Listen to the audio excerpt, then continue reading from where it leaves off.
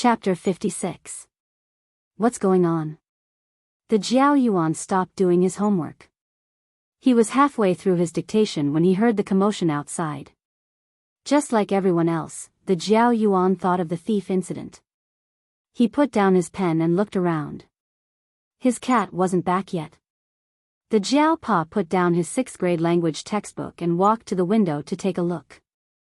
Young adults came out of the surrounding buildings one after another. Some curious children leaned against their windows or balconies to look outside. Soon, they were pulled into the house by their parents. Sit down. The Jiao Pa called the Jiao Yuan, who was leaning against the window, over. He took out his phone to ask the others and also called the old lady on the first floor. After all, people who lived on the first floor could get the news faster.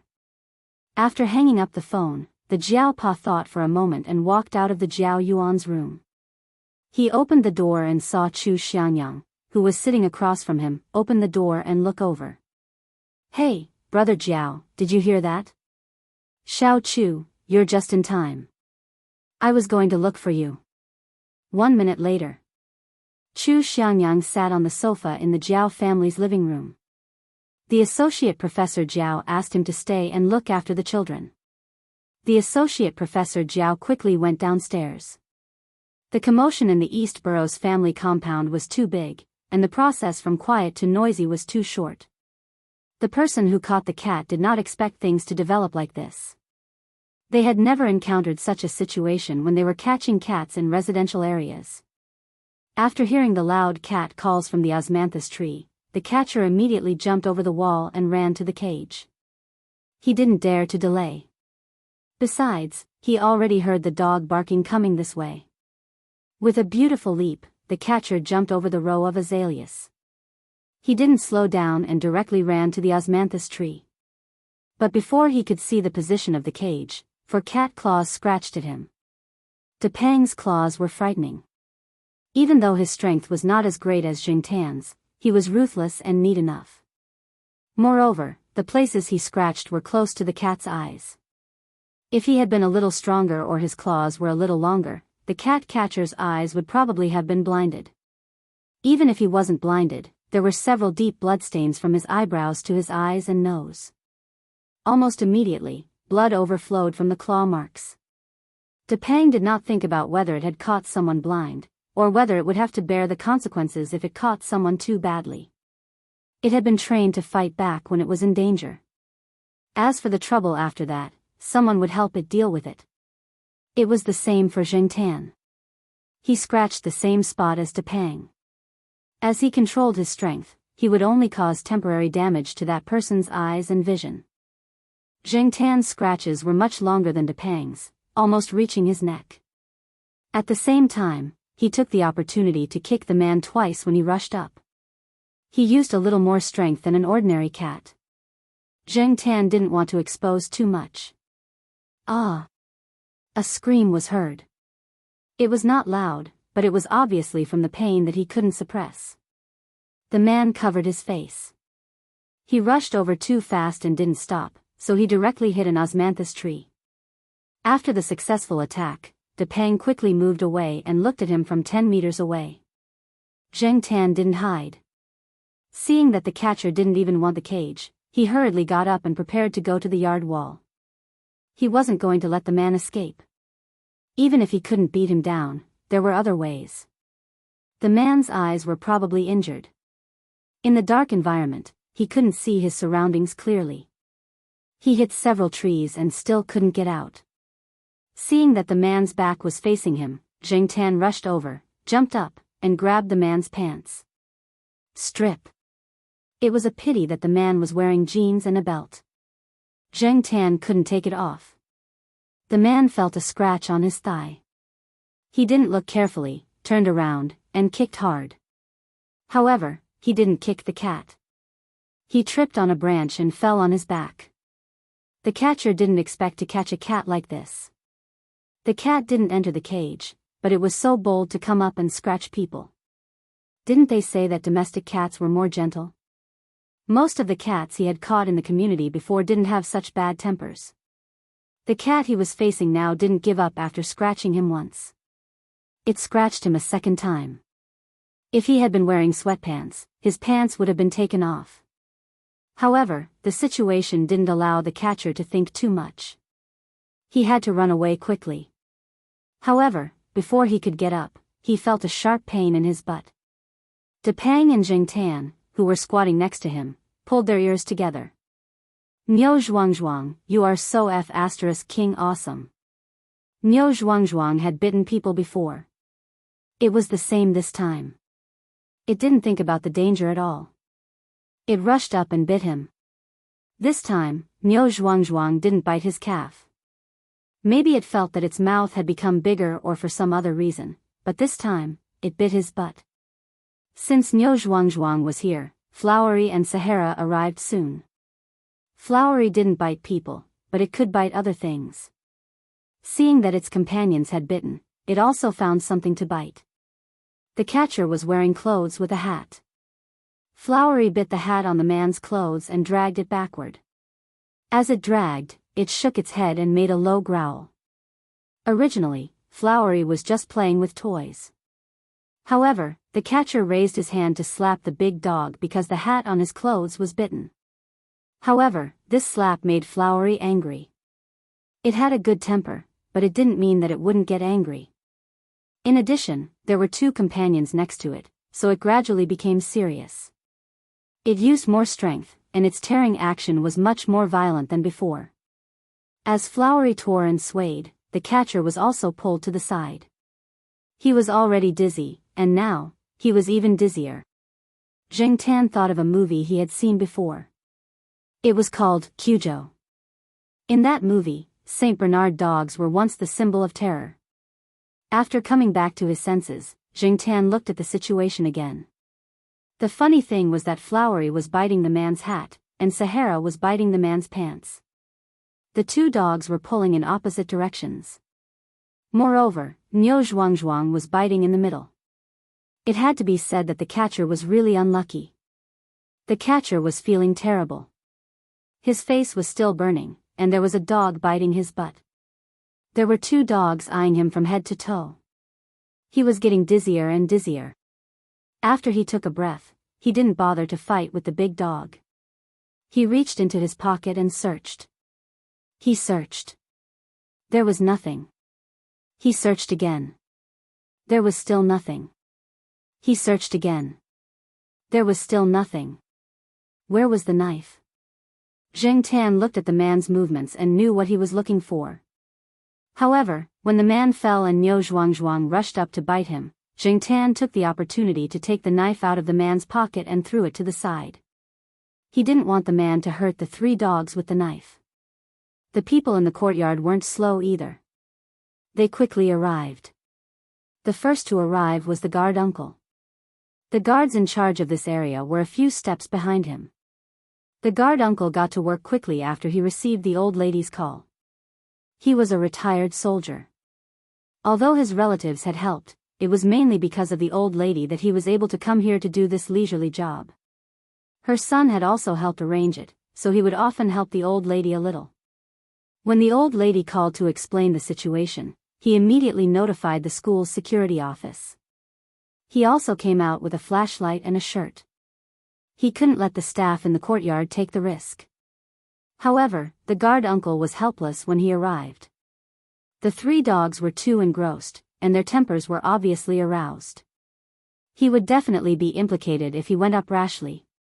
Scratching his head, the guard uncle looked at the two cats squatting next to him. What should we do? Zheng Tan glanced at him, then walked over to the cat cage. The guard uncle shone the flashlight at Zheng Tan and quickly recognized the use of the cage. He walked over and took the cage out. He looked at the sparrows that hadn't moved much. He also looked at some marks on the cage. Obviously, many cats had been caught in this cage. Wow, you've got guts. You actually came to the courtyard to trap cats. The guard uncle looked back at Depang, who was squatting on the side of the road as if it had nothing to do with him, and then looked at the cat catcher who was being bullied by the three dogs. He curled his lips. Coming here to trap cats, wasn't he looking for death? Even if the laws in this area weren't perfect in our country, since he was caught, he definitely wouldn't be let off easily. Moreover, the fat Dragonly was involved. A few people from the compound came over and used their flashlights to look at the situation over there. They also heard the guard talk about the use of the cage, so they didn't go up to help the cat catcher. They just stood at the side and watched, chatting with the guard. It was the first time they had seen a cage used to catch cats, so they were curious. People like this who steal cats usually sleep during the day and start stealing cats around midnight. From midnight to 5 or 6 in the morning, they can steal 10 to 20 cats. Didn't you say that a lot of people lost their cats a while ago? It's all done by these people. But it's strange. This person looks like an experienced cat thief. He actually came here to steal cats, and at 8 or 9 in the morning. The guard uncle shook his head as he spoke. Zheng Tan squatted not far away and listened to their conversation. He also wanted to know something about this. After all, before he became a cat, he didn't care about these things at all. But now, he had no choice. After all, it was related to his life. Are they all stolen pet cats? Even if they're eaten, can't the merchants raise them? Chickens, pigs, and other livestock for eating, aren't there specialized factories to raise them? Why are they stealing house cats? A younger guy asked. The guard uncle smiled. Raise them? How is that possible? It's better to steal cats. It's faster and cheaper. Cats aren't like dogs. They're easy to catch. And these people have skills in trapping cats. They specialize in trapping big cats and let go of the small ones. They'll come back next year. Anyway, they don't have to spend their own money to raise cats. D*MN. Did that mean that the cats that were raised so painstakingly were raised for these people? Also, don't they often see stray cats? Catching stray cats is bad enough, but stealing house cats. The young man sighed. There aren't many stray cats. The market demand is high, so these people target domestic pet cats. Moreover, house cats are raised well and don't have diseases. They can be sold at a higher price. But the people who lose their cats are pitiful. A middle-aged teacher next to him also interrupted. That's right. After raising a cat for so long, they have feelings for it. Those who lose their cats will be sad for a long time. Wasn't that person before? After losing his cat, he couldn't eat or drink. Zheng Tan knew the person who lost his cat. He also lived in the east courtyard, but that family's cat didn't play with Zheng Tan and the others. That cat once ran into the first floor of Building B and climbed over the balcony to steal Depang's food. It was severely taught a lesson by Depang. But during the new year, Zheng Tan heard that the cat had disappeared. He didn't think too much about it. Now that he thought about it, Zheng Tan sighed. How much does this cat sell for? The young man asked curiously. Not much, just a few dozen yuan. Native cats are similar, so it's sold cheaply. After the cats were caught, some of them were skinned and sent to fur markets in other places. As for the cat meat, they were sold to restaurants or barbecue stalls. Some of the barbecue and skewers at street stalls might have cat meat in them, and some other foods might also have cat meat in them. Many people didn't even know that they had eaten them. Some cats are directly thrown into boiling pots to burn to death. It's said that chopping off the head and feet can be passed off as rabbit meat or other meat. This is the fur and cat meat business. There are also cat catching organizations that do live cat business. After catching the cats, they're shipped to the south in truckloads. In the big cities, to get these truckloads of cats, they're all stolen house cats. No wonder Sister Ling kept her cat at home. I haven't seen her Huang recently. Right, are there many cat catching organizations? The young man asked. There are many. Why don't you catch these people? The guard uncle paused and said, there are more cat catching organizations than you think. They're all over the country. It's too complicated and involves too many things. Some people pull truckloads of cats to the south. Even if they're stopped halfway, they still have a license in their hands. There are always other legitimate reasons to avoid them. You can't catch them. Zheng Tan listened to their conversation and suddenly felt cold all over. Because he was now a cat, the feeling was even stronger. Connecting the conversation between the guard uncle and the few people, Zheng Tan knew that the cat that stole Depang's rations was lost and would never come back. The people in the courtyard gradually gathered here, and the people in the security office also rushed over. The 3 dogs were called back by their owners. As for the cat catcher, he was in quite a sorry state. His face was full of cat scratches, his trousers were torn, his buttocks were bleeding, and his clothes were torn into rags. But no one here sympathized with him. The woman who had just mentioned that the cat was lost was very emotional. She waved her hand and wanted to come over, but she was stopped by her husband. Under the osmanthus tree, the cat thief covered his face and lay there, blood still flowing from between his fingers. Soon, this person was taken away by the security office. But the people in the courtyard didn't stop discussing. Zheng Tan saw the Jiao Pa and ran over. It was safer to be with family. Depang was very excited when he saw the old lady. He rushed over and jumped on her. The old lady picked him up. Looking at the series of actions, it was obvious that she had done this kind of thing often. Zheng Tan watched from the side and was very surprised. Damn, this guy was fine just now, but now he's scared. *T fatty, with your weight, can't you understand that the old lady is already so old? Feeling Zheng Tan's gaze, Depang raised his head, squinted his eyes, and shook his ears. He buried his head in the old lady's arms and continued to seek comfort. Every time he pretended to be pitiful, the old lady would give him more food after he went back. The Jiao Pa took Zheng Tan and walked with the old lady to their building. As they walked, they listened to the old lady talk about how Depang recognized the cat cage. Depang has been trained. My son said that the cat's biggest enemy is that thing, so every time I go to his place, he will train Depang to avoid all kinds of cat cages and other cat traps. Sigh, cat thieves nowadays are so wicked. Chapter 57. The news that someone had stolen a cat from the East Side family compound spread like wildfire. No one expected that someone would try to trap a cat on a university campus, and at 8 or 9 o'clock in the evening, not in the middle of the night. It had to be said that the person who had set the cat was very brave. For a time, all the residents of Tsinghua University, including the West Side family compound, tied up their cats at home at night. Even if they screamed until their throats were broken, they would not let them out. If they were annoyed, they would send them to Shaogua for sterilization. It was said that sterilized cats would not be so noisy. No matter what, it was better than running out and being trapped. If the cat was trapped, it would probably become someone else's meal. So these 2 days, Shaogua's pet center's business was very good. Even if some people did not want to perform surgery on their cats, they would run over to ask if there was any other way to keep their cats at home quietly. As for the cat thief who had been caught, the security guard found a motorcycle on the other side of the wall of the East Side family compound. There were several large woven bags on it. One of the bags had a few live sparrows in it. In addition, there was some food to lure the cat. Looking at these things, it was obvious that this person had done this many times. According to this person, he had only come over to trap a cat because he had heard the cats meowing. He had originally planned to go to a neighborhood not far from here. That was his main target.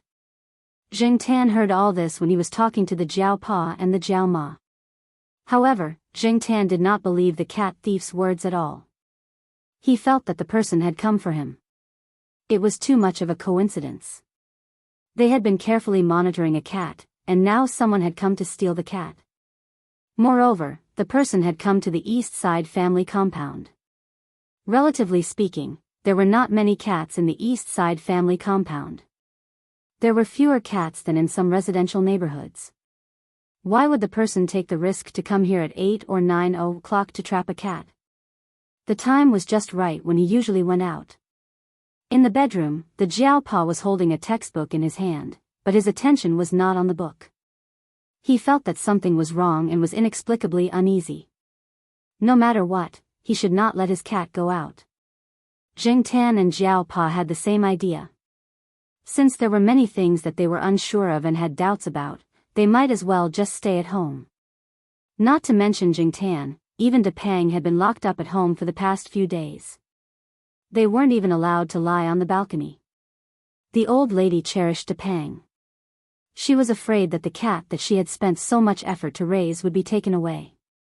After staying at home for a week, Jingtan began to feel uncomfortable again. One morning, when Jiao Ma sent Jiao Yuan and little Pomelo out, Jingtan followed them out. To be on the safe side, the Jiao Ma asked Jingtan to follow her all the way to the Jiao Ma Primary School affiliated to Renmin University of China. When the Jiao Ma Primary School affiliated to Renmin University of China, she wanted to go to the market. Of course, Jingtan wouldn't go with her. However, the Jiao Ma Primary School affiliated to Renmin University of China didn't want to let Jingtan wander around. Therefore, she told Jingtan to wait at the lawn in front of the school. Not long after the sun came out in the morning, the temperature had started to rise. Many flowers in the school had bloomed, and chirping birds were noisily shitting everywhere. The bell rang to signal the start of class. Students from the affiliated primary school and the affiliated primary school started their classes. The road became quiet again. Jingtan lay on a piece of landscape stone and yawned. Sure enough, he still needed to breathe in the fresh air occasionally. Before he could finish his yawn, Jingtan felt a sudden sense of crisis. It was similar to the situation when he was being watched a while ago, but this time, there was a strong sense of crisis.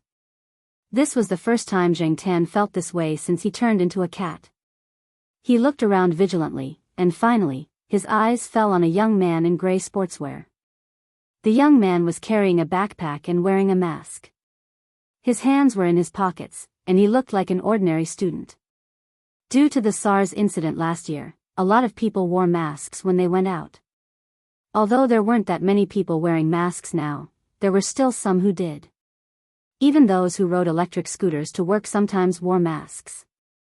The air in Chuhua City wasn't very good.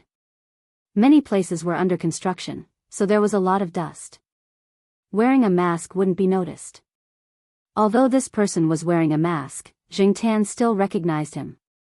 This was the guy who was spying on him a while ago. Since he recognized him, Jingtan had to be alert. Seeing that the guy was walking towards him, Jingtan didn't want to confront him directly. There were too few people around, and it was really disadvantageous for him. However, just as Jingtan was about to run, he felt a pain on his back. Ouch! He didn't have the strength to scream. The numbness had begun to spread quickly throughout his body. His vision was blurred, and his consciousness was gradually losing control. Jingtan rolled down from the landscape stone. On the side with his back facing the person, Jingtan struggled to pull off the pet tag from his neck. At this moment, he was very glad that his cat tag rope was elastic. Even if he was caught, Jingtan wanted to let the Jiao Pa know that something happened to him here. After taking off the cat tag and throwing it at the bottom corner of the landscape stone, Jingtan tried his best to squeeze into the bushes on the other side. Unfortunately, the numbness was too strong. His limbs were already weak, and he fell to the ground after a few steps. There was also a needle in his back. F***CK. They actually used a tranquilizer gun to catch a cat. In a daze, Jingtan felt that someone was approaching. Then, one of his legs was grabbed and stuffed into a bag. Then, the surroundings were dark. The young man seemed to be nervous and in a hurry. When he saw someone passing by on a bicycle, he quickly ran over, stuffed the cat into his bag, and hurried away. He didn't notice the cat tag under the corner of the landscape stone. After buying groceries, Jiao Ma carried a few big bags in her hands. She also bought ribs. She was going to cook a big meal for everyone.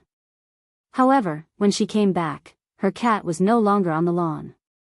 Before she left, her cat was lying on the stone. Did it go to play? Black charcoal. After calling twice, Jiao Ma looked around the lawn. When she came to the back of the landscape stone, she found the cat tag that had fallen there. Jiao Ma asked around. No one paid attention to the situation here.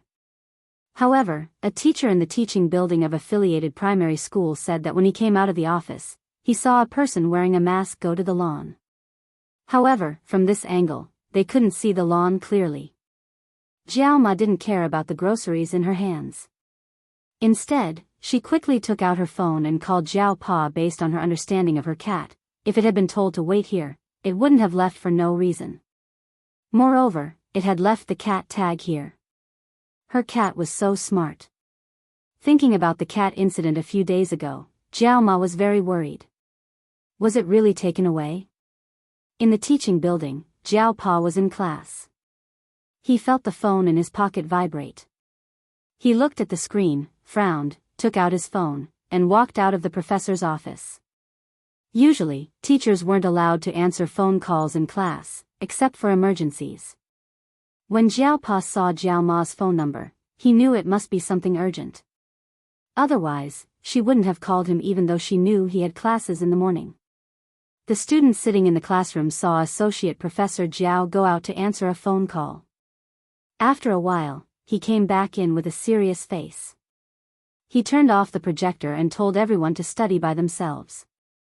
Then, he left in a hurry. The young man who had caught Zheng Tan hurriedly walked out of Tsinghua University's campus. He was about to find a place to deal with the cat when the phone in his pocket rang.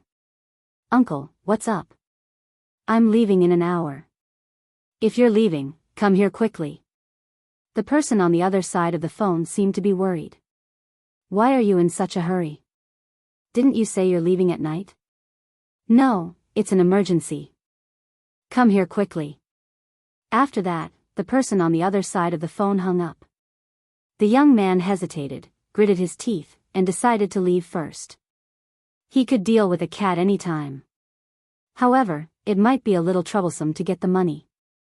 An hour later, the young man appeared in a warehouse in the suburbs. In front of the warehouse was a small truck. Next to the truck was a man in his 40s or 50s, smoking.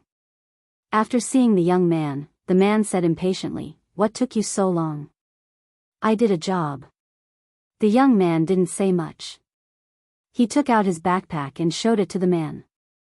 The man took a deep puff and threw away the cigarette butt. He took the backpack and opened the zipper. He saw a black cat in the backpack. He lifted the cat by its legs and looked at it. "Not bad. I can sell it for a good price. The fur is not bad. I'm sure people will buy it when I get rid of it. What should I do with this cat? My employer told me to kill it, and I was about to throw it into the river when the time came." "Uncle, you called me. Why would you throw it away?" The man stared at the young man. "This cat is well fed. If we're lucky, we can sell it for a few hundred yuan with the meat and the shiny fur. It's not common to see pure black fur." "Okay." The young man agreed. Who wouldn't want to sell it for money? The man carried the cat into the truck and threw it into the cage. This medium-sized truck was filled with cages of cats. According to the cat's appearance and the price they could sell for, they were divided into several grades and kept in different cages. Outside the truck, there were some large cardboard boxes with some sundries inside. They were brought in by the people they helped, so they had more ways to make money. After throwing the cat into a cage on the upper level, the man closed the door of the truck, climbed into the driver's seat, and drove away. The young man sat in the passenger seat. He didn't have time to ask some questions before, so he held it in until now. "Uncle, why are you in such a hurry?" "I don't know what's going on these 2 days. Someone checked, and the fake IDs in the hands of a few of my fellows were found. Even the whole truck was detained. I'm afraid they'll investigate further. It's better to run away first." This time, he didn't catch too many cats. The cages in the truck weren't full yet. If it weren't for the urgent situation, he would have stayed here for a few more days. Even if there were no cat traps, he could still drug a few dogs. Yesterday, he saw a few big fat dogs. Investigate further? No way. It hasn't been like this in the past. The young man was surprised. "Anyway, we don't plan to come to Tsinghua City for the next few months. The situation here is tense. I'm so King unlucky. This has never happened before.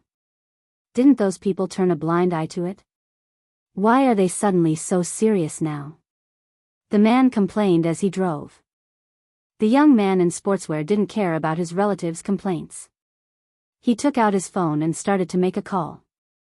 He hadn't met the employer, but it didn't matter if he met the employer or not. The cat is settled. When will you transfer the money to me? The young man in sportswear asked. Is the cat dead? The person on the other side asked. It was shot with a tranquilizer gun. It's probably dead if it can't withstand it. Even if it can, it's useless. My uncle took it to the south and sold it to the market there. You don't have to worry about that. The person on the other side of the phone was silent and didn't speak. The young man thought that the other party didn't want to pay, so he was anxious. Chuhua City has been tense recently. You are also anxious. I risked being found out to help you. The tranquilizer gun cost a few thousand. Your deposit is all gone. You can't disappoint me. Don't worry. I promised you 30,000 yuan. I will transfer it to you later. Also, don't contact me in the future. After saying that, the person on the other side of the phone hung up. The young man listened to the beeping sound on the phone and cursed. What? That person wants to renege on the payment? The driver asked. Who knows? The young man sneered. Why did you buy a tranquilizer gun to trap a cat? The driver said disdainfully.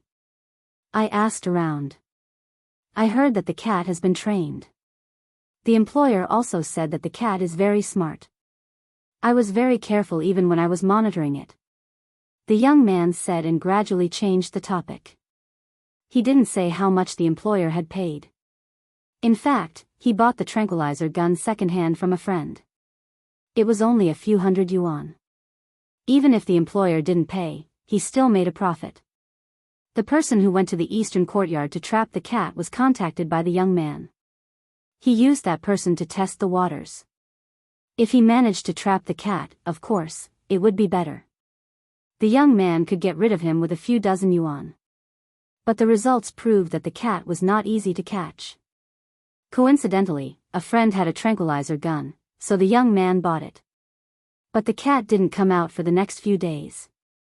He couldn't find a chance to catch it. It had dragged on for too long.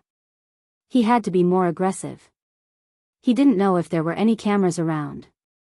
If there were, it would be best for him to hide in the south for a while. He actually used a tranquilizer gun to catch a cat. The young man didn't expect it to be like this. In the cabin of the medium-sized truck, Jiangtan and a few cats were squeezed together in the cage at the top. Many of the cats in the cage had been drugged. They were groggy and didn't make any noise. Even if the cats were awake, they would only make a noise occasionally. They probably didn't have much energy left. Jiangtan, who was in a coma, didn't know that because of his disappearance, there was a hurricane in Chuhua City. A large number of cat traffickers were arrested. That night, several trucks carrying live cats and dogs were detained. The Jiaopa used his connections to see a camera installed in the elementary school. It could vaguely see the lawn. Although the image wasn't clear, it was enough to confirm that his cat had been taken away. The Jiaopa asked some friends, Celestine, He Tao, and the others to help. They looked everywhere for the cat. They searched the detained trucks and several places where cats were sold. When they saw a black cat, they sent it to a place and waited for the Jiaopa to identify it. Unfortunately, Jiangtan wasn't among them. That night, many people couldn't sleep. At the same time, because of this incident, there were some conflicts of interest. There were all kinds of conflicts in the open and in the dark. Jiangtan didn't know any of this. The amount of anesthetic used by the young man was quite heavy. If it were a normal cat, it probably wouldn't have been able to survive. Even if it did, it would have been in a coma for a few days. However, Jiangtan was a special case. Jiangtan woke up after a few hours. However, even if he woke up, he still didn't have any energy. He was surrounded by unfamiliar breaths and unfamiliar cats. Zheng Tan could feel their fear and confusion. He had to endure even if he was hungry or thirsty. A few cats were whispering, like they were whimpering. Zheng Tan looked at the dark cabin. The cage he was in was closer to the cabin door. There was wind coming in through the gap of the cabin door, which made Zheng Tan more awake. It was dark outside the gap of the door. How long was the night? Zheng Tan lay in the cage, thinking about how to deal with the situation. However, after thinking about it, Zheng Tan fell asleep again. Chapter 58. Zheng Tan was woken up by a violent tremor, trampling, and cat meowing. The effects of the drug had not completely disappeared. When he opened his eyes, Zheng Tan still felt like he was in a trance. He did not know where he was. He was not on the soft sofa of a Jiao family. He was surrounded by unfamiliar smells, and the air was filled with panic and anxiety. The yelling of people and the meowing of cats mixed together, giving Zheng Tan a headache. Bang! Cages with cats were placed on the shelves. Zheng Tan was stepped on by the other cats in the same cage. This time, he really woke up. He opened his eyes and looked around. It was a small room, filled with a foul smell and the smell of blood. Zheng Tan could see some iron cages on the shelves opposite him, as well as a few simple cat cages made of wood and bamboo nailed together. His ears moved, and Zheng Tan also heard a dog barking next door. The dog barked harder than the cat. Zheng Tan sighed. His whole body was still weak, but he could stand up and move. The other cats in the same cage were all very strong. Some of them were even expensive cat breeds. Their fur was cleaner and shiny, and a few of them had collars and pet tags around their necks. They were all good-looking. As for Zheng Tan waking up, the cats in the cages did not pay attention to him. Domestic cats, especially those that had been raised for a few years, seemed to have sensed what was waiting for them. Outside this room was a restaurant. The whole street was full of such restaurants.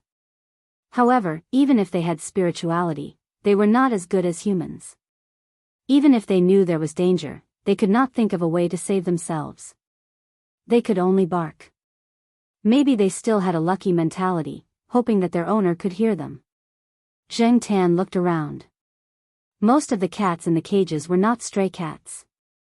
Even if their fur was dirty and there were no collars or tags around their necks, the eyes of stray cats were different from those of domestic cats. Zheng Tan could tell. He looked at the cages again. The good thing was that the locks of the cages were not complicated. They were not small bronze locks that required keys. After all, there were many cages. If each cage had a big iron lock or a small bronze lock, it would be too troublesome. The cages made of bamboo or wood also had latch locks. A few cats stretched out their paws to pull at the locked parts of the cages, but after all, they were not very smart. Not every cat was specially trained like Depang. No matter how much they pulled, they could not open the cages. This was not like pulling at the windows of their own home. Also, it took a bit of strength to pull the latches. The latches were very tight, and could not be pulled by ordinary cats. For Zheng Tan, this kind of thing, he did not know when the peddlers outside would come in. Logically speaking, since he had just finished counting, he wouldn't come in to take a look. However, he had to be careful as this matter concerned his life. There were no cameras installed in this place. Thinking about it, how could those people be willing to spend money to install cameras in this kind of broken place? Zheng Tan perked up her ears and listened attentively. There were footsteps coming and going at the door, as well as voices. Zheng Tan felt that it was familiar. When he was in a coma, he heard this sound. When the sound of footsteps faded away, Zheng Tan pushed aside a cat that was waving its paws at the cage door. The cat had a bad temper. It bared its teeth at Zheng Tan. After being slapped by Zheng Tan, the cat was not very willing, but it obediently moved aside. Zheng Tan came to the cage door and looked at the iron latch that was as thick as a person's thumb. It had to be turned at an angle to pull it out. He stretched his arm out of the cage. When he touched the iron latch, he bent his palm and hooked his paws on the iron latch handle. He turned the handle 90 degrees up and pulled it to the left. Because Zheng Tan had slapped the cat that was blocking the cage door, the other cats in the cage kept a little distance from Zheng Tan. So, after Zheng Tan removed the latch, he pushed the cage open and slipped out. Before the other cats could squeeze in, he closed the cage again. It was not that Zheng Tan did not want to save them, but Zheng Tan needed to observe the surrounding situation first. If he let these fellows out, Zheng Tan was afraid that he would alert the enemy and ruin his chance to escape. Seeing that Zheng Tan had come out, the cats in the cage started a new round of meowing. A few cats also stretched their paws to hook the iron latch, but it was futile. Taking a deep breath, Zheng Tan looked around. He ran to the door and jumped up to try the lock. It was locked. Obviously, it was impossible to get out through the door. In addition to the door, there was an open window in the small room. The wooden window frame was cracked and the paint was peeling. The original color could not be seen. The window was closed and the latch was inserted. It looked like it had not been opened for a long time. There was dust in the gaps, and the latch was rusty. There was a layer of stain on the glass. Only the middle part of the window could be seen. Zheng Tan walked over from the shelf and leaned against the window to take a look. Outside the window was a narrow cement road. The house on this side and the house on the other side of the cement road were facing away from each other. Only the back door of the house led to this road. There were a few large trash cans on the cement road.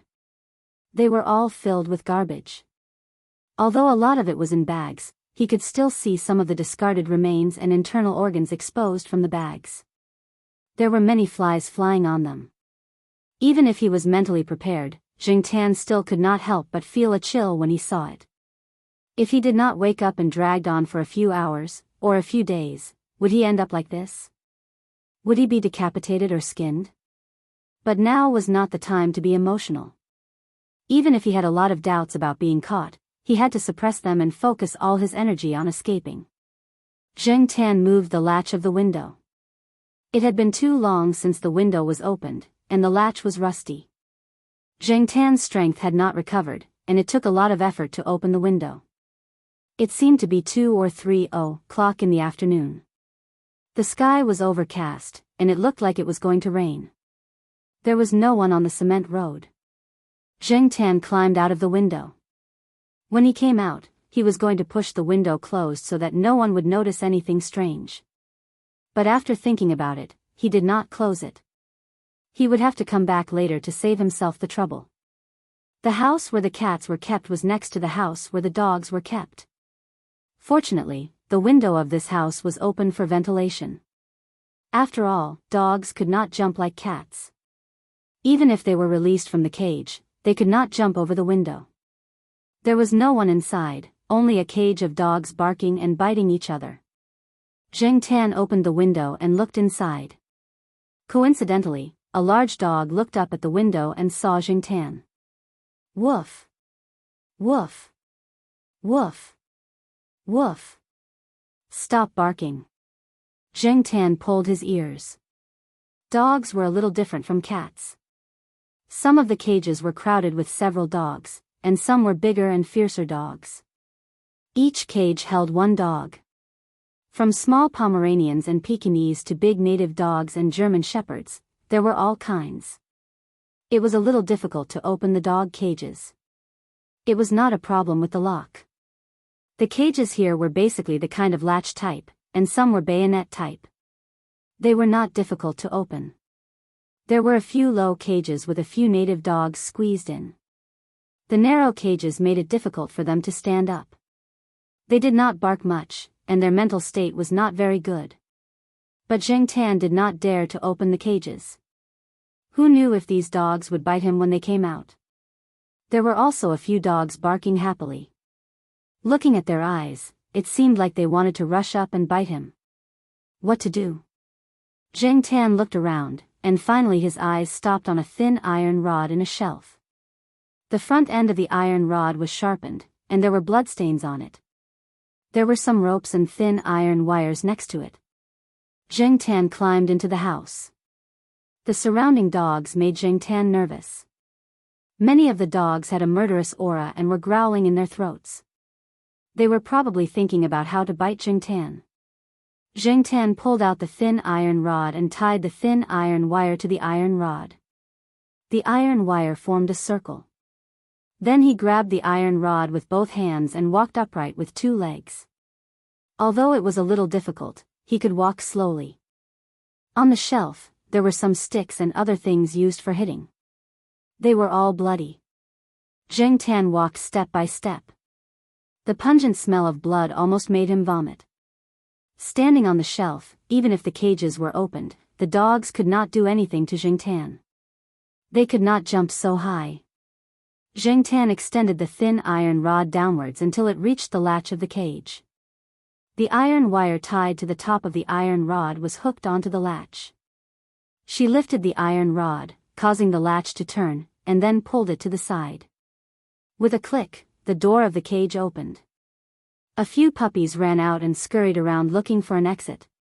Zheng Tan did not care about them and continued to open the cages. The type with the bayonet was easier to handle. He poked it twice and it opened. In addition to the effort of lifting the iron rod, Zheng Tan was also familiar with opening a few cages. He opened the cages faster and faster. However, if someone opened the door and came in at this time, Zheng Tan would throw away the tools and leave. Escape was the first priority. After opening all the cages, Zheng Tan did not stay any longer. The dogs were barking too loudly. A few of the fiercer big dogs were showing signs of going crazy. The movement here was obviously easy to attract the attention of people outside. Out of the window, Zheng Tan went to the house where the cats were kept. He opened the cat cages one by one. The windows were open, and the cats escaped through the windows. When he opened the last cage, Zheng Tan heard someone shouting outside.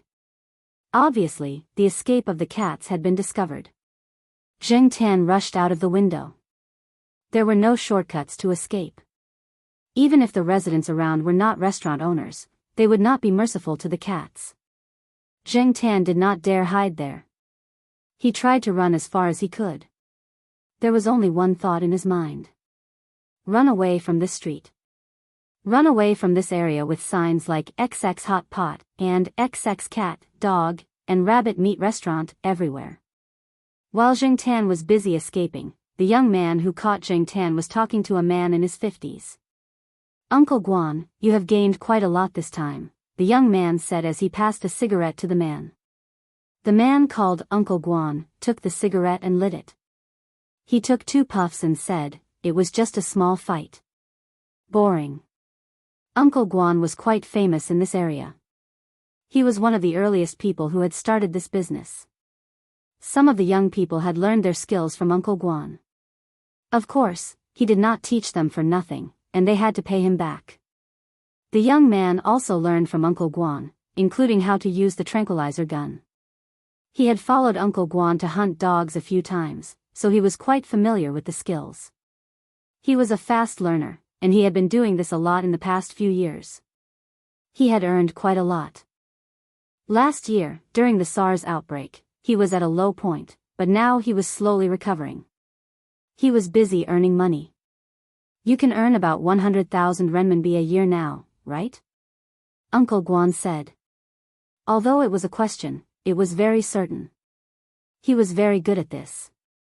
The young man smiled and did not answer directly. He took out something and showed it to Uncle Guan. "Tranquilizer gun?" Uncle Guan looked at it casually. "Not bad, but it is too small. Boring. It does not feel good to hold. This kind of syringe is not easy to get. Based on the dosage, are you shooting dogs or humans?" The young man smiled. "Cats." Uncle Guan raised his eyebrows.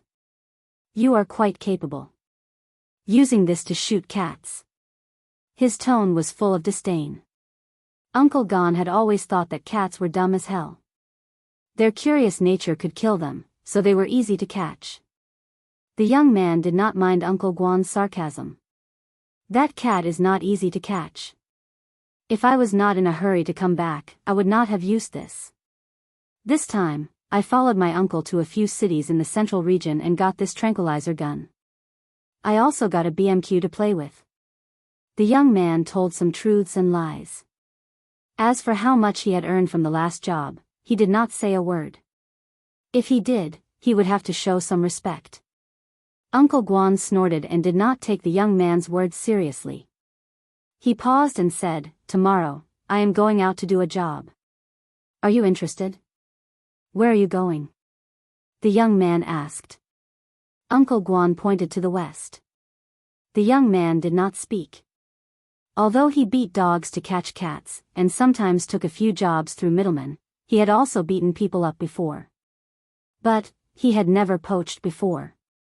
After finishing the cigarette, the young man threw the butt on the ground and squashed it with the tip of his foot. "Okay. This time, I will follow Uncle Guan and gain some experience." Just as he finished, a worker rushed out from the shop with blood on his arm. The dog ran away. The cat ran away too. Their shop was not only a restaurant, but also a wholesale business. Earlier, someone wanted to buy a dog, so the worker took him to see the dog. Before he got close to the storage room, he heard someone say that the cat had run away. He was secretly happy, but when he reached the door, he heard that the dog's barking was not right, and he was worried. When he opened the door, he saw a big dog charging at him. If not for his quick reaction, his arm would have been broken. When the young man heard the worker's words, his heart skipped a beat. He hurried over to check out the situation. After 2 steps, he turned back to look at Uncle Guan. Before he could say anything, Uncle Guan pulled out the tools used to shoot dogs from his truck. "Let's go. My hands are itchy, so I'll give you a hand." "These animals are just restless," Uncle Guan said casually, but there was a crazed and cruel murderous intent in his words. Jiangtan did not know what was going on at the restaurant, so he kept running. However, it took too much effort to open the cage earlier, and the effect of the drug had not completely worn off. Suddenly, a wave of tiredness and fainting hit him. Misfortune never came alone. The people behind him rode motorcycles and drove cars, picking up the escaped cats and dogs along the way. Not only the owner of the restaurant, other people on the street also joined in the action. The dogs barking and the sound of the batons stimulated Jiangtan's eardrums. Jiangtan just wanted to leave this street as soon as possible. This place was like a demon's den, but his legs were not listening to him, and his heartbeat was irregular. Before he lay down, Jiangtan practically crawled to a corner. They were already out of the street, but when Jiangtan heard the running footsteps, it was useless even if she cursed God in her heart. She took a few deep breaths to recover a little and planned to hide in the garbage dump at the corner. Although she was unwilling, her life was more important. Just as he was about to crawl into the trash pile, a white shadow appeared around the corner. A few young men were holding nets, sacks, and iron batons. They caught the escaped cats and dogs along the way. No one on this street had pets, so as long as they saw a cat or dog, they would catch it or hit it with a baton. It did not matter whether they were dead or alive.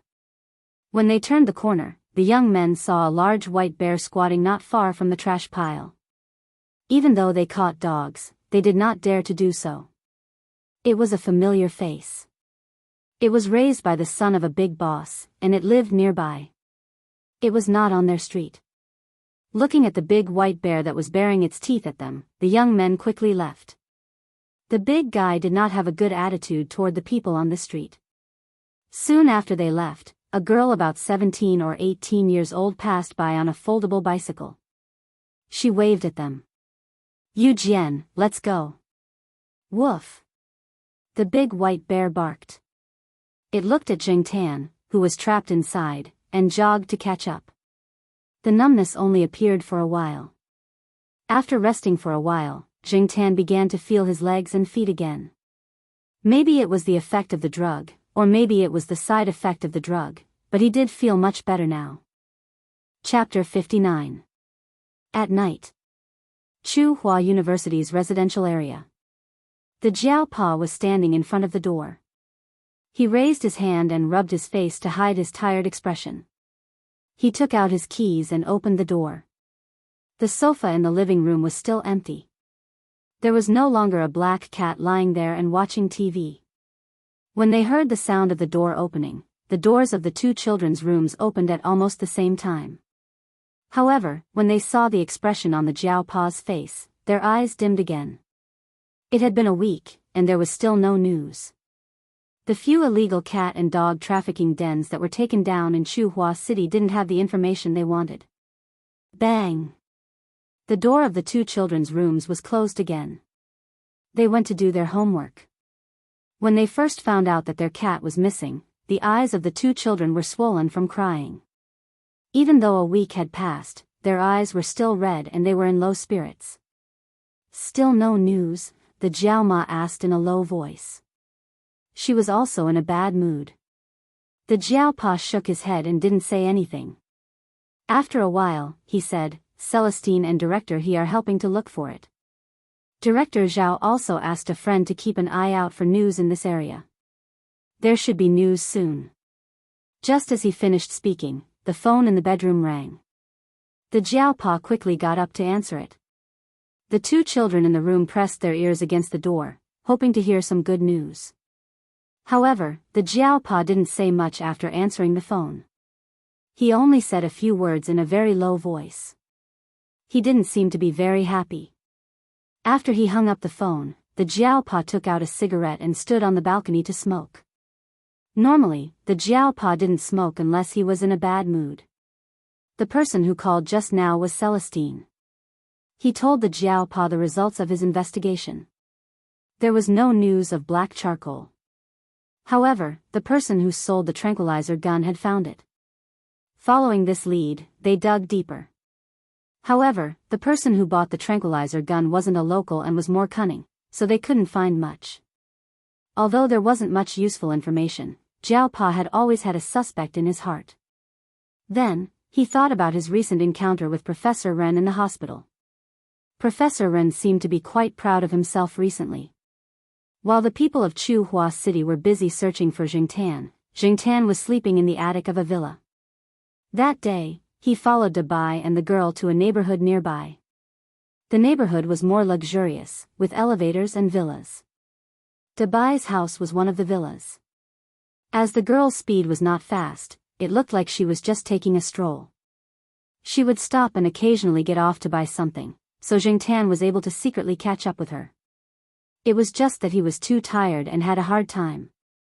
His condition that day was really bad. The girl and the white bear entered from the main entrance of the residential area, but Jingtan entered from the side of the fence. He followed the direction of the girl and the dog and arrived at a villa. He found a nice place in the villa, the attic. For a cat, climbing into the attic of an American-style villa was not difficult. The attic of this villa was piled with some junk. Usually, no one would come here, so many places were covered with cobwebs and dust. There were originally a few rats, but after Jingtan arrived, they probably packed up and ran away. Anyway, Jingtan did not see them again. It was not easy to find a temporary place to stay. Jingtan's tense nerves finally relaxed a little. He rummaged through the things in the attic and found a pillow from a cardboard box. He did not care if there was a moldy smell on it and lay down on it to rest. Jingtan was woken up by the pitter-patter of the rain. The rain hit the windows of the attic, making pitter-patter sounds. In the quiet environment of the attic, the pitter-patter sounds were particularly clear. The sky outside was already dark. Another day had passed. Here, Jingtan could see the street lights of the residential area through the attic's window, as well as the lights of the surrounding residents. The shadows of people were flickering. At this time, it should be dinner time. Jingtan moved his nose. There was only a moldy smell in the attic. Jingtan knew where this area was and how far it was from Chuhua City. One was a central city, and the other was a coastal area in the south. It was because he was clear that he was at a loss. Xiahe City was not too far away from Nancheng, where he had lived for 20 years.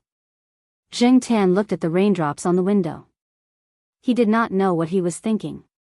To be precise, he was in a daze. However, he did not stay in a daze for long.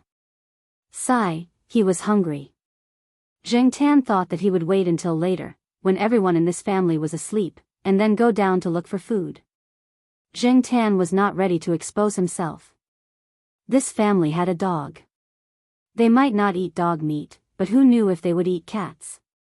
What kind of character did this family have? He did not want to take the risk.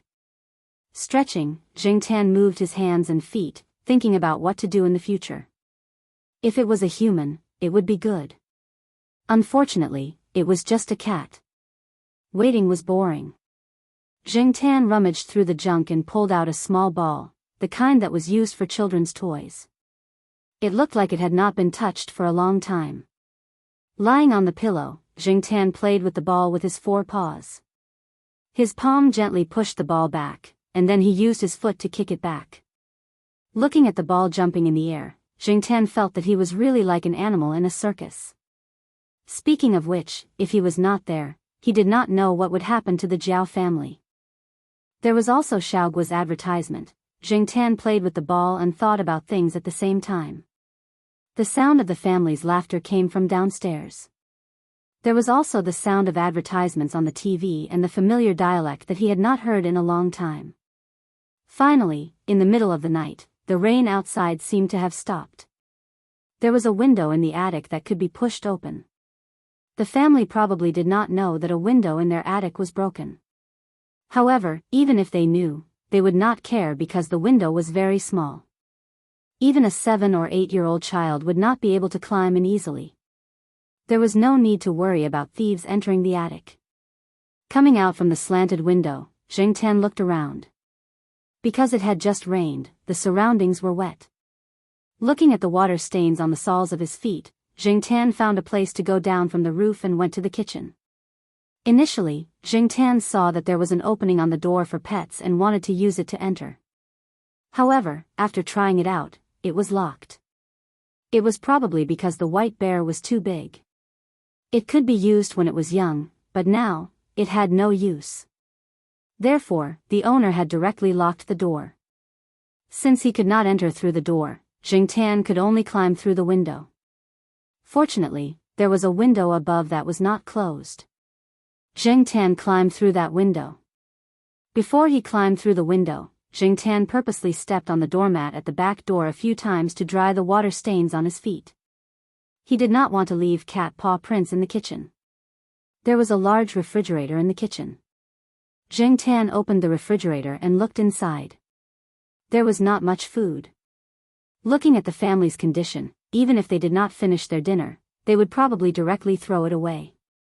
However, the good thing was that there were some pre-made meatballs bought from the supermarket. Zheng Tan ate a few, but they were not cooked. He could only make do with them. Most of the other food was for children. There were some biscuits, fruit cakes, and so on. Zheng Tan ate some of them. Zheng Tan took out some of the snacks that came with individual small packaging. He would take them to the attic later. After eating some food, Zheng Tan felt much better. Although they were all cold, it was much better than starving. Gently closing the refrigerator door, Zheng Tan carried some snacks and quietly left. He was getting more and more proficient at walking with 2 legs. It was a little troublesome to climb through the window. It was not easy to climb with 2 legs, so Zheng Tan carried the snacks out bag by bag. Before leaving the kitchen, Zheng Tan looked at the gap under the closed kitchen door. Through the gap, he could see some white dog hair. The big white bear was lying on the other side of the door. Zheng Tan believed that it should have discovered him, but it did not make a sound. What a good dog. It could bare its teeth at the people who beat the dog, and it would cover for him. It was quite smart. After looking for food, he moved the bags of snacks to the attic. Zheng Tan lay on the musty pillow again. He never thought that he would steal food at night like a mouse. He had fallen to this point. At night, he slept well. He did not know if it was because of the drugs, but Zheng Tan had been sleepy recently. Sometimes, he slept very deeply. Even if someone was next to him, he probably could not hear it. The next day, Zheng Tan heard several news. For Zheng Tan, the news was not bad. First, he heard that there was a murder on the street that sold cat and dog meat. The victim was Uncle Rod, the famous person on the street. The cause of death was a rabies attack. It was strange that this experienced person did not get vaccinated, or rather, he did not get vaccinated in time. Theoretically speaking, he should have known better than others how to protect himself, but in the end, he did not escape death. Zheng Tan listened to the discussions of the people around him and came up with many possibilities. Maybe there was a problem with the vaccine, or maybe the veteran had been careless. Or maybe he had been infected for a long time but had not been vaccinated. Or maybe he had eaten dog meat. After all, the hygiene of the street was not very good. They had cut corners when cooking, and the rabies virus was not completely eradicated. These were all possibilities. In any case, there were many different opinions, but the truth was that the famous Uncle Rod had died of rabies. Other than this famous Uncle Rod, there was another unlucky person, and that was the young man who had captured Zheng Tan. It was said that when Uncle Rod was sick, the young man had gone to find him. In the end, Uncle Rod, who was not in his right mind, had hit him with a bottle of alcohol. He was still lying in the hospital. Hearing these two pieces of news, Zheng Tan was very happy. Even though he did not know Uncle Rod well, from the discussions around him, the old man had killed countless dogs. He had even taught a group of people to kill dogs and trap cats. He had even poached, so he deserved to die. Furthermore, because of Uncle Rod, everyone on the street was in danger. Even those who did not kill the dogs in their own restaurants went to the hospital to get vaccinated. After all, many animals could carry rabies. As for the young man, Zheng Tan thought to himself, even if you can walk out of the hospital alive, don't let me see you, or I'll kill you. Zheng Tan would remember this grudge. Other than these two pieces of news, Zheng Tan also heard that the family was going out for a vacation that weekend. There would be no one at home, and it would be easier for Zheng Tan to do what he wanted. Zheng Tan wanted to use the family's phone to inform the Jiao Pa. Even if he could not say what he wanted to say, at least he could let them know that he was still alive. Zheng Tan had thought it through. He would call the Jiao family, and then the Jiao Pa would call the family, and then they would come to pick him up. After all, the family would be back on Sunday night, and he would not have to wait for too long. It was better than being homeless. 2 days later, on Friday afternoon, the family had packed their things. When the children came back from school, they drove an off-road vehicle and left with the family and the dog. After they left, Zheng Tan could not wait to jump into the house through the window to look for the phone. There was a landline next to the sofa in the living room. Zheng Tan jumped on it, bent his arm, and picked up the receiver. Then he raised his paw and pressed the numbers one by one. Zheng Tan remembered the Jiao family's phone number. In Jiao Yuan and little Pomelo's rooms, there were 3 numbers: the family's landline, the Jiao Pa's, and the Jiao Ma's. Therefore, Zheng Tan knew these 3 numbers by heart. But until now, Zheng Tan had only called the Jiao Ma when the Jiao Pa was sick. Zheng Tan was a little nervous when she pressed the button, but after she pressed the number, the voice on the other end of the line said, "The number you have dialed is not in service." Zheng Tan was stunned. He dialed again, and the result was the same. Had the Jiao family's landline changed? Zheng Tan dialed the Jiao Pa's number again, and the call did not go through. He tried the Jiao Ma's number again, and it still did not go through. F***CK. Was there a problem with this phone? It could not make long-distance calls? That was not right. Yesterday, he heard the family's owner calling someone overseas. How could it be a long-distance call? Zheng Tan did not give up and tried again. The result was the same. Zheng Tan was so angry that he wanted to throw the phone away. Unfortunately, he could not remember the phone numbers of other people in Chuhua City. Zheng Tan squatted on the sofa and scratched his head. If he had known this would happen, he would have memorized more numbers and tried them one by one. Celestine's, Xian's dormitories, Zhao Li's, Little Zhua's, Huang's, Depang's, Old Man Lan's, Chu Xiangyang's. Zheng Tan could not remember any of these people's numbers. That time, Celestine had said that he had changed his phone number. Unfortunately, Zheng Tan had forgotten about it when he turned around. F***ck. He regretted it. The sound of cloth tearing rang out. Jing Tan came back to his senses and looked at the sofa under him. He had accidentally scratched the fabric sofa. He hoped that the family's owner would not link it to the cat. Jing Tan pulled his ears and jumped down from the sofa. He looked for something to eat in the kitchen and even found a can of milk to drink. Even though he was full, Jing Tan still felt a chill in his heart. Night fell. The large mansion was quiet. Jing Tan did not like this kind of quiet. He wagged his tail and slapped the ground repeatedly. The cars of the surrounding residents drove past. The light changed, and the shadow of the window frame moved on the wall of the living room. Beep beep.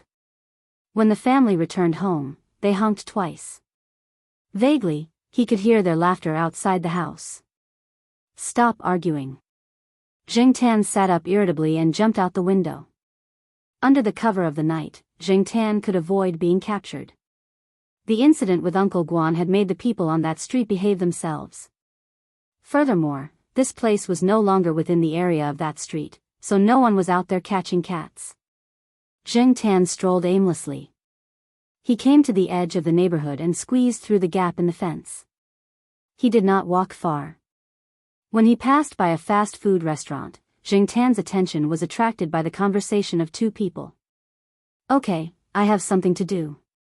I'll find you when I come back from South Town, the man in the leather vest said to the other person. Be careful when you drive at night. When you reach South Town, give me a call. Got it.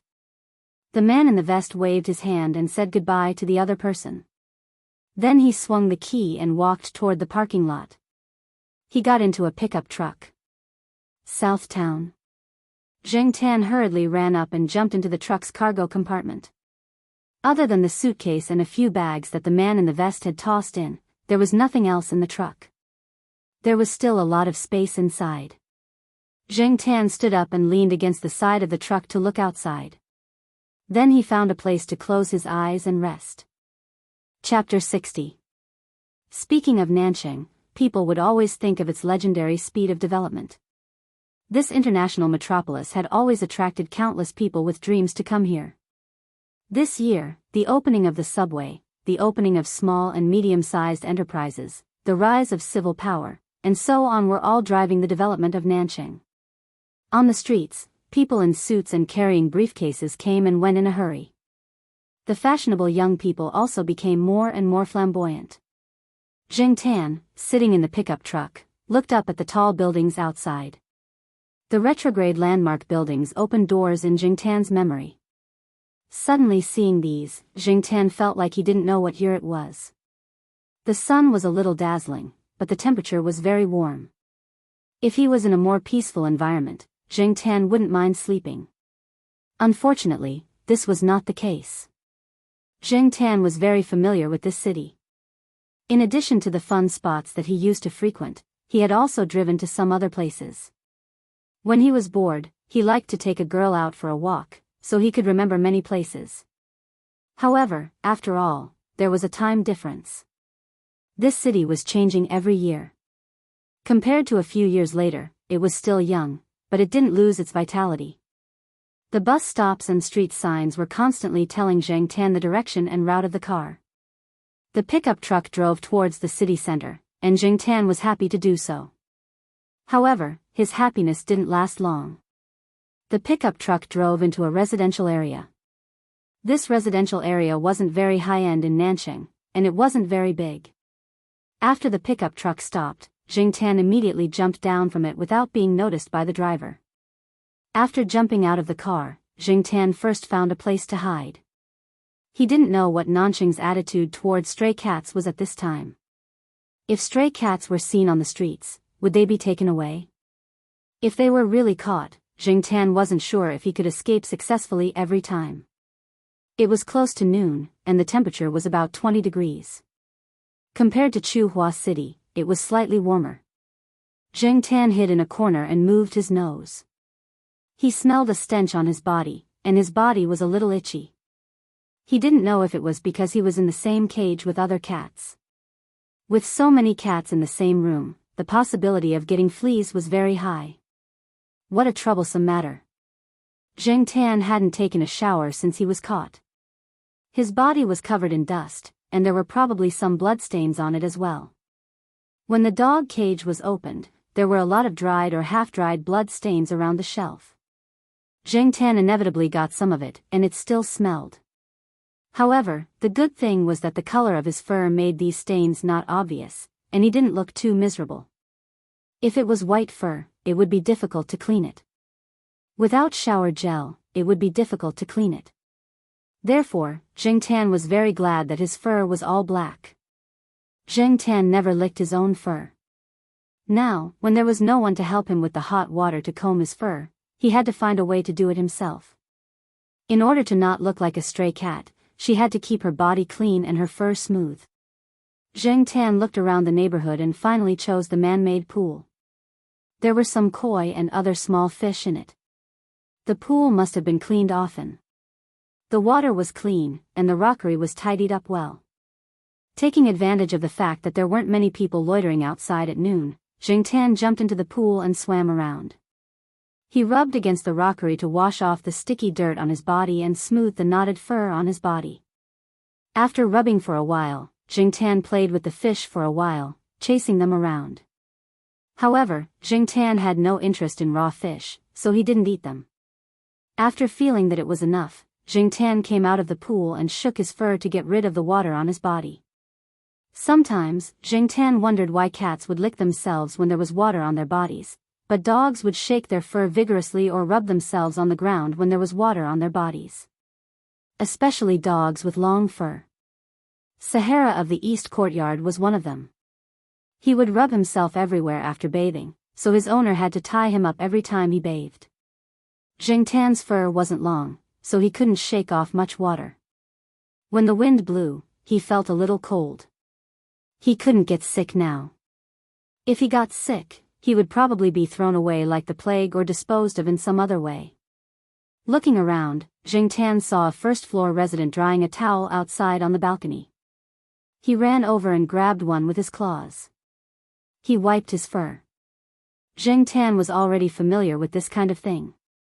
Without shower gel, the water in the pool wasn't very clean, but it was passable. It was better than not washing at all. After washing, Zheng Tan felt a lot more refreshed. In order to let his fur dry faster, Zheng Tan jumped onto a tree and found a place with sunlight to dry his fur. The neighborhood was quiet. Occasionally, he could hear some dogs barking. The greenery was good, but it wasn't as comfortable as the East Courtyard of Tsinghua University. Zheng Tan had now formed a habit of comparing it to the East Courtyard. After yawning, Zheng Tan changed his position. The fur on his back was almost dry, but the fur on his stomach was still dry. He lay on his side and changed the angle to continue drying his fur. He really missed the children's hair dryer in the Jiao family. Zheng Tan closed his eyes and rested. He had to be alert at all times. Otherwise, he would be tricked. With the experience of being caught, Zheng Tan didn't dare to be careless at any time, let alone in this unfamiliar environment. Occasionally, there would be people walking around.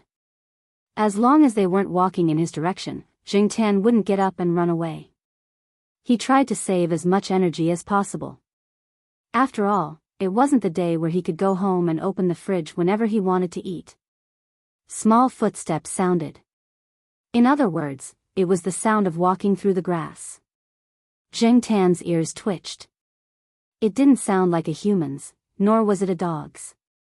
Zheng Tan knew the sound of a dog's paws walking on the ground. So, it was the same kind. Zheng Tan opened his eyes and looked over. A white Persian cat was walking towards him with elegant steps. Many people said that Persian cats were born spoiled and gave people a feeling of magnificence and nobility. It was like a noble, not something a stray cat could compare to. Zheng Tan didn't care if it was a noble or not. At the moment, he was staring at the cat tag on the Persian cat's neck. The tip of his tail moved. It seemed that there was a good way, even if the fur on the cat's body was cleaner, there was no guarantee. It wasn't the most direct way for people in big cities to distinguish stray cats from pet cats. The cat tag was like a person's ID card.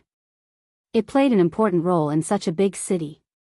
Sometimes, it could change the attitude of passersby. With a cat tag, it proved that the owner valued the cat more. It also told people that the cat had a backer. To get rid of the impression that it was a stray cat, Jiangtan had to start with the cat tag. After all, he didn't look like a famous cat. As long as he went out and rolled a few times and got dust on him, people would probably think that he was a stray cat. The Persian cat didn't know what Jiangtan was thinking, and it didn't notice Jiangtan's existence. It certainly didn't know that someone was thinking about its cat tag. It still walked with elegant steps towards a few big trees. It walked over and rubbed against the tree trunks, sharpened its claws, and peed to mark its territory. No matter how elegant a cat was, it couldn't get rid of some of its natural instincts. Jiangtan was no longer lying down. He quietly moved over from the branch and waited there. The elegant Persian cat was still intoxicated in its own world. After it finished marking its territory, it was probably ready to go to the pond next to it to watch the fish. When it raised its tail and passed by the tree Jiangtan was in, Jiangtan saw it and rushed over. When they were in the east side courtyard, Jiangtan had seen Huang play and fight with the sheriff. He knew that cats generally used those few skills the most.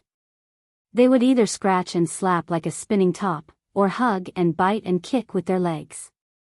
So, in order to avoid those situations, Jiangtan rushed over and rode on its back. He didn't let the Persian cat turn over at all. The Persian cat struggled hard and made an angry meow, but it couldn't compare to Jiangtan's strength. Jiangtan pressed it to the ground and freed his paws to untie the cat collar on its neck. The cat collar was still leather, like a buckle on a belt, and not the elastic one Jiangtan used to wear. The cat tag was also the color of local tycoon gold, and the metal engraved. It was not easy to control his strength to hold down a cat and ensure that it did not suffer any internal injuries or fractures. Furthermore, the cat's fur was thick and long, making it easy for his arm to slip. It took Jiangtan quite a bit of effort to hold it down. Sure enough, it was easier to hold it down with a human hand. The cat's paws weren't as flexible as a human's. When he untied the cat collar, he was almost scratched by the cat several times. The cat looked very gentle, but when it was pressed down, it was really irritable. Meow. The Persian cat that was pressed on the ground growled, as if it wanted to immediately scratch Jiangtan. It was full of anger. Meow my ass. I'm just borrowing the cat tag. Just hand over the cat tag obediently. With such a noble appearance, even if it didn't use the cat tag, no one would think it was a stray cat. Besides, if it lost the cat tag, its owner would definitely give it another one. In order to ensure his own safety, Jiangtan had no choice but to rob this brother of his. Hey, what are those two cats doing? Are they fighting? A little girl's voice came from not far away. Jiangtan looked over. There were two children, not even as old as Zhao Yuan. The little girl who spoke just now was about the same age as little Pomelo. There was a pool between them and Jiangtan, so Jiangtan wasn't worried that they would immediately run over. There was a 10-year-old boy next to the little girl. After seeing Jiangtan's situation, he immediately covered the little girl's eyes. Oh, it's broad daylight. Shame. Jiangtan was speechless. Shame your ass. What was this little brat thinking? Seeing the two children run away, Jiangtan continued to struggle with the cat collar. With great difficulty, he finally untied the cat collar from the Persian cat's neck. Jiangtan held the cat collar in his mouth and retreated. However, after the Persian cat got up, it didn't attack Jiangtan. It arched its back and looked at Jiangtan vigilantly. Then it ran away, probably to find comfort at home. Holding the cat collar in his mouth, Jiangtan climbed up the tree. He adjusted the collar so that he could take it off at any time. It looked a little loose. The shiny gold cat tag was too eye-catching against the black fur, but it was better than nothing. He bent his claws to take a look at the cat tag. The name of the Persian cat was engraved on it. Katie. This name was so F*** King high-end. The problem was, wasn't it awkward to give a male cat such a name? Zheng Tan still felt that Caesar was more domineering. Forget it, I'll just make do with it. After adjusting the cat collar, Zheng Tan didn't immediately put it back on. Instead, he hid it and walked around the neighborhood. He found a house and climbed into it to get something to eat. Chapter 61. Coming out of the neighborhood, Zheng Tan was ready to hitch a ride. When he decided to come to this city, Zheng Tan already had a plan. Zheng Tan rarely took the bus before. When he was too young to drive, he would take a taxi when he went out. He didn't want to squeeze with other people on the bus. Because of this, he left an impression on many people that he was a rich young master. Of course, behind the rich young master was a sucker. Walking along the sidewalk, Zheng Tan came to a stop sign. A few young girls who were waiting for the bus saw Zheng Tan and squatted down to tease him. The people around them just smiled and didn't say much. This was the advantage of wearing a cat tag. In many people's eyes, wearing a cat tag meant that the cat in front of them had been vaccinated and was well taken care of. It wasn't a stray cat that might carry germs, so even if they didn't like cats very much, they wouldn't dislike them too much. If it was a cat that didn't wear a cat tag and looked very ordinary, even if the cat acted very close to people, they would still be very repulsed. Zheng Tan didn't immediately walk away when he saw the young girls. He cooperated with them and rubbed against them. He was happy to be touched by the girls. If they took out some trinkets from their keychains, Zheng Tan pretended to be very interested and raised his paw to touch them a few times to earn their favor. While pretending to cooperate, Zheng Tan also paid attention to the bus routes and stops on the stop sign. He wasn't familiar with many of the stops, but he knew the names of some of the landmark buildings and places. He couldn't move around in the daytime, so he could only wait until night to hitch a ride. After figuring out the general route, Zheng Tan found a place to sit and wait for night to come. It was impossible to find a pickup truck every time, and not every pickup truck would take the route Zheng Tan planned. So Zheng Tan decided to hitch a ride on the bus. Forget about the double-decker buses, and forget about the trams. To avoid accidents, Zheng Tan chose to hitch a ride on the more common single-decker buses. Finally, the sky turned dark. Zheng Tan's chest tightened as he looked at the crowded buses. Fortunately, he didn't have to squeeze in. When the bus he wanted arrived at the bus stop, Zheng Tan sped up and rushed over without waiting for the door to open. Then, he jumped onto the roof of the bus. It was noisy inside the bus, so no one heard the noise from the roof. What happened just now? A passenger sitting by the window saw a black shadow flash by from the corner of his eye. What do you mean, what happened? Forget it, I guess my eyes are playing tricks on me. I'll take a nap first. Wake me up when we arrive. The man leaned against the window and began to take a nap. At this moment, Zheng Tan, who had jumped on the roof of the car, was still a little surprised. He thought that he would step on the window or something to assist him when he jumped. He didn't expect that when he accelerated toward the car, he suddenly had a strong feeling of confidence that he could jump directly. After that, he was already on the roof of the car. He moved his legs and didn't feel any discomfort. After the passengers had alighted and boarded the bus, the door closed and the bus started moving. Zheng Tan quickly ran over and hooked onto the protrusion at the skylight of the bus. The roof of the bus was relatively smooth. After the bus started moving, if it made a sharp turn or a sudden stop, Zheng Tan would probably be thrown out. Therefore, he had to firmly hook onto the fixed object to stabilize himself. Probably no one would have thought that there was a cat lying on the roof of this very ordinary bus. Zheng Tan couldn't tell where the bus was going. He could only pay attention to the bus's stop announcement every time it arrived at the bus stop. This bus's route was only part of the route that Zheng Tan wanted. Therefore, after arriving at a certain stop, Zheng Tan had to get off the bus and change to another route to continue his ride. Some buses stopped at 9:00 in the evening. Some were open all night. Every time he changed buses, Zheng Tan had to look at the time of the bus he was about to take. It would be best if the bus was open all night. That way, he wouldn't have to worry about not being able to wait for another bus. Taking the bus was troublesome, but in order to achieve his goal, Jing Tan had to repeat this trouble again and again. In this way, Jing Tan was getting closer and closer to the destination in his heart. When the bus stopped at a stop in the middle, Jing Tan suddenly heard someone calling him. "Hey, Jing Tan, wait a minute." It was a child's voice. Jing Tan couldn't remember who it was. Jing Tan looked in the direction of the voice. He only saw the back of a few children walking into a taxi.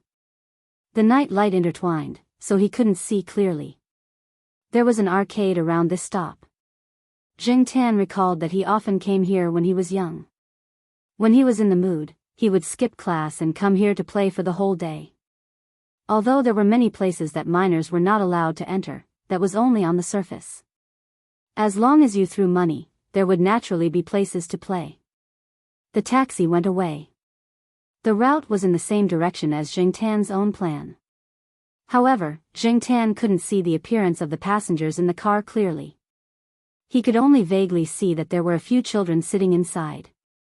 He was inexplicably nervous. When the bus suddenly moved, Jing Tan almost lost his grip and slid out.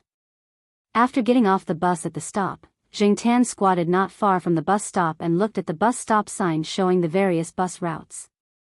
This was the last bus. After the bus came, it would be very close after 7 or 8 stops. The name of the last stop was the name of the neighborhood Jing Tan used to live in. It was easy to recognize. As he was thinking, Jing Tan suddenly became alert. He dodged sideways. The place where he was squatting just now was hit by a rubber bullet. It bounced up and disappeared. After being caught, Jing Tan's vigilance increased a lot.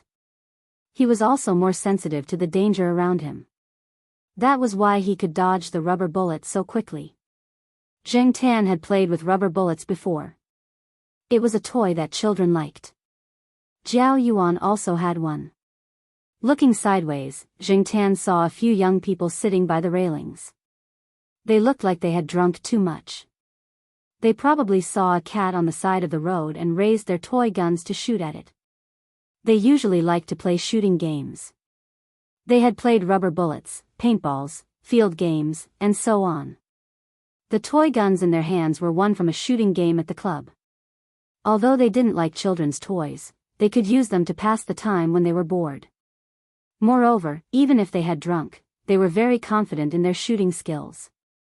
They thought they would hear the cat scream, but they didn't expect that the cat could dodge it. Therefore, they got excited. A few of them got up and walked towards Jing Tan. F***CK. Jing Tan cursed in his heart. His luck was really F***king bad. On the other side, a few young men were holding toy guns. They shouted like madmen as they chased after Jing Tan. Rubber bullets were fired one after another. Jing Tan didn't want to run too far. He wanted to wait for the last bus, but the crazy people behind him kept chasing. As Jing Tan ran, he looked around to see if there was a good place to hide. There was a van at the corner. The door of the luggage compartment at the back was open. Jing Tan rushed in and found a place to hide. The driver of the van had a cigarette in his hand and was talking to the people standing outside the van. He didn't even notice that there was an extra cat in his car. There was no one else in the van except for the driver. There were some goods on the seats, such as color TVs and other household appliances. There was also some stuff in the luggage compartment. In the back, there were daily necessities, such as toothpaste, shower gel, shampoo, and so on. Jing Tan hid behind the goods and looked at the crazy young people running towards him through the gap. "Where did the cat go?" one of the young people said as he fiddled with his hair. There were some shopping malls around. After turning the corner, there were no bushes or flower beds except for the trees on both sides of the road. "Did it climb up a tree?" another young man said as he looked at the surrounding trees. The person who first shot at Jing Tan looked around and walked towards the van. Jing Tan shrank back and lowered his body, trying to hide himself. Just as the young man was getting closer, another person came to the back of the minivan. This person was the one who had spoken to the driver earlier. He raised his hand and pulled the door of the luggage compartment open with all his might. Pa. The door of the van was closed. Zheng Tan was speechless. He turned around and saw that the driver had finished smoking and closed the window. Zheng Tan's plan to run out through the window was ruined. F***ck. Bad luck. Life is full of obstacles. No amount of beauties could calm Zheng Tan's heart, which was currently galloping like an alpaca. Zheng Tan suddenly wanted to yell, F***ck, let me out. However, Zheng Tan's response was the sound of the van's engine. It was as if there was a pair of invisible hands that forced him away when he was close to the target. He couldn't resist. He was so close to the target twice, but the result was still the same. Was this God's will? Zheng Tan didn't know. The driver was playing some nostalgic songs in the van. Zheng Tan used to listen to a few of them before. Coupled with Zheng Tan's complicated feelings, he had the urge to bang his head against the wall. There were no walls here, so Zheng Tan hit the back seat. The music in the van was too loud, so the driver didn't hear the strange sounds behind him. He was still singing along in his narcissistic state. After a while, the driver's phone rang. He turned down the music and answered the call. Zheng Tan wanted to say that it was dangerous to talk on the phone while driving, but he used to do this often. Even drunk driving was common. Zheng Tan really felt that he was lucky to be able to grow up safely.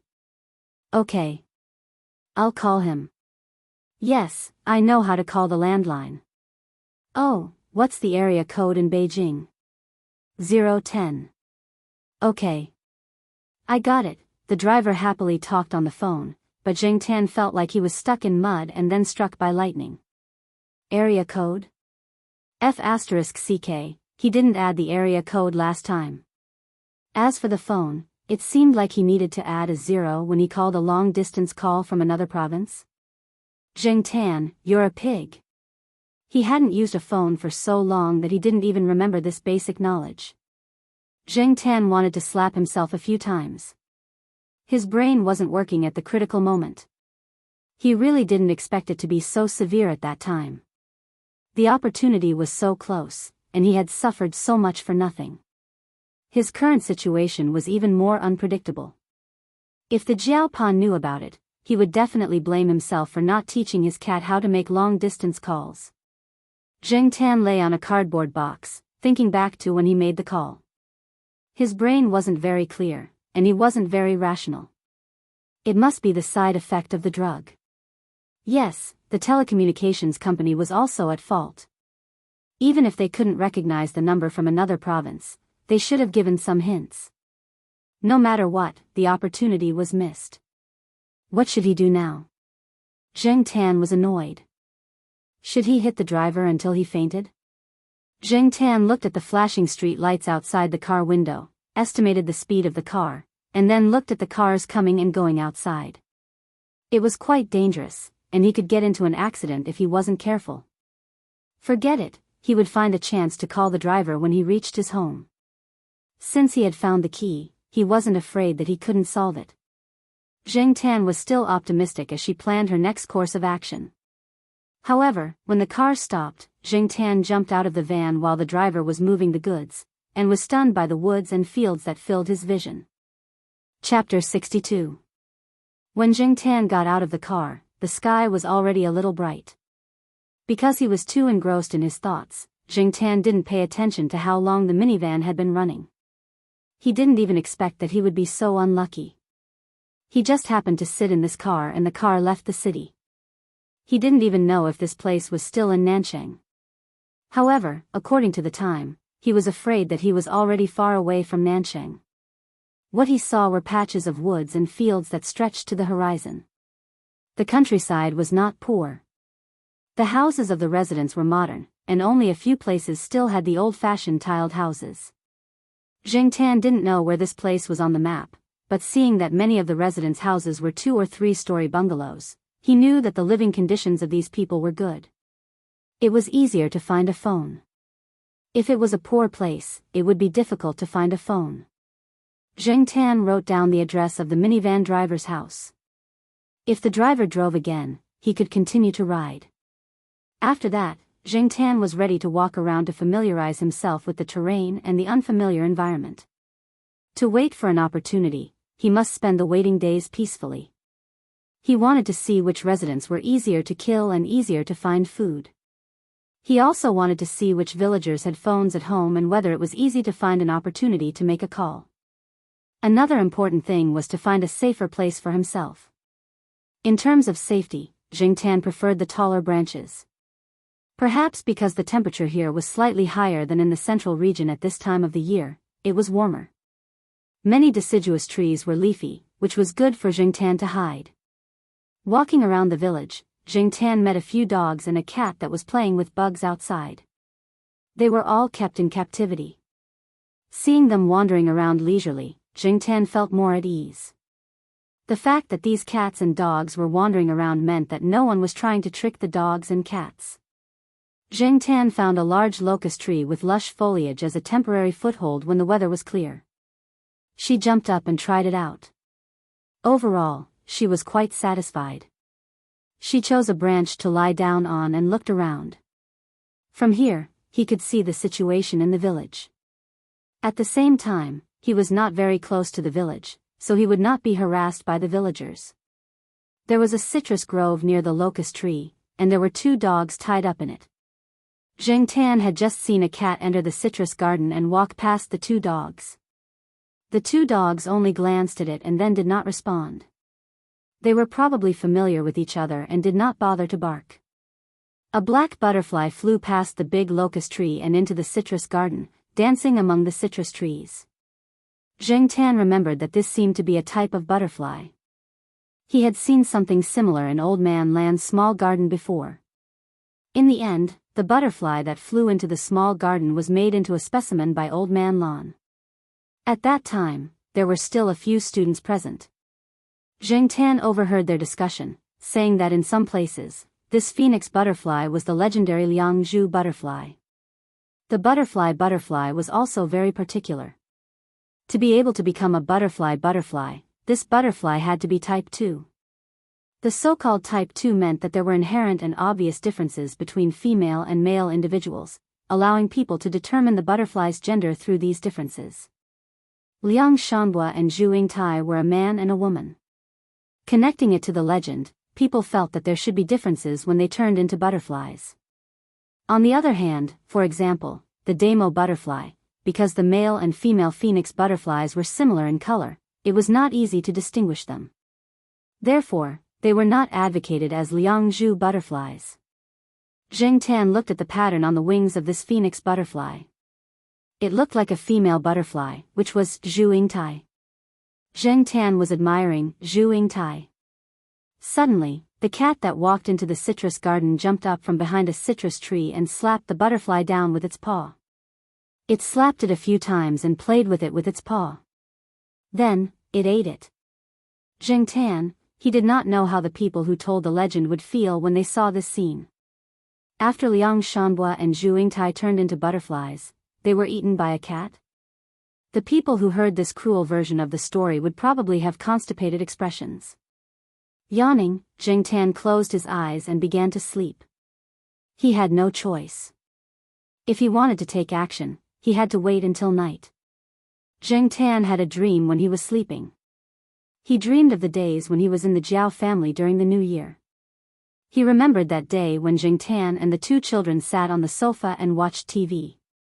The show was playing, The Dog is Talking. At that time, the Jiao Yuan said, "Black charcoal, you must remember the way home. If you get lost and we can't find you, can you come back by yourself?"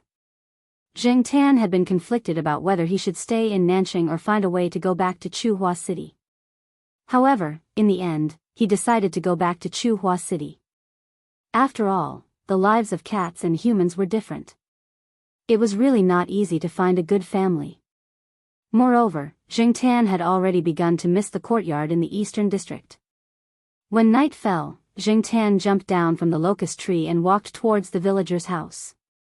The people in this place ate early and went to bed early, so Jiangtan did not have to wait too long. He first found a few houses and found some food to eat. It was not very delicious, so he could only make do with it. After eating, he went to find a phone. It was a bit difficult to find a phone. The people in this place also liked to put the phone in the bedroom and at the head of the bed. In other words, the phone was always guarded at night. Zheng Tan went to a few houses, but the situation was the same. Even if the villagers were asleep at night, Zheng Tan did not dare to call them immediately. The phone was at the head of their bed, and it could easily wake them up. Zheng Tan did not want to be treated as a monster, so he could only continue to search and see if there were any residents who were easy to target. Zheng Tan would not choose those who had dogs at home. These dogs did not recognize Zheng Tan and would bark when they saw him. Zheng Tan could not do anything about this, but most of the villagers had dogs at home, so Zheng Tan's choices were much narrower. Fortunately, Zheng Tan finally found a good household, and what was more coincidental was that this household was the family of the driver of the minivan. Hiding in the dark, Zheng Tan eavesdropped on the villagers' conversation.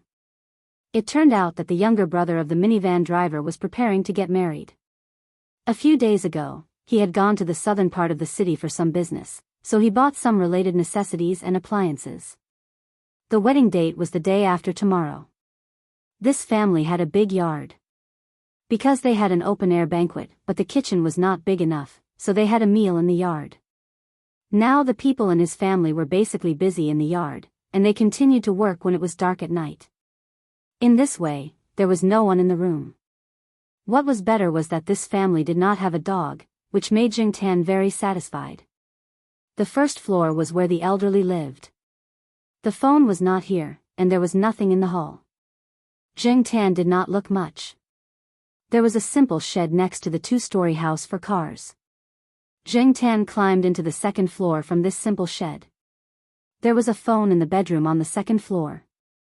Like other residents, the landline phone was also placed on the bedside table. Zheng Tan observed that there were indeed no adults on the second floor at this time. They all went to the yard to help. In the small room next door, there was a little girl who looked like she was in kindergarten. She was reading on the floor covered with foam boards. As long as there were no adults, it was fine. Even if a child who did not even know how to count saw him, Zheng Tan did not care. Adults did not take the words of children seriously. Zheng Tan jumped in through the window and ran excitedly to the phone. He jumped onto the bedside table, picked up the receiver, and dialed the number by heart. Of course, this time, he did not forget to add 0 in front of the phone number. As for the landline number, Zheng Tan did not remember what the area code of Chuhua City was, so he dialed the number of Jiao Pa. At this time, the Jiao family should be at home, right? Associate Professor Jiao should be at home too. Zheng Tan waited excitedly after dialing the number. However, when he heard the notification sound from the phone, Zheng Tan's mood suddenly became gloomy. F***CK. This phone did not have a long-distance lock. He had to find the key to unlock it. Where could he find the key? Zheng Tan rummaged through the drawer, but did not find the small key to unlock the phone's long-distance lock. He was puzzled. Was there a need to lock the phone's long-distance lock? Shouldn't long-distance calls be frequently used in this kind of place? Dejected, Zheng Tan put the phone back. He squatted there and thought for a while. Would the villagers' phones all be locked? Why did he have to try them one by one? But it would be best if he could steal the driver's phone, or someone else's phone. At least a phone would not be as troublesome as a landline. Looking around the bedroom, there were a lot of candies and snacks on the table because there was a wedding. It was probably used to entertain guests. Zheng Tan took out a bag of beef jerky and squid shredded into a big bag. After taking them out, he zipped up the bag and jumped onto the window. He carried the 2 bags of snacks and prepared to leave. When Zheng Tan stood by the window, he was holding the snacks in his hands. His legs were on the windowsill, and he was ready to jump down. Before jumping, Zheng Tan felt someone looking at him. He turned his head to look. The little girl who was reading the picture book next door was hiding outside the bedroom door. She did not shout, but her eyes were filled with curiosity. Zheng Tan paused, then ignored her and jumped off the windowsill. It was not convenient to jump with 2 legs, but it was okay to jump a few times while looking for the phone. Zheng Tan was willing to empty his hands to carry things. Anyway, at this time, no one saw him except for the little girl. What was there to be afraid of? Besides, he would not stay in this place forever. If he was discovered, he could just run away. Zheng Tan left in a carefree manner, but it had a big impact on the child. In the evening, the child's mother came over with a picture book to teach the little girl how to count, from 1 to 10. In order to match the memory, her mother also taught her some things in the real world. How many legs does the little bird use to walk? Her mother asked. 2. The little girl stretched out 2 fingers. How many legs does the big yellow dog use to walk? 4. The little girl counted the legs of the big yellow dog in the picture book and said, "Yes, so smart. How many legs does the little cat use to walk?" Her mother asked with a smile. The little girl thought about the cat she saw today and counted with her fingers. Then she stretched out 2 fingers and said, 2. Her mother was speechless. Zheng Tan did not know the impact he had caused. At this moment, he was holding 2 bags of snacks and walking towards the big locust tree. At this time, there was no one in the field. There were only a few dogs guarding the orchard. No one would see a cat that walked very naturally with 2 legs. As Zheng Tan walked, he thought about how to borrow the phone. Suddenly, he heard a faint humming sound. Zheng Tan perked up her ears and tried to distinguish the sound. She felt that it was similar to the sound of a dog. Putting down the snacks in his hands, Zheng Tan walked in the direction of the sound. If there was any danger, for legs would be faster to run. Chapter 63. Puppy? And it was locked in a dog cage. This kind of dog cage was not like the ones Zheng Tan had seen in dog and cat meat restaurants. The cage in front of him was obviously more high-end and looked like it was for pet dogs. Zheng Tan remembered that when he ran from the big locust tree to the villager's house, he didn't hear anything. This should have happened when he was looking for the phone. However, when he was looking for the phone, he avoided some residents who had dogs, so he didn't know who the owner of the cage and the dog belonged to. He moved his ears, but there was no sound of other people around, and there was no smell of strangers. Zheng Tan went to the cage and looked. Because the puppy was too small, Zheng Tan couldn't tell what breed it was. He didn't know much about it. The door of the cage was not locked, but there was a small catch. The puppy didn't know how to open it, so he didn't know how long it had been trapped inside. The temperature at night in the mountains was relatively low. Although it was not as cold as late autumn and winter, it was still not something that a puppy of this size could withstand. Dogs, like cats, had a slightly higher body temperature than humans. The surrounding temperature was about 10 degrees. He didn't know if the puppy could withstand such a difference in temperature.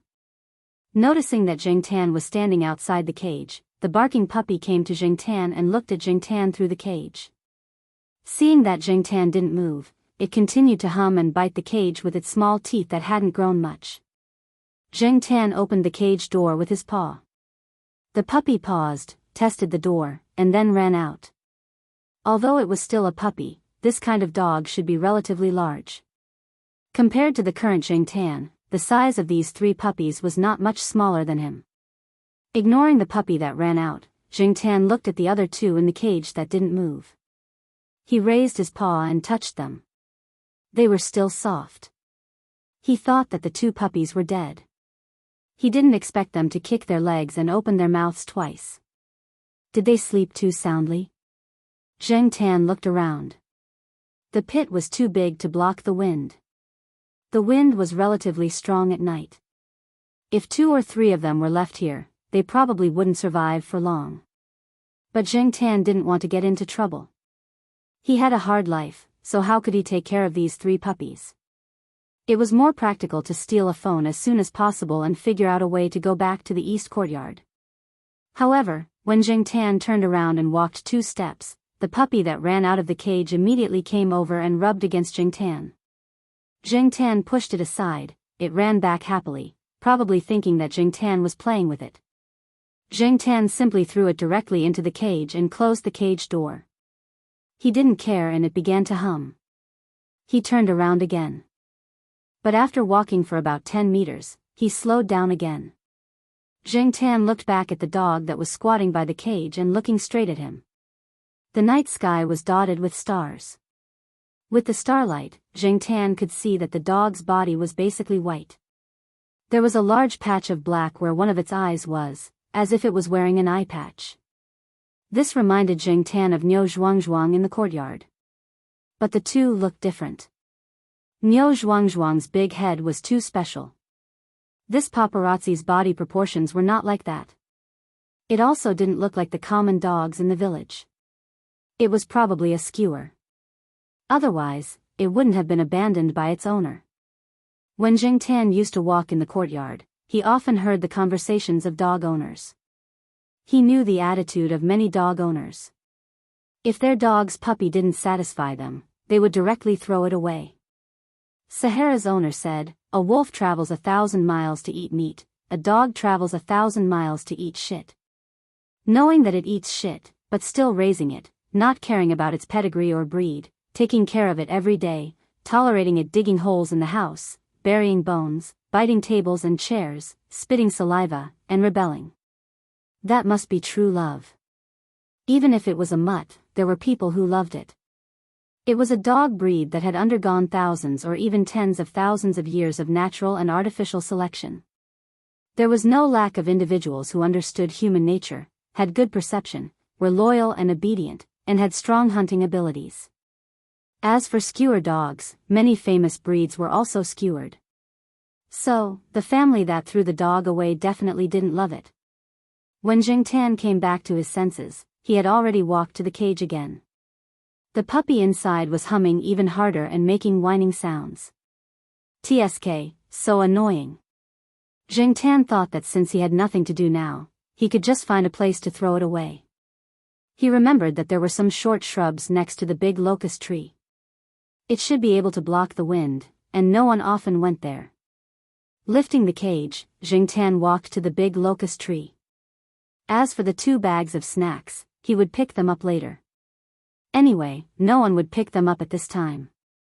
As there were fewer villagers near the short shrubs, the vegetation was denser, and it was good for blocking the wind. After putting down the cage and adjusting its position, Zheng Tan broke some branches and put them on top of the cage as a cover. He pulled some vines around the cage so that it wouldn't be too easy to find out, right? After setting up, Zheng Tan went back to pick up the 2 bags of snacks. However, when he was picking up the snacks, he suddenly thought, would the puppy starve to death after being hungry for a night? It shouldn't, right? It was just one night. Although he thought so, Zheng Tan felt that if the puppy really starved to death, his efforts would be in vain. So, he threw down the 2 bags of snacks and ran to the villagers. The bread driver's family had already fallen asleep. Some big pots and steamers were set up in the yard. Zheng Tan looked around and found some porridge in one of the steamers. It was still warm. It hadn't been there for too long, so it was probably left there before the family finished eating. Looking around, Zheng Tan found the disposable bowl used by the host for guests and filled it with some porridge. There were some boiled eggs in the other big pot. Zheng Tan found a bag for vegetables and put a few in. When the porridge was brought to the big locust tree, it was no longer hot. Zheng Tan couldn't find anything to heat it up. Anyway, he brought the porridge over with a tentative attitude. He also put an egg in it. Zheng Tan ate the egg white himself and put the egg yolk inside to mix with the porridge. If it was the Zheng Tan of the past, he would definitely not do this. As for his current behavior, for the time being, he attributed it to the derivative emotions of wandering outside. Looking at the porridge in the bowl that had been stirred into a paste, Zheng Tan felt that he really had no appetite. He didn't know if the puppy could eat this. If the puppy didn't eat it, he didn't care.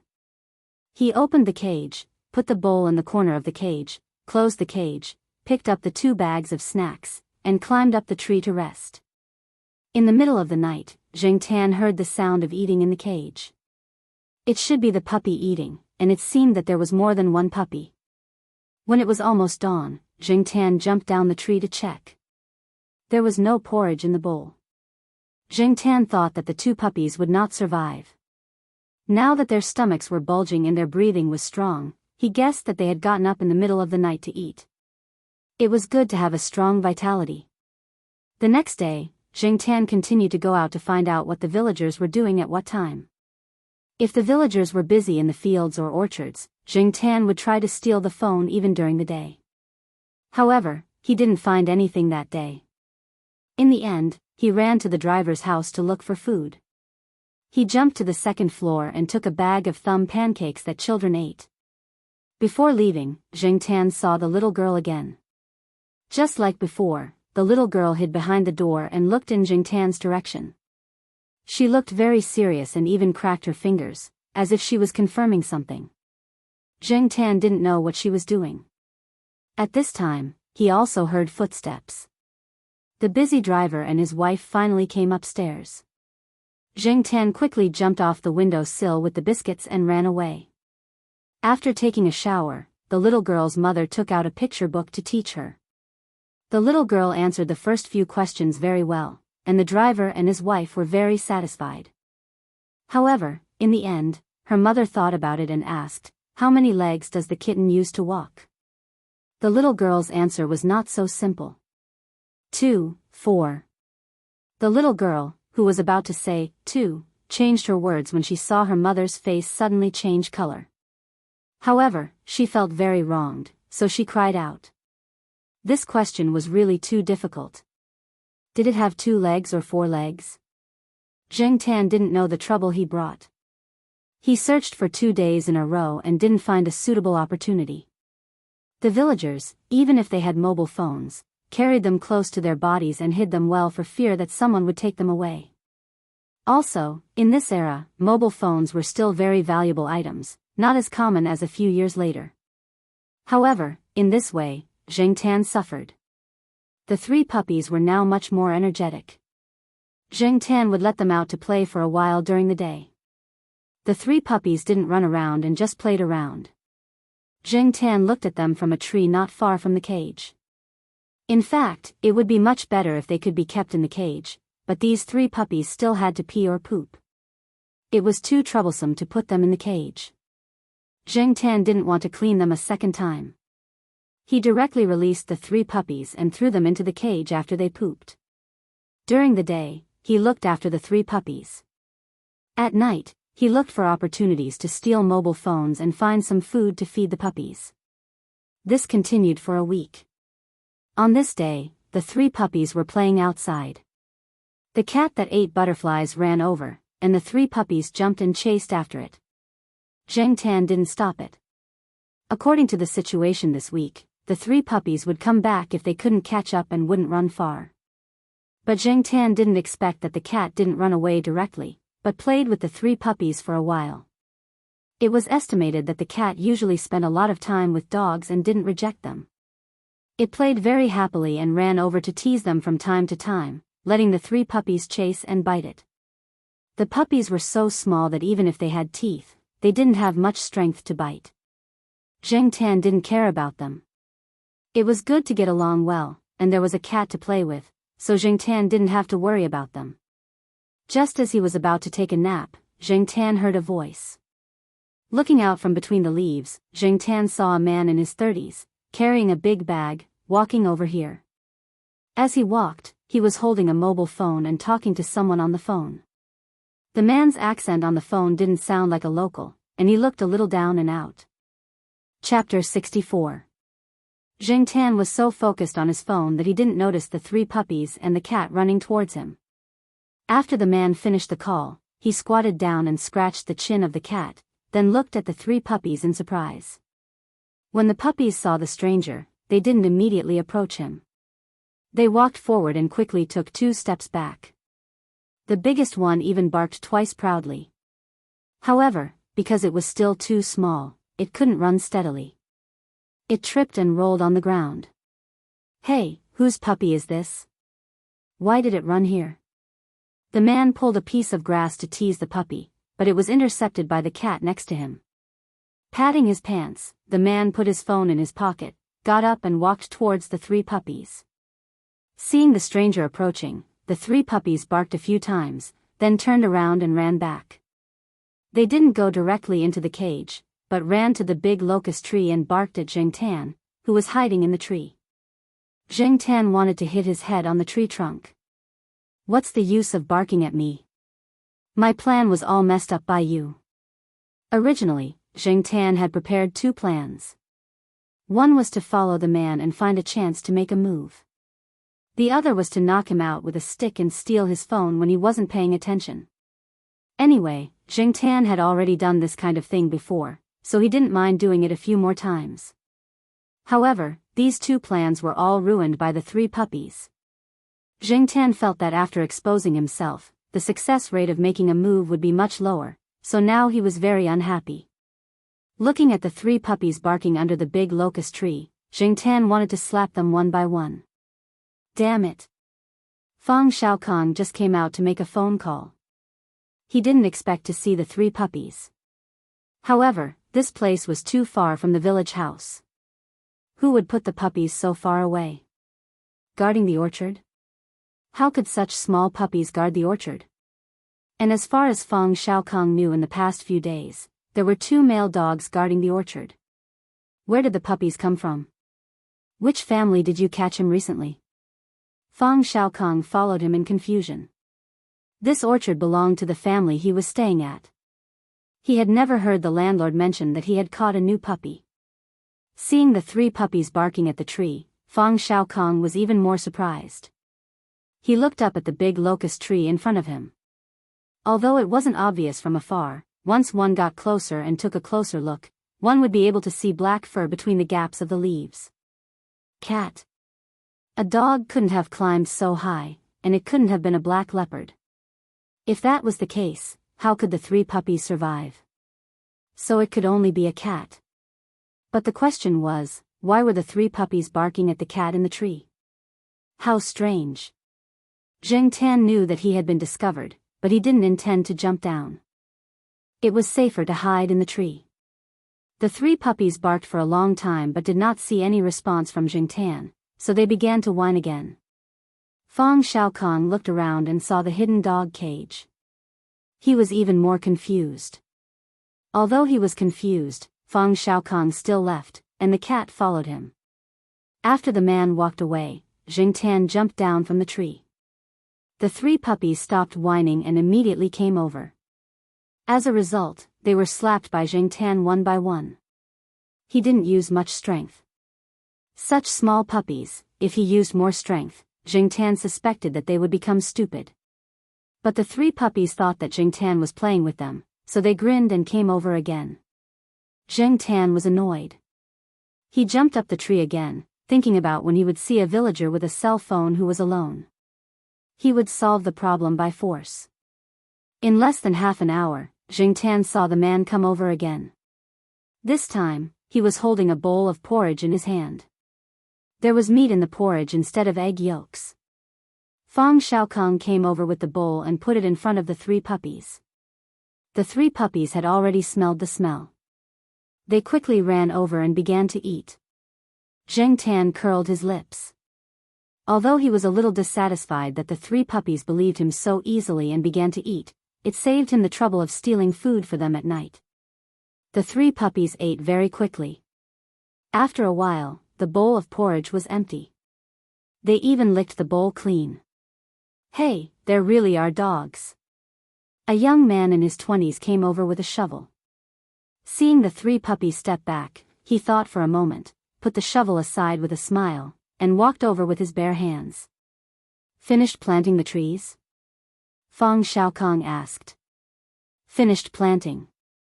I wonder what those so-called new varieties of citrus will look like, the young man said as he wiped his sweat and leaned against the tree trunk. These dogs don't look like mongrels. Fang Xiaokong pointed at the three puppies who were playing with each other. Yes, it's a strung dog, a mongrel dog. This is probably the son of the village head's son, Du Gao.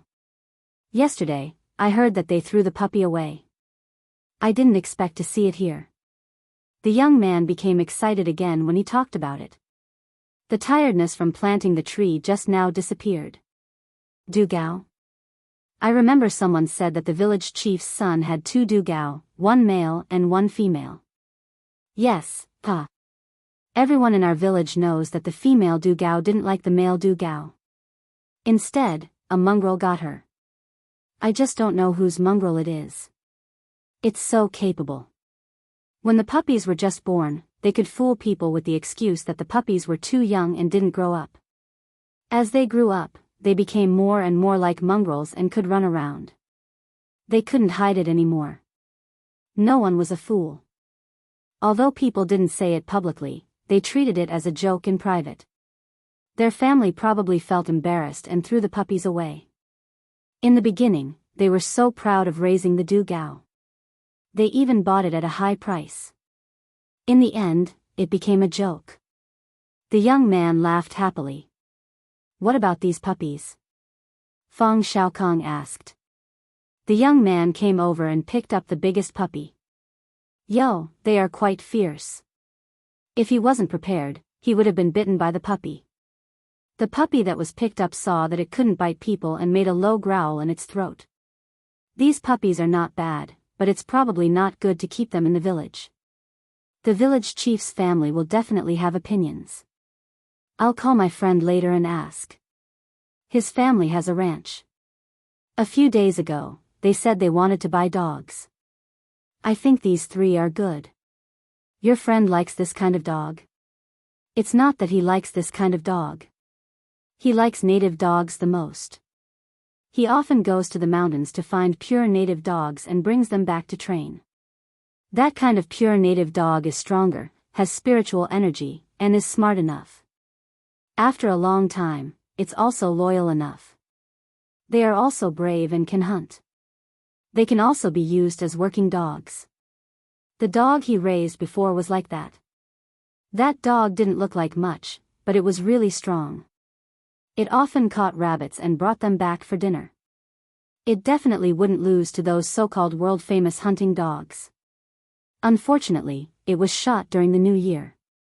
The dog forced itself to go home with an anesthetic needle on its back. It died when it came home. He was sad for a long time because of this. It's been a few months and he hasn't raised it again. A few days ago, I heard that he wanted to buy a dog. As the young man spoke, he pinched the puppy's bones in his hand and looked at the dog's paw. Zheng Tan looked at this person. He seemed to be very satisfied with the puppies.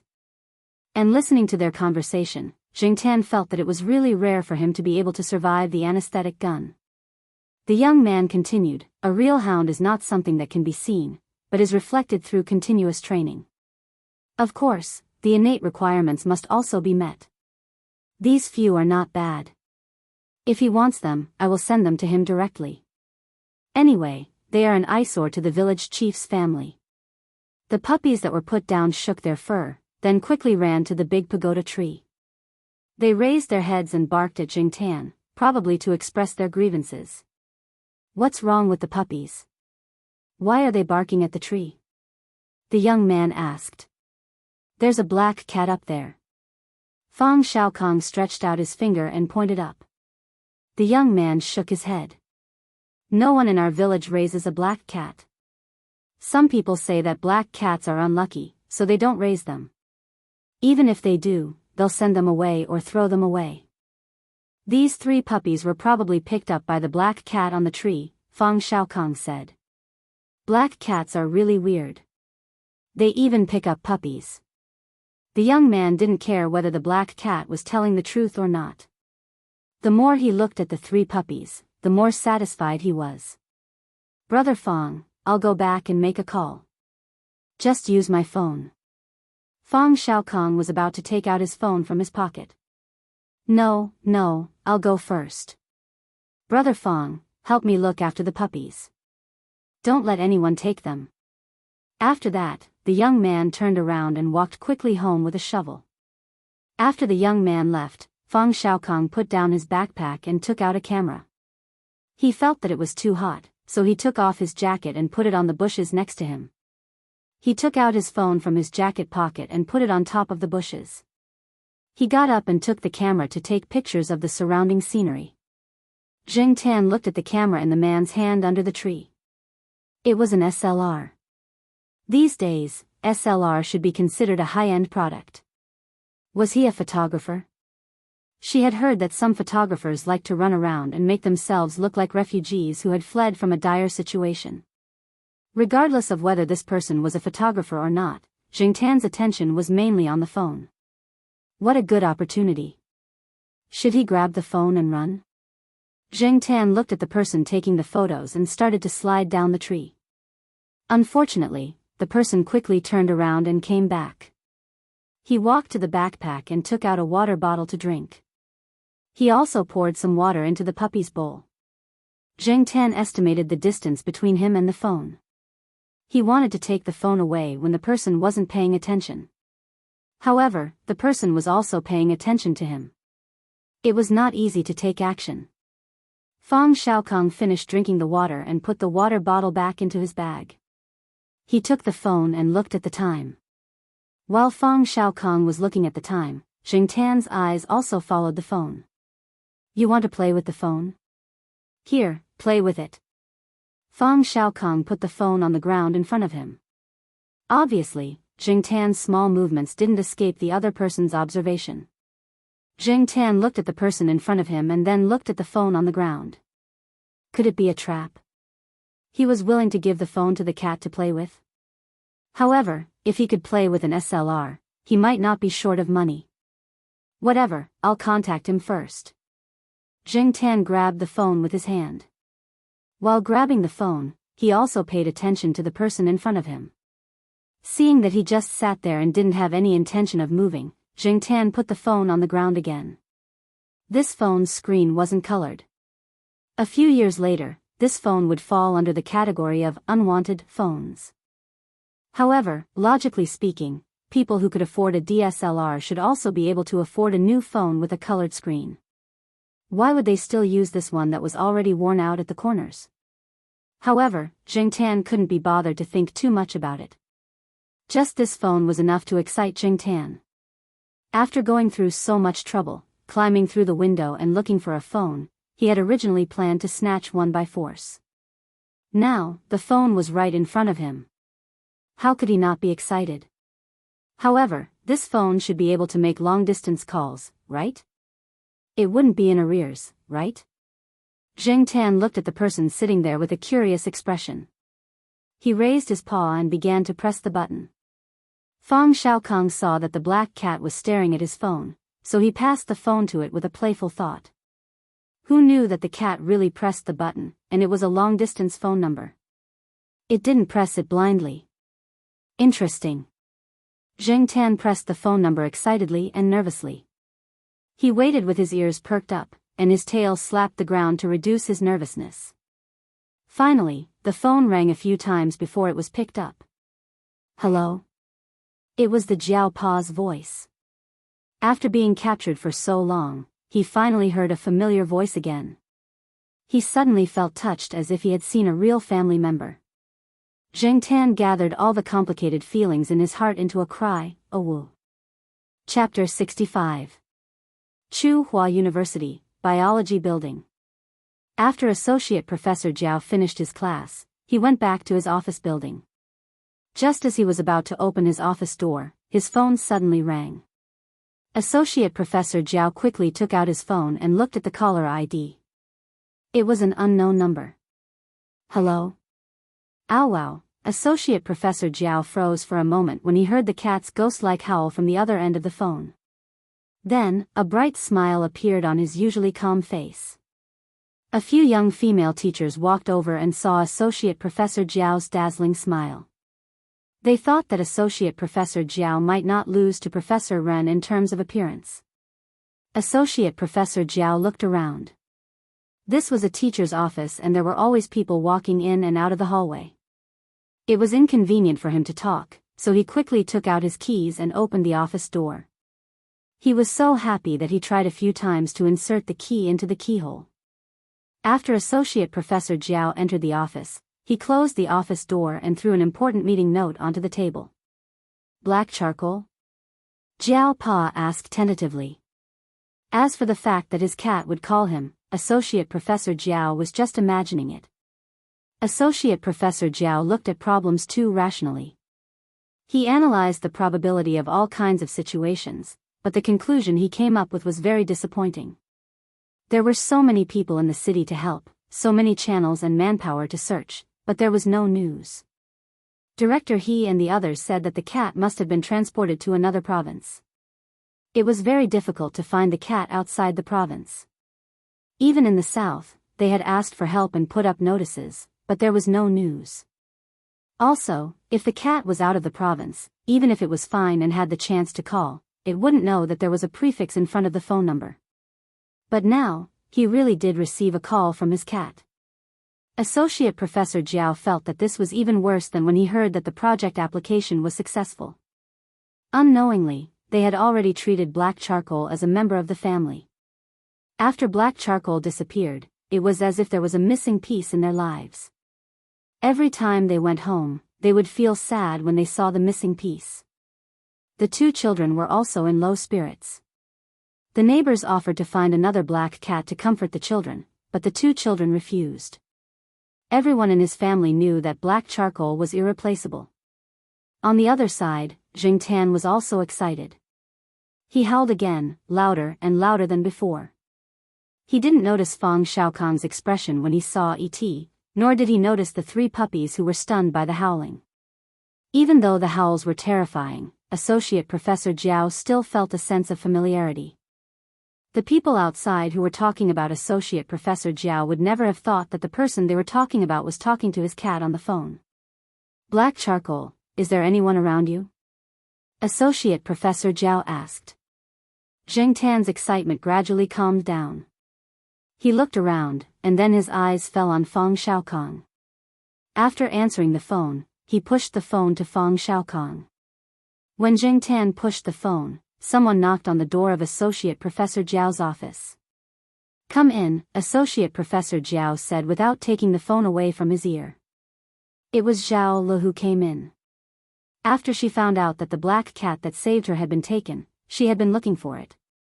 She had also asked many friends to help, but the person who took the cat was too slippery and didn't leave any useful clues. Although she and Associate Professor Jiao both suspected that Ren Chong was suspicious, they didn't find any evidence. It was Celestine who went to Ren Chong's house and hid for a while to find some clues.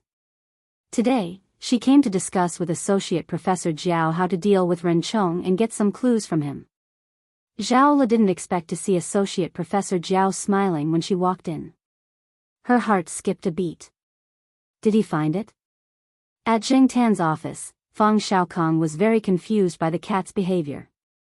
He looked at the screen of his phone and saw that it was still in the middle of a call, so he picked up the phone. Hello?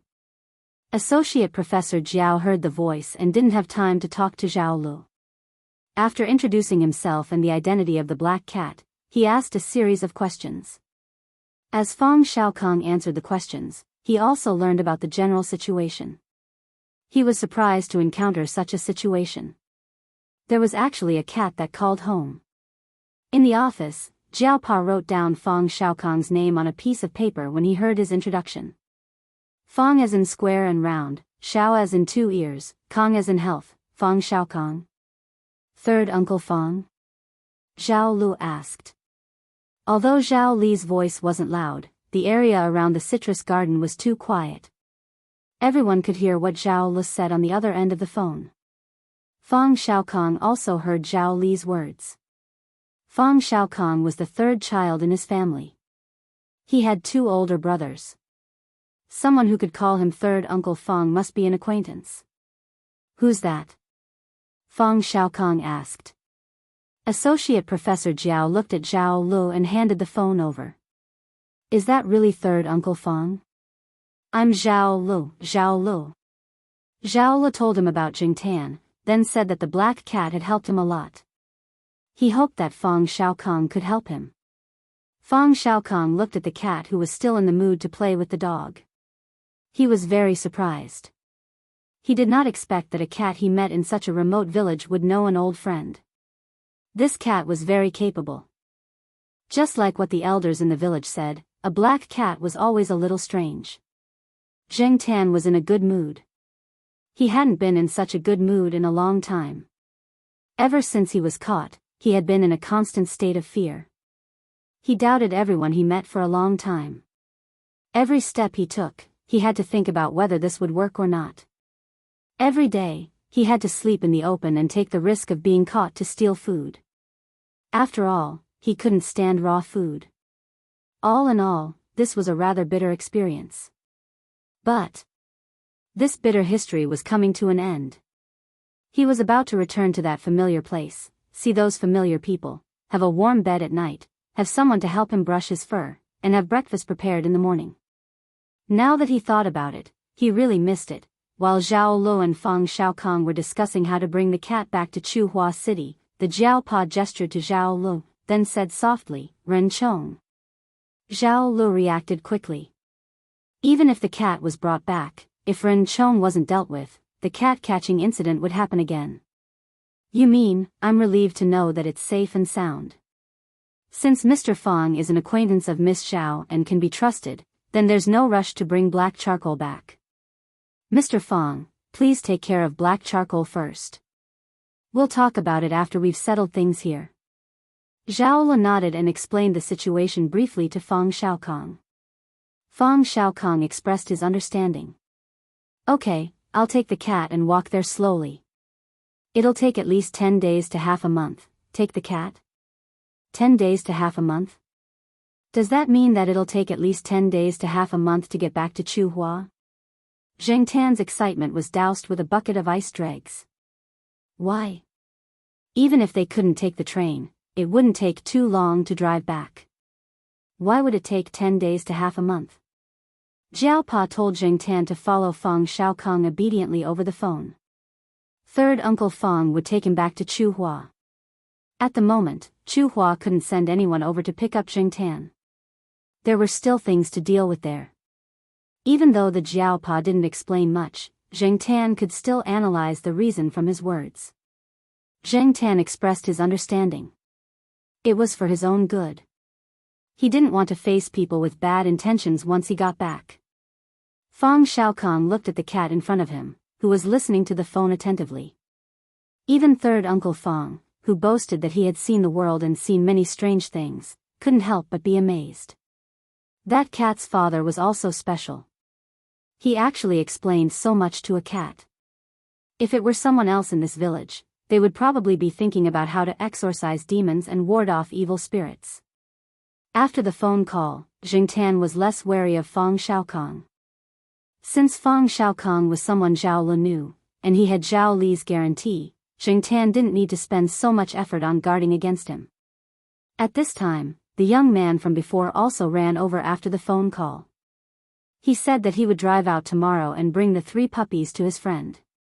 Knowing that the 3 puppies were settled, Zheng Tan was completely relieved.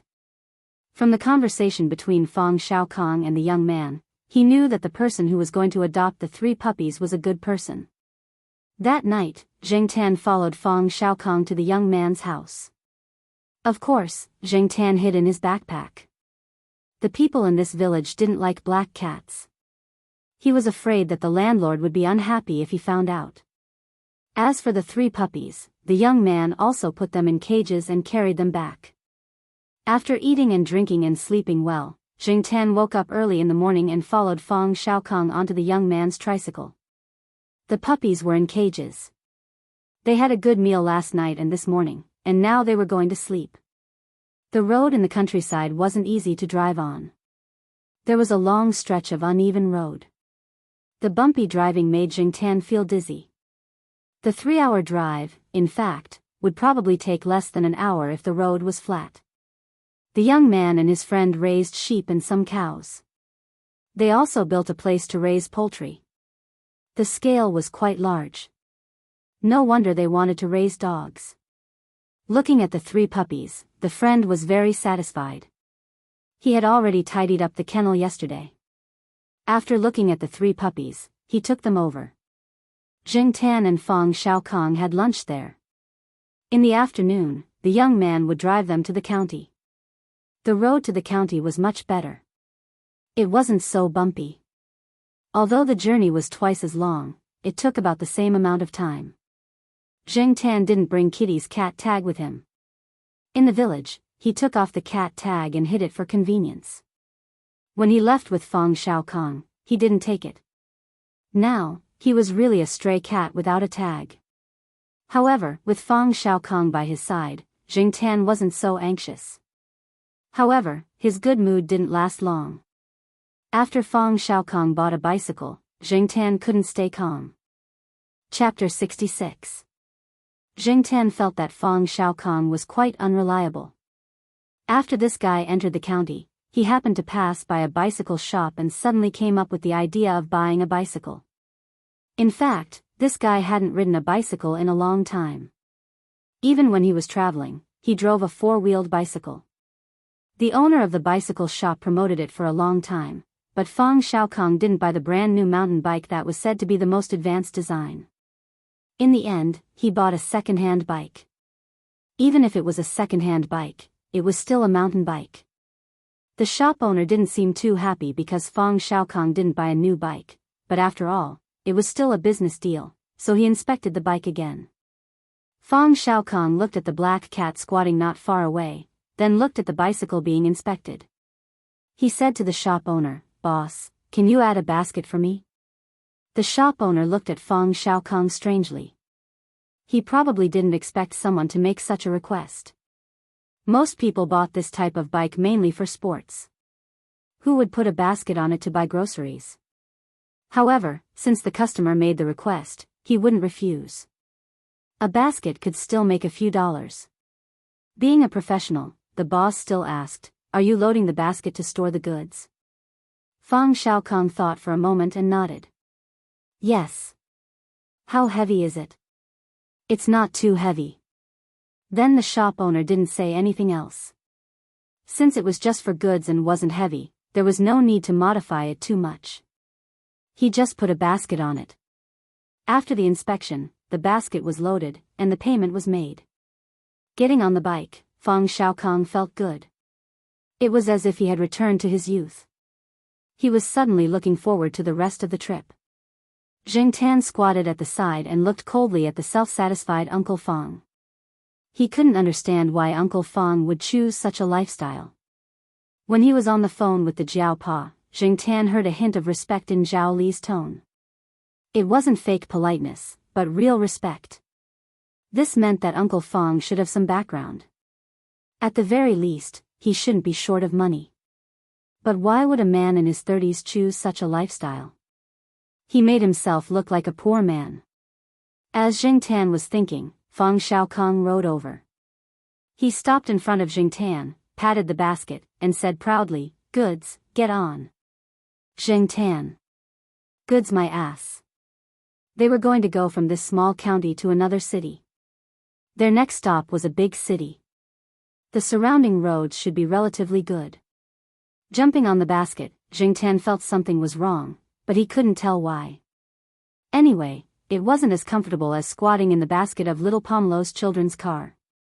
Fang Xiaokong carried his travel bag and rode out of the city on his bicycle. The roads in the city were very smooth, but it was different when they left the city. From the small county to the big city, there were indeed roads, but they were all highways. It was fine to drive there, but it was impossible to ride a bike. There were no highways, so they took the national highway. However, the entire journey wasn't entirely on the national highway. In order to experience the feeling of riding a mountain bike, Fang Xiaokong chose a small rural road after leaving the city.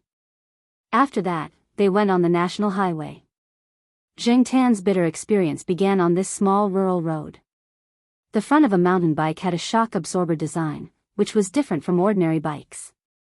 The owner of the bike shop didn't modify the basket too much when he loaded it, so the one who suffered was Jing Tan. The bicycle traveled along a small country road. The road was filled with potholes, gravel, and dirt. Whenever it bumped, Jing Tan would feel the bicycle's basket move up and down violently. It was much more uncomfortable than riding Wei Lang's bicycle in the past. The shaking made her dizzy. Fang Xiaokong didn't feel too uncomfortable. He was still in the novel stage.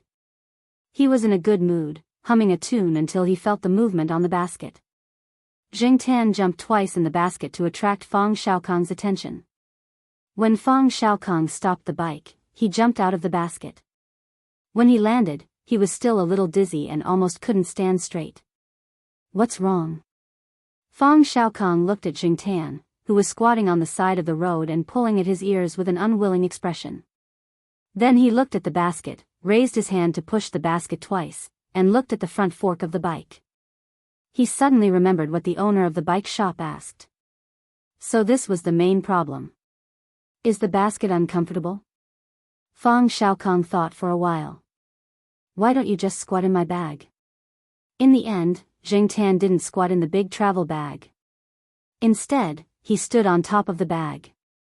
He had claws to hook onto the bag so that he wouldn't fall, and he wouldn't sway like he did in the basket. He could even step on Fang Xiaokong's head twice. Fang Xiaokong, who had his head stepped on, thought that the cat must have done it on purpose. No wonder people said that cats were vengeful. He should buy a hat the next time he went to the city. Otherwise, the cat would really rebel. He, third young master Fang, had never been stepped on like this before. After getting out of the village road and onto the national highway, the feeling was much better. There was no more bumping, and Jing Tan could even take a nap on the bag. Jing Tan was comfortable, but Fang Xiaokong gradually felt tired. After the novelty wore off, he began to feel tired. The backpack was heavy, and with a cat, it was even heavier. After riding for a few hours, they found a place to rest. When they set off again, under Fang Xiaokong's complaints, Jing Tan went back to squatting on the basket to relieve the pressure on third Uncle Fang. The roads on the national highway were much better than the village roads, so Jing Tan didn't have much of an opinion. Just like that, they rode and stopped, and they didn't enter the city until evening. They found a small hotel to stay in. Because he didn't know if the owner of the hotel allowed him to bring a cat, Jing Tan hid in the bag and went in. The room wasn't big. It was a single room. The other facilities were quite complete. After riding for half a day, Fang Xiaokong was so tired that he almost collapsed. However, before he collapsed, he took out his digital SLR camera and looked at the photos he took today. He also took out a small notebook to make some notes. While Fang Xiaokong was organizing the photos and notes, Jing Tan ran to the bathroom. He filled the bathtub to the brim and adjusted the temperature of the water. Then, he started to take a bath. He hadn't taken a bath in a long time. In addition, he was too tired from riding the basket today. Jing Tan decided to take a good bath. His main purpose was to drown the fleas on his body. Jing Tan was helpless about fleas. They couldn't be eradicated. Even if he didn't come into contact with other animals, he could still get some in the grass. He squeezed some shower gel, rubbed it casually, and started to swim. Based on his current size, this bathtub could indeed be used as a small swimming pool for Jing Tan. It was better when he was a human. He wouldn't attract so many fleas. Jing Tan sighed in his heart. When Fang Xiaokong finished organizing his things and went into the bathroom, he saw the black cat swimming in the bathtub. It looked very comfortable. Damn, it even squeezed shower gel. Fang Xiaokong had friends who also owned cats, so he had heard that most cats didn't like to take baths. Just as Zhao Li said, this cat was very special. Black cats were really strange. Fang Xiaokong thought to himself. After Jing Tan finished bathing, he found a hairdryer and dried his fur. The hairdryer was placed on the table. He turned on the button and set it to hot air. Then, Jing Tan constantly adjusted the angle to dry his fur. It was a little troublesome. As long as it could solve the problem, it was fine. When Fang Xiaokong came out of the bathroom, he looked at the only bed and the black cat lying in the middle. He was speechless for a long time. The cat's habit of occupying territory was really king annoying. The next day, the man and the cat slept until almost noon. Jing Tan was fine. After taking a bath and getting rid of the fleas, he also had a good sleep and was full of energy. Fang Xiaokong, on the other hand, felt some intense pain in his neck and back. His spine also hurt, the after effects of riding a bike. Riding a mountain bike for a long distance also required attention. From the bike to the rider's posture, there were rules. Fang Xiaokong didn't know anything, so it was natural for him to be like this. After lunch, Fang Xiaokong and Jing Tan went out. Fang Xiaokong wanted to take a good look around and learn more about the city. Jing Tan didn't have anything special that interested him, so he just treated it as a free trip. Fang Xiaokong hung the camera around his neck. Jing Tan stayed in the bag.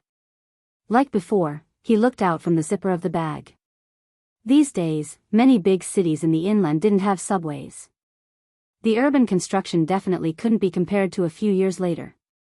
Jing Tan didn't care about many things nowadays. He just looked around to kill time when he was bored. He didn't know what Fang Xiaokong was looking at, but he looked quite serious. In the evening, Fang Xiaokong came to a square. There were more people here. There was a commercial street nearby. Some people were dancing in the square. There were groups of young people and middle-aged women. The surroundings were noisy. Fang Xiaokong didn't want to stay here and was ready to leave. Before leaving, Jing Tan's attention was attracted by the sound of a guitar and strings. Fang Xiaokong obviously noticed it too. He walked over. In the corner of the square, a few young people were singing. There were also people around watching, but not many. Some people even threw coins in front of them. Fang Xiaokong watched for a while. When they were resting, he went over to chat. These 5 young people weren't from this city, nor were they from the same place. They all met here and got along well. They were planning to start a band. They were in high school. They were still underage kids, but they didn't go to school. They said that they liked music so much that they wanted to go out and see the world. In many people's youth, they would have a dream of being a vagrant complex. This kind of vagrant was a yearning for freedom and the pursuit of dreams. It seemed that nothing could stop the young, restless, and ignorant heart. Jing Tan vaguely remembered seeing a vagrant singer in his 20s. He carried a guitar every day and sang in every corner of the city. Sometimes, he would be invited to sing in small bars. When people talked about vagrant singers, they had the impression that they had no fixed place to stay and wandered around. Jing Tan only had a poor back view of the vagrant singer. He didn't have many memories of him. At that time, Jing Tan often went to clubs, KTVs, and other places. He didn't have the leisure to listen to street performers. He also had a disdainful attitude towards vagrant singers. Occasionally, he would act as a philanthropist in front of beautiful girls and give them some money. He didn't treat it as a kind of spiritual enjoyment. In the end, it was just an occasional pastime. What I need is everyone's appreciation, not pity. We're not as unkempt as people think. We don't have a few lice in our hair. We're the so-called street art. The young man who was chatting with Fang Xiaokong said, sharing his thoughts. Then how much money do you guys make every day? Fang Xiaokong asked. The young man scratched his head, a little embarrassed. Not sure. When I was alone, I didn't make much.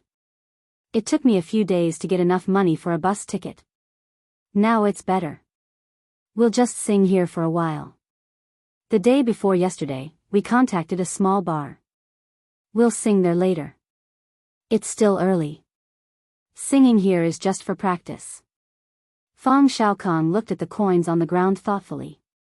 Before he left, he found a shop and rented a guitar. It was not a very good guitar, and it was not as good as the ones in the hands of the children. At night, when he returned to the small hotel, Fang Xiaokong tried the guitar. At first, he was a little shaky, but gradually he became proficient. Obviously, he had practiced before. Jing Tan was about to go to bed when Fang Xiaokong called him over. Black charcoal, let's go perform tomorrow. Jing Tan was speechless. Why would this guy suddenly have such an idea? I heard that a lot of people perform with their pets. They make a lot of money. Here, I've specially prepared this for you. As he spoke, Fang Xiaokong took out a glass can that he had finished eating. In his other hand, he picked up a metal spoon from who knows where. He knocked the can with the spoon, making a crisp, ding sound. Looking at the can and the spoon, Jingtan roughly knew what Fang Xiaokong wanted him to do. However, at this time, he pretended that he didn't understand. Seeing that the cat in front of him didn't respond, Fang Xiaokong thought to himself, that's not right. Zhao said that this cat can understand human language and is very capable. If you want to express something, you can just say it directly. There's no need to use food to induce it. After a moment of silence, Fang Xiaokong said, didn't they say that you're very smart? Don't you know how to do this? It's not as magical as Zhao said. Provocation didn't work. Jingtan continued to lower his head, pretending that he didn't know. How about this? You see, I don't have much pocket money. Look at the small hotel we're staying in now. The conditions are too bad. Tomorrow, we'll perform on the streets. If we make more money, we'll stay in a better hotel. The kind with double rooms. Each of us has a bed.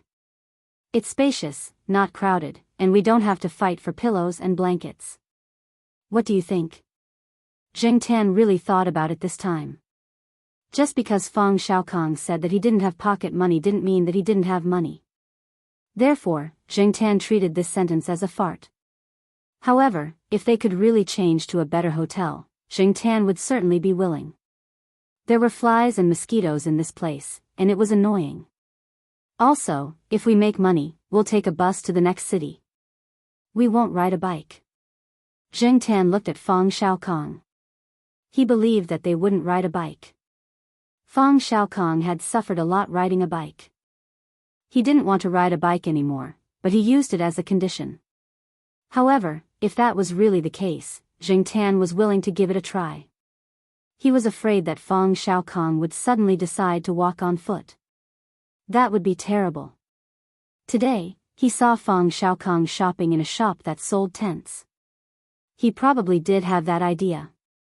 Fang Xiaokong knocked on the glass jar twice with a metal spoon. Then, he placed the spoon in front of Jingtan, waiting for Jingtan to make a decision. Jingtan poked at the metal spoon.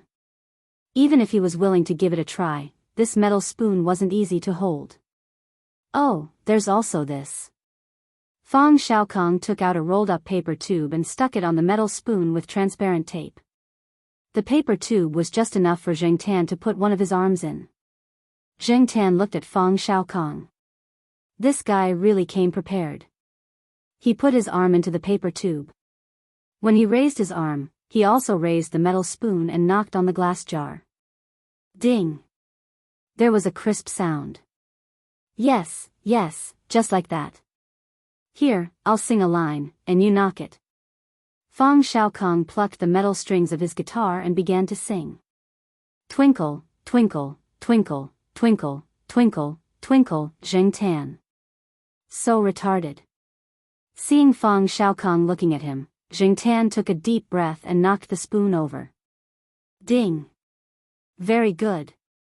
Continue. The sky is full of little stars, ding. Hang in the sky and shine, ding. They practiced until 11 o'clock. The person next door couldn't take it anymore and knocked on the door to scold them. Only then did the man and cat stop. The next day, Fang Xiaokong asked Jingtan to continue practicing with him. After lunch, they took a nap and went out at 4 o'clock. The sky wasn't dark yet, but there were already more people at the square. In the corner, the 5 young people he saw yesterday were there again. After making some adjustments, they began to sing. The songs they sang included popular music and classic songs from the past. They were all songs that young people liked and were full of energy. Fang Xiaokong looked over there, then found a place where there was no one and put the prepared paper box in front of him. There was an opening on the paper box. Jingtan felt that it was like a donation box, and he was the poor cat that needed everyone to do good. People around saw the situation and came over. Fang Xiaokong was wearing a hat, and he hadn't shaved his beard in the past few days. It was hard to see his original appearance. Jingtan felt that he must have done it on purpose. After putting away the paper box, Fang Xiaokong put the glass bottle aside, then took out his guitar, leaned against a lamppost, and began to strum. The curious gazes of the people around made Jingtan's face hot. Whether he was a human or a cat, he had never performed in front of so many people. This made him very embarrassed. It was okay when he was in the hotel, after all, no one was looking. But now, with so many people looking at him, Jingtan felt that the iron spoon weighed 1,000 pounds. He really didn't want to touch that thing. Not far away, the 5 young people finished singing "Glorious Years," and also noticed them. Hey! It's about to start. Fang Xiaokong reminded Jingtan. Jingtan pulled his ears. It didn't seem good to leave now. It felt like he was running away. After mentally preparing himself, Jingtan put his arm into the paper box of the iron spoon. More and more people gathered around out of curiosity. Fang Xiaokong also began to strum the guitar. His skills were not very good in the eyes of the young people. After a prelude, Fang Xiaokong's heroic voice sounded. Walking in all directions, the road is long and the river is long. Jingtan braced himself and lifted the iron spoon to hit the glass bottle. Ding! Hazy and hazy, a village and a village, ding! Watching the setting sun come back, ding! The earth is not old, the sky is not desolate, the years are long and long. When Fang Xiaokong sang the first line, one of the young people who was drinking water spat it out. No one would have thought that this uncle would actually sing this song while playing the guitar. The playing was terrible, and the singing was terrible, but more and more people gathered around. And many people began to throw money into the paper box. Jingtan felt like an idiot. No, he and Fang Xiaokong were both idiots. Chapter 67. In a big city, the city square was always bustling at night. Music from the shops, various mobile advertisements, dynamic hip-hop tunes, and ethnic customs of old ladies. But tonight, more and more people gathered in the corner that people usually didn't pay attention to. Hey, let's go and see. There's a cat knocking on a bottle over there. Knocking on a bottle? Yeah, I heard that it's a homeless singer's pet. The 2 of them are performing. Sounds interesting. Let's go and see. Mom, I want to see the cat knocking on the bottle too. Okay, let's go and see the cat knocking on the bottle. The people in the city didn't have so many scruples about the black cat. They came to watch for something new and for fun. People's living standards had improved, and they didn't have to worry about food and clothing anymore. They would try to find entertainment for themselves to pass the time. It was the first time in a long time that they saw people performing with cats in the square. And the coordination was really good. Jingtan looked at the increasing crowd of onlookers. He lowered his head and looked at the glass bottle in front of him seriously, but he didn't look at the audience. For Jingtan, even if he didn't have a good character when he was a human, he still cared about his reputation. He never thought that there would be a day when he would be reduced to performing on the street and being watched by people. Jingtan could only feel lucky that this wasn't the era of advanced communication a few years later. Otherwise, his knocking on the bottle would be posted on the internet, and it might even be reposted many times. That would be even more embarrassing. Following the tune of Fang Xiaokong's broken voice and knocking on the glass bottle, Jingtan sighed in his heart. How could time pass so slowly? It felt like hours had passed, but in fact, it was only 2 songs, less than 10 minutes. Jingtan suddenly remembered something that Jiao Pa once said to Jiao Yuan: people have to learn to adjust themselves. When you don't want to face it but have to face it, you can try to change your mindset to comfort yourself. This will give you a better mentality to face the next challenge. Change my mindset and adjust my mentality. Jingtan raised his head slightly and looked at the cardboard box that had been stuffed with an unknown amount of money. Looking at it from another angle, this money was earned by knocking on bottles, not by sneaking through windows and doors. Speaking of which, why didn't he feel guilty when he was stealing things through the window? Why did he feel embarrassed when he was working as a street performer to earn money? To put it bluntly, it was just a matter of face. This was also a very ridiculous and shameless attitude, but it was something that many people had. However, under the watchful eyes of the crowd, it was indeed very unnatural. Looking at Fang Xiaokong, who was singing enthusiastically next to him, He had already gone off-key and forgotten his lines several times, but wasn't he still singing cheerfully? It seemed that he still had to grind his skin a little more. In order to roam the Jianghu, one had to be thick-skinned. For the first time, Zheng Tan understood the meaning of hard-earned money. His hands were sore from knocking on the bottles. Just as Fang Xiaokong was considering changing songs, Zheng Tan switched hands. The onlookers gasped in amazement again. Aya, that cat can even switch hands. My cat can do this too. He's probably tired, so pitiful. An auntie dug in her wallet, walked to the cardboard box, and stuffed the money in her hand into it. With one person taking the lead, there was a second, a third. Fang Xiaokong sighed in his heart. A person's face was not as useful as a cat's. He had been singing for so long, and his voice was hoarse, but no one cared. Instead, the cat next to him got sympathy just by changing hands. That woman just now took out 100 yuan in one go.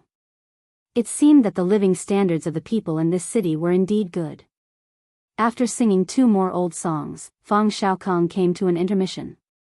At this time, someone came over to talk to Fang Xiaokong, asking him where he was from, where the cat came from, why he wanted to come here to sing, and so on. Zheng Tan was too lazy to listen to Fang Xiaokong's nonsense. This guy was not telling the truth, and he was trying to trick people into sympathizing with him. As for the enthusiastic aunties around him, Zheng Tan could not stand it. He climbed up a tree next to him, and no matter how the people below called him, he did not come down. Sometimes, Zheng Tan did not understand why people liked to call cats Mimi when they saw them, regardless of whether the cat was male or female, or whether the cat had a name or not. The first person to call a cat that way was really King talented. In the past, this word was only associated with big-breasted girls in Zheng Tan's dictionary. However, ever since he became a cat, he did not know how many times he had been called that. Every time he heard this word, no matter who it was, Zheng Tan would turn his head and walk away. Therefore, after the aunties below shouted, Mimi, at Zheng Tan's ears twitched, and he decisively climbed up the tree. While Zheng Tan was hiding from the enthusiastic aunties, and Fang Xiaokong was talking nonsense, the 5 young people singing in the corner were also talking. Is it the guy from yesterday? That uncle came to ask us questions yesterday. I didn't expect him to come with a guitar today. That uncle. I think I saw a camera hanging around his neck yesterday. It's a DSLR camera. Yes, a digital DSLR camera. That thing is quite expensive. The reason I remember it is because of his camera. After saying that, the 5 people were silent for a while, and then one of them said, Damn, so this uncle actually has nothing better to do, so he came to steal business from us? When young people did this occasionally, it was called rebellion or curiosity. But if a man in his late 40s did this kind of thing, people would think that he was crazy. Actually, the important thing is that black cat, right? I suddenly feel like I've been hit, one of them said. The oldest one, Jean, was the lead singer of this newly formed band, and also the boss of this new band. He greeted the people with different thoughts and prepared to continue singing. At this time, a woman with heavy makeup came over and greeted them. They knew this woman. She was the relative of the owner of the small bar who had invited them to sing. She had just come to shop and received a call from the owner of the bar, so she brought a message. After saying that, she flipped her hair and walked away in her thin high heels. She really looked down on these street performers. The message that the woman brought over was mainly to tell them that they did not have to go tonight. Another band that was singing in front of them was celebrating a birthday, and they were going to book the whole place. It was estimated that they would sing until the wee hours of the morning. The 5 young people did not look good. However, since leaving home until now, they had encountered a lot of things, and they had encountered similar situations. They had no money and no reputation now. To put it bluntly, they were nothing. They could not blame others for looking down on them. As the bassist of this new band, the young man stood aside and did not speak. He did not like to talk much. He strummed the bass in his hand, and the music was a little tired and struggling. Hey, you guys. Just as the 5 young people were thinking about what to do for the rest of the night, Fang Xiaokong came to them and told them about his plan. Ensemble? As the lead singer and leader of the band, Jean was a little surprised. Yes, ensemble. Of course, my level is limited, but I still have this understanding. So, it's not me who will work with you.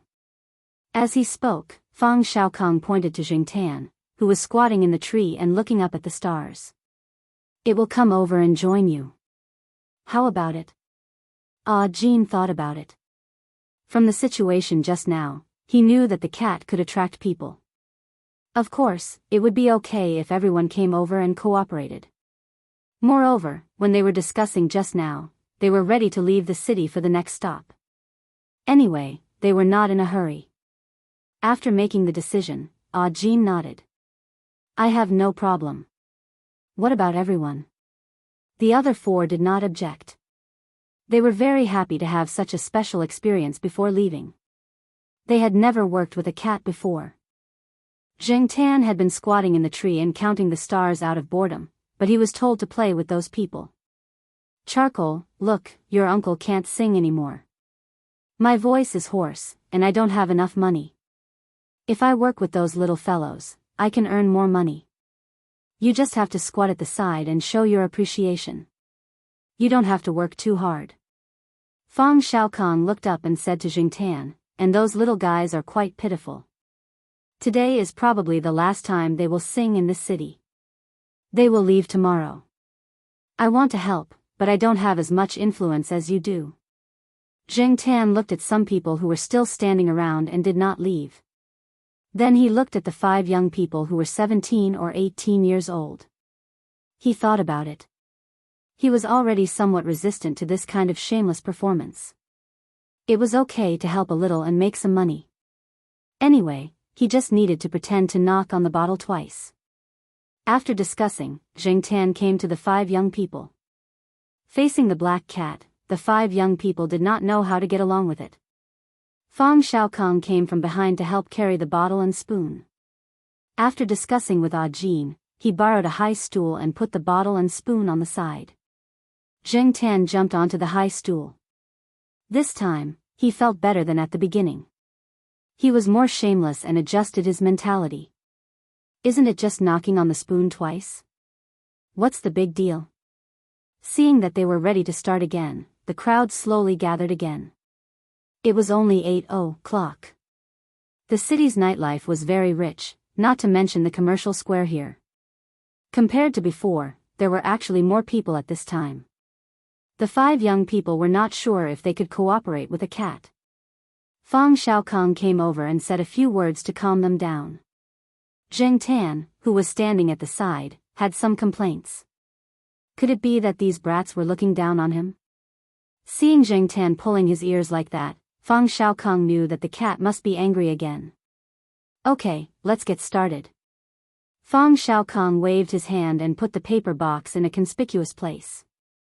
Then he retreated to the side and sat down to watch.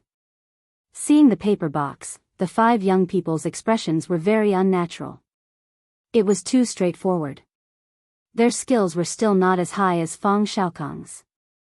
Hey, these little guys are still shy. Fang Xiaokong said to the person sitting next to him. There was also a middle-aged man sitting there. He was the owner of the musical instrument store where Fang Xiaokong rented the guitar. In addition to guitars and basses, Jean and the others rented drums and keyboards from this shop.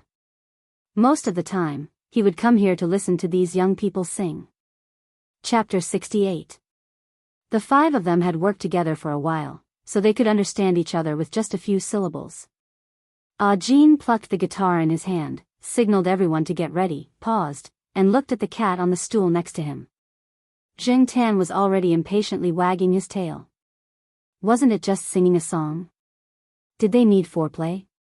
Dilly-dally. To be on the safe side, their first song was not fast, and the rhythm was similar to Fang Xiaokong's. Of course, it was definitely not like Fang Xiaokong's style. Jingtan knocked on the glass bottle again and again. It was not difficult for him to grasp the rhythm, and the onlookers were more tolerant of cats than people. Even if there was a mistake, everyone would understand.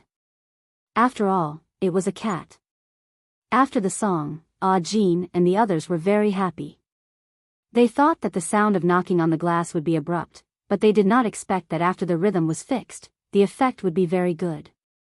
They could try to add similar elements in the future. Giving Zheng Tan a thumbs up, Jean was ready to change to a slightly faster song. Zheng Tan was secretly proud, and the tip of his tail unconsciously twitched. Sure enough, he was proud. Look at the crowd, as well as the girl with big eyes, her hands were red from clapping. Compared to the time when he cooperated with Fang Xiaokong, Zheng Tan felt much better now. It had nothing to do with the onlookers, but with the acceptance of music. He could not understand Fang Xiaokong's feelings for old songs like Go Square, but he could easily immerse himself in this kind of rock-style pop song. After all, Zheng Tan's body was also a young man's soul and thoughts. In the corner of the square, under the blurred lights, the rhythmic music came out.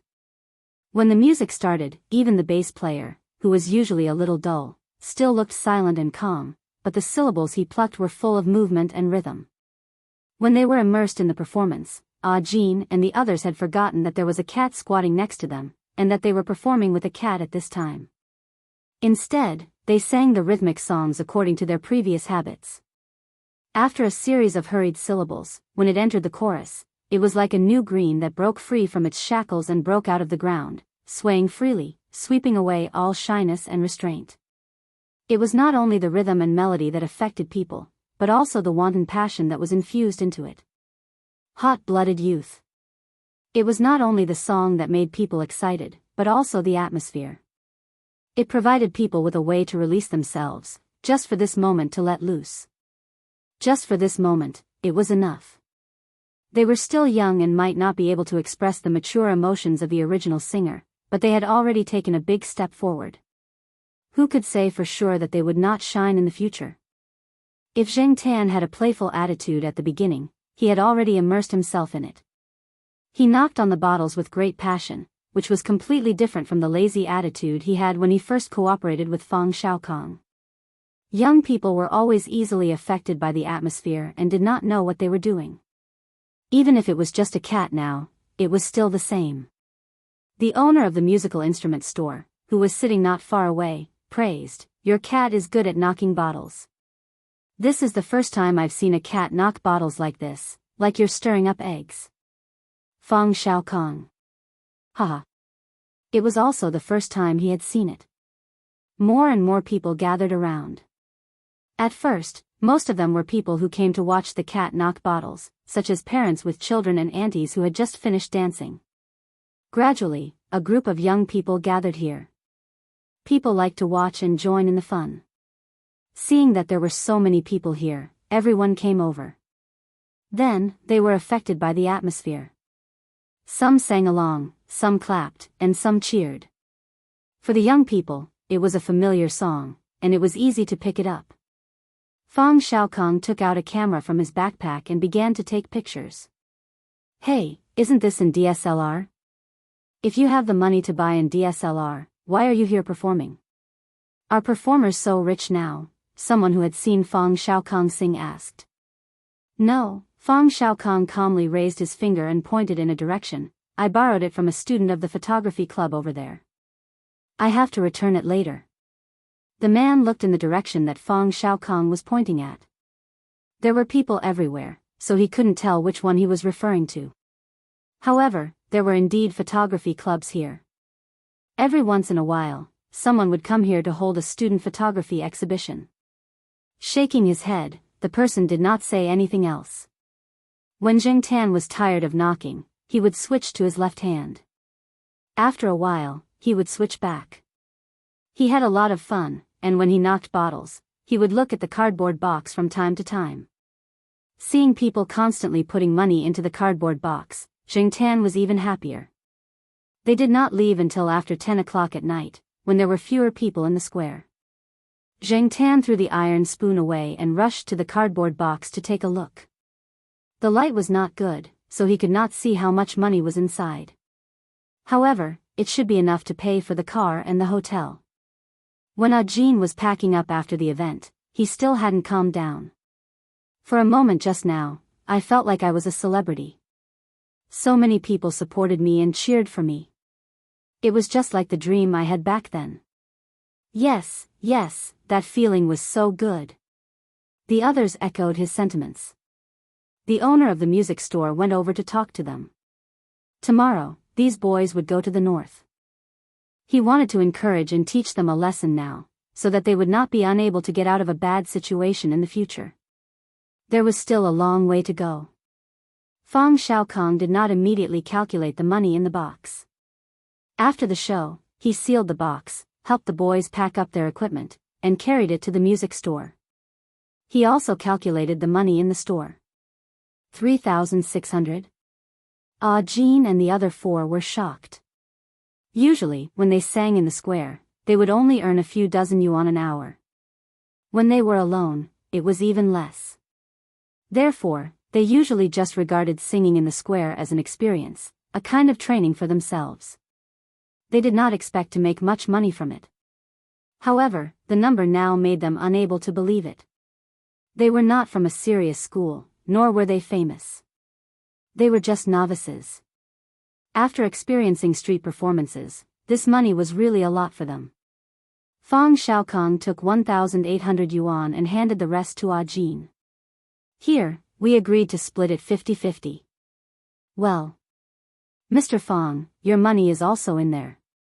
You should take more, Jean said.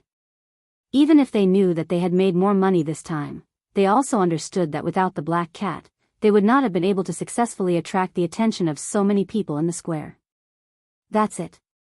Let's go. Without further explanation, Fang Xiaokong stuffed the money into his bag and walked out with his bag on his back. Zheng Tan also hurried to follow. He had no objection to Fang Xiaokong's distribution. After all, Fang Xiaokong was not poor, and 1,800 yuan was enough for a car and a hotel.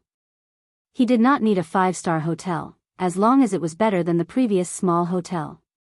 Thanks, Brother Cat. Jean raised his hand and shouted. Zheng Tan wagged his tail and did not look back. They still had things left in the small hotel. They originally wanted to check out, but the landlord said that they had to check out before noon. After that, they would have to stay for another day. In order to leave the small hotel as soon as possible, Zheng Tan poked Fang Xiaokong in his backpack, hoping that this guy would just check out. After all, he had made money by singing tonight. In the end, Fang Xiaokong did not pay a dime. He only gave away the second-hand mountain bike. Since he was not going to ride it again, he might as well use it for the last time.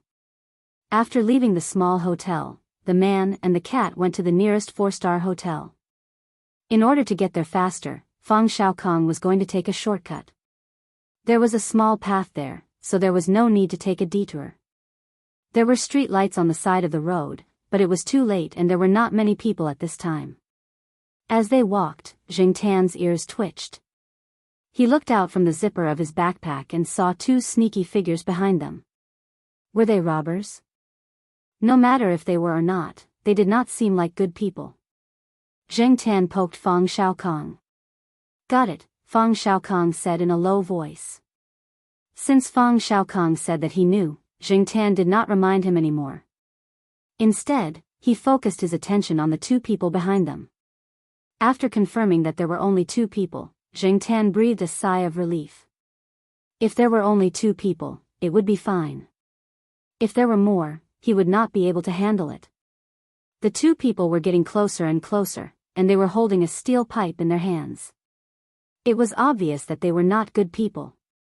When one of them came closer, Zheng Tan jumped out of his backpack and clawed at the man's face. Then, with his flexibility, he dodged the man's swing. He jumped up and kicked the man twice. This time, he used his real strength and both kicks landed on the man's lower body. Motherf asterisk cur, you actually want to rob me of the hard-earned money that I earned by shamelessly performing? Do you want to die or do you want to die? Another kick.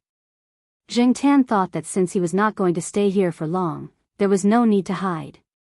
He would leave tomorrow. Even if these people wanted to take revenge on him, they would not be able to find him. When Fang Xiaokong knocked the other person out with his stick, he turned around and saw the cat kicking the man's crotch. The man who was kicked screamed as if he was castrated. The steel pipe in his hand had already fallen to the ground. After being kicked, the man lay on the ground and wailed. Jing Tan ignored him and looked at Fang Xiaokong. This guy was holding a baton. It seemed that he was prepared. Let's go. Don't worry about them. They are just hooligans, Fang Xiaokong said as he put away the baton. Jing Tan pulled his ears and jumped into Fang Xiaokong's backpack. They were almost at the hotel. Cats were not allowed there, so it was better to hide. Before they got out of the alley, Fang Xiaokong's phone rang. Yo, second brother, why are you calling me at this time? I haven't slept yet. I'm looking for a hotel. I just ran into some trouble. Someone wanted to rob me. Oh, I didn't hit him hard this time. I only hit him once. Also, you don't know how arrogant he was when he came out. He said, get out, leave the cat, and put the money box on the side. Oh, F***ck, don't you think he deserved a beating? This place is not safe. Tell your brother-in-law to be careful when he comes over. Kids don't even dare to come here. Jing Tan was speechless. That was F***king nonsense. Chapter 69.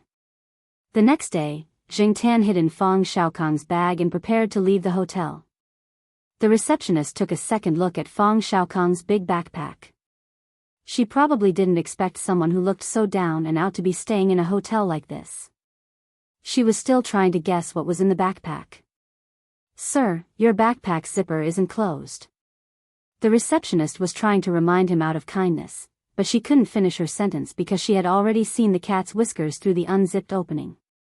The receptionist opened her mouth and looked at Fang Xiaokong. The guy gave her a bright smile and swaggered away. After leaving the hotel, Jing Tan didn't feel too restrained. He jumped out and walked beside Fang Xiaokong. It was too uncomfortable to be in the backpack. Yo, the car is here. Fang Xiaokong said. Jing Tan stretched his neck and looked. He didn't recognize which car Fang Xiaokong was talking about. There were too many cars parked in the hotel's parking lot. Fang Xiaokong walked towards a very ordinary-looking private car and raised his hand to greet the person sitting in the driver's seat. This was what Fang Xiaokong meant when he said, save on the fare. When Fang Xiaokong opened the car door, Jing Tan saw another person sitting in the back. He was about the same age as Fang Xiaokong, but this person looked more serious and dignified. It didn't matter if he was serious or not. Jing Tan just hoped that this person was reliable and didn't look like Fang Xiaokong. Mayor Yuan, congratulations on taking office. Fang Xiaokong got into the car and sat down.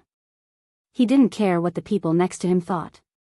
He directly put the backpack with mud spots on the empty seat next to him. He patted the last bit of space in the back seat and said to Jing Tan, who was still watching from outside the car, get in. Jing Tan looked at the other person in the back seat, then looked at the small space in the back seat, and then looked at the empty front passenger seat. He jumped into the car and sat in the front. Hey, this cat is really... Fang Xiaokong laughed. He ignored Jing Tan and started chatting with the people next to him. Jing Tan squatted in the passenger seat. He felt that this spacious place was more comfortable than squeezing in with Fang Xiaokong's big backpack. Most importantly, the car didn't look like much from the outside, but the interior looked pretty good. It should have been modified. Looking at the driver next to it, he suddenly felt a sense of familiarity.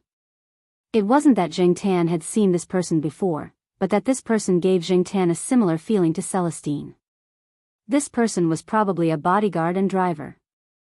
Thinking back to the great Mayor Yuan that Fang Xiaokong had mentioned just now, it was understandable. The driver next to him sensed Jing Tan's gaze and turned his head to look.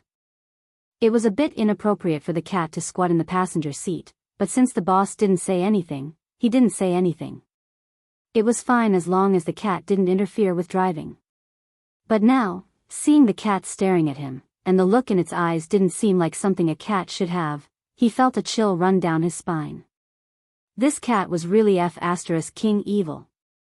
The driver felt goosebumps all over his body, so much so that when the boss ordered him to drive, his reaction was slow for a few seconds.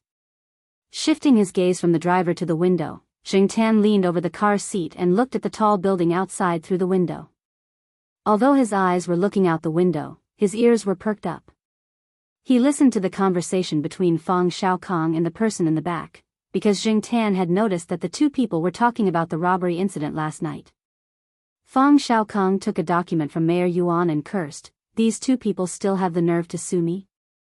Also, they obviously colluded with each other. I only hit one of them with a stick, and only once. The rest has nothing to do with me. If I had known, I would have beaten them until they couldn't even speak. They're just two punks, why are they acting so smug?" It turned out that the two people who had been beaten up by Jiangtan and Fang Xiaokong last night had run over to sue Fang Xiaokong for malicious injury, and even mentioned attempted murder. "Then tell me about the injuries on that person's body." "A cat kicked him." Mayor Yuan pinched his eyebrows. He didn't expect to encounter such an incident as soon as he was transferred. "Anyway, it's none of my business." Fang Xiaokong threw the document in his hand aside and spread his hands. Even if that person really became a eunuch, it can only be said that he was unlucky and asked for it. Last night, of all things, he tried to rob others and even brought a steel pipe. Besides, this person has a criminal record. Even if he knows a few people and has some connections, it can't be denied that he's a scoundrel.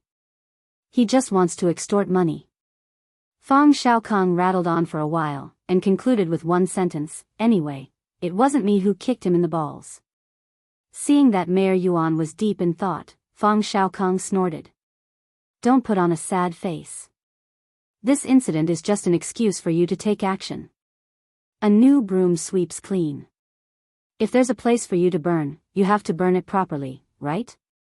After saying that, Fang Xiaokong kicked the passenger seat. "Meaning, I have to take responsibility for the trouble you caused." Jiangtan pulled his ears and pretended that he didn't know anything. After all, it was just a cat now. Who would believe that a cat almost beat someone into a eunuch? Even the beaten robber didn't dare to tell the truth. Who would believe the truth? Or maybe they felt that it was embarrassing to say it out loud, and didn't want people to know that it was actually a cat that almost made him into a eunuch? No matter what the situation was, Jiangtan believed that the person in the back seat could solve it. It wasn't his turn to worry about it.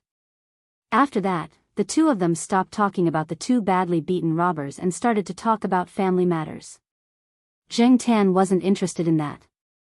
He looked out the window and estimated when they could leave the city. More than an hour later, the car stopped. Jiangtan jumped out of the car. According to Fang Xiaokong, they would transfer to another car here. This car would send them all the way to Chuhua City. Therefore, Jiangtan was very excited. He didn't have to walk, squat in the bicycle basket, ride on the little tricycle, or perform on the streets. Most importantly, it meant that he could return to Chuhua City very soon, and return to the peaceful family compound. Just thinking about it made Jiangtan so excited that he couldn't sleep. Counting the days carefully, it had been more than a month since he was caught. Jiangtan felt like a few years had passed in the past month. Using the word torture wasn't enough to describe how Jiangtan felt about this experience. The car that sent Jiangtan and Fang Xiaokong to Chuhua City was quite luxurious. There were some clean clothes and other things in the car. They were all for Fang Xiaokong. In the words of Mayor Yuan, pay attention to your image. Don't go there and become a joke. Jiangtan wasn't sure who the joke referred to by Mayor Yuan was, but he was too lazy to guess. He just needed to know that he could return to Chuhua City. The driver of the SUV knew Fang Xiaokong. He was sent by Fang Xiaokong's second brother. Looking at the SUV driving away, Mayor Yuan sighed. He's almost 40 years old, but he's still less worrisome than a cat. If Jiao Pa knew how Mayor Yuan felt, he would definitely say, this cat is actually even more worrisome. After the SUV drove onto the highway, Jiangtan would occasionally look at the signs on the highway. Fang Xiaokong was holding a map, and Jiangtan would also look at it. Then, using the signs, he would estimate how far they were from Chuhua City. Originally, Jingtan thought that they would arrive at Chuhua City very quickly. However, Fang Xiaokong instructed the driver to take a detour. They could have taken a straight line, but they had to take a turn midway. They wanted to go to a city with a long history to see the scenery, take photos, eat some local snacks, and walk around for a few days. For the first 2 days, although Jingtan wasn't very happy, he was quite interested in eating, drinking, and having fun. However, after repeating the same thing, Jingtan wasn't happy. He wasn't in the mood to see the scenery. So what if the city had a long history? So what if the local snacks were delicious? So what if he was with Fang Xiaokong? Jingtan really didn't have the mood to walk around. However, the driver only listened to Fang Xiaokong. Jingtan couldn't do anything about it. He couldn't just let the driver take him, right? Since he couldn't change Fang Xiaokong's mind, Jingtan changed his method. When he followed Fang Xiaokong to a city on the way, Jingtan would ask Fang Xiaokong to buy some small souvenirs. If he liked the souvenirs, he would jump over and hug them. Then, he would wait for Fang Xiaokong to pay. Thinking of the colors and styles that everyone in the Jiao family liked, Jingtan picked a few of them. The driver who followed Fang Xiaokong went from being surprised to being calm, and then to being numb. He was already used to Jingtan picking souvenirs.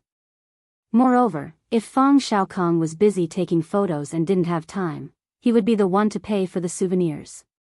This was the first time the driver felt that cats were really king troublesome animals. They walked and stopped, and took a long detour. After a week, they entered Jinghan province, which was the province where Chuhua City was located. Just when Jingtan felt that the light was in front of him, Fang Xiaokong asked the driver to stop again. They went to a county not far from Chuhua City to play for a few days, saying that they were going fishing there. Jingtan wanted to slap him. In the future, he would never ride with this kind of person. He was too much of a troublemaker. Didn't you say that you would stay for 10 days to half a month? Why are you going back so early? Fang Xiaokong sat by the lake, fishing leisurely with a fishing rod. Jingtan squatted on a tree nearby, pulling his ears and ignoring him. It had been 10 days since he contacted the Jiao Pa. Was he really going to wait for half a month? Yesterday, when he called the Jiao Pa with Fang Xiaokong's phone, the Jiao Pa said that things were almost done there, and that Jingtan could go back at any time. Woof woof. Woof woof woof. Beside him, a black dog was happily jumping on the spot. This dog was raised by a farmer nearby. It always liked to watch people fishing, and it would bark excitedly whenever there was a movement. It took the bait. Fang Xiaokong hurriedly raised his rod. We have fish to eat tonight. Jingtan yawned and ignored them. He was bored, so he ran to Fang Xiaokong's big backpack, unzipped it, and took out his phone. Chapter 70. Jingtan decided to make phone calls every day because he felt that he wouldn't be able to return to Chuhua City anytime soon. Every time he called, Jingtan would be on the dot. By this time, the two children should have returned home from school. Then, he would listen to little Pomelo and Zhao Yuan complain about what happened at school. Even though there was not much substance to the conversation, Jingtan's mood was inexplicably better after the call. Even though he could not speak on the phone, hearing the voice on the other side of the phone made him feel at ease. The tip of his tail wagged slowly. After the phone call, Jingtan threw his almost dead phone into his bag. At this time, Fang Xiaokong also put away his fishing pole. He asked the driver to help deliver the fish to the farmer. Since he was bored, Jingtan saw a small plant next to him. He raised his paw and played with it. Jingtan often saw this kind of plant. It could be found everywhere. There was almost no geographical restriction. Are you playing with plantain? Fang Xiaokong held a bun in his hand and nibbled on it as he walked over. He was hungry from fishing. Dinner wouldn't be ready anytime soon, so he asked for a few buns to fill his stomach first. Fang Xiaokong handed the bun that he took a bite out of to Jingtan. He asked, "Do you want to eat it?" Jingtan looked at the gap on the bun and turned his head. He was very disgusted. Oh, I remember Associate Professor Jiao said that you don't eat things that others have bitten. Okay, I'll bite off the part that I've bitten. Fang Xiaokong took a few more bites from the gap and handed it to Zheng Tan. Do you want to eat it? Zheng Tan. Are you King insulting my intelligence? Forget it. This bun is pretty good. It's made with good pork. I can tell. Fang Xiaokong finished the bun in his hand in a few bites. He then squatted down and looked at the grass in front of Zheng Tan.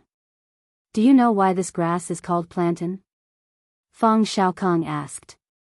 Zheng Tan paused in the middle of plucking the grass. He really didn't know about this.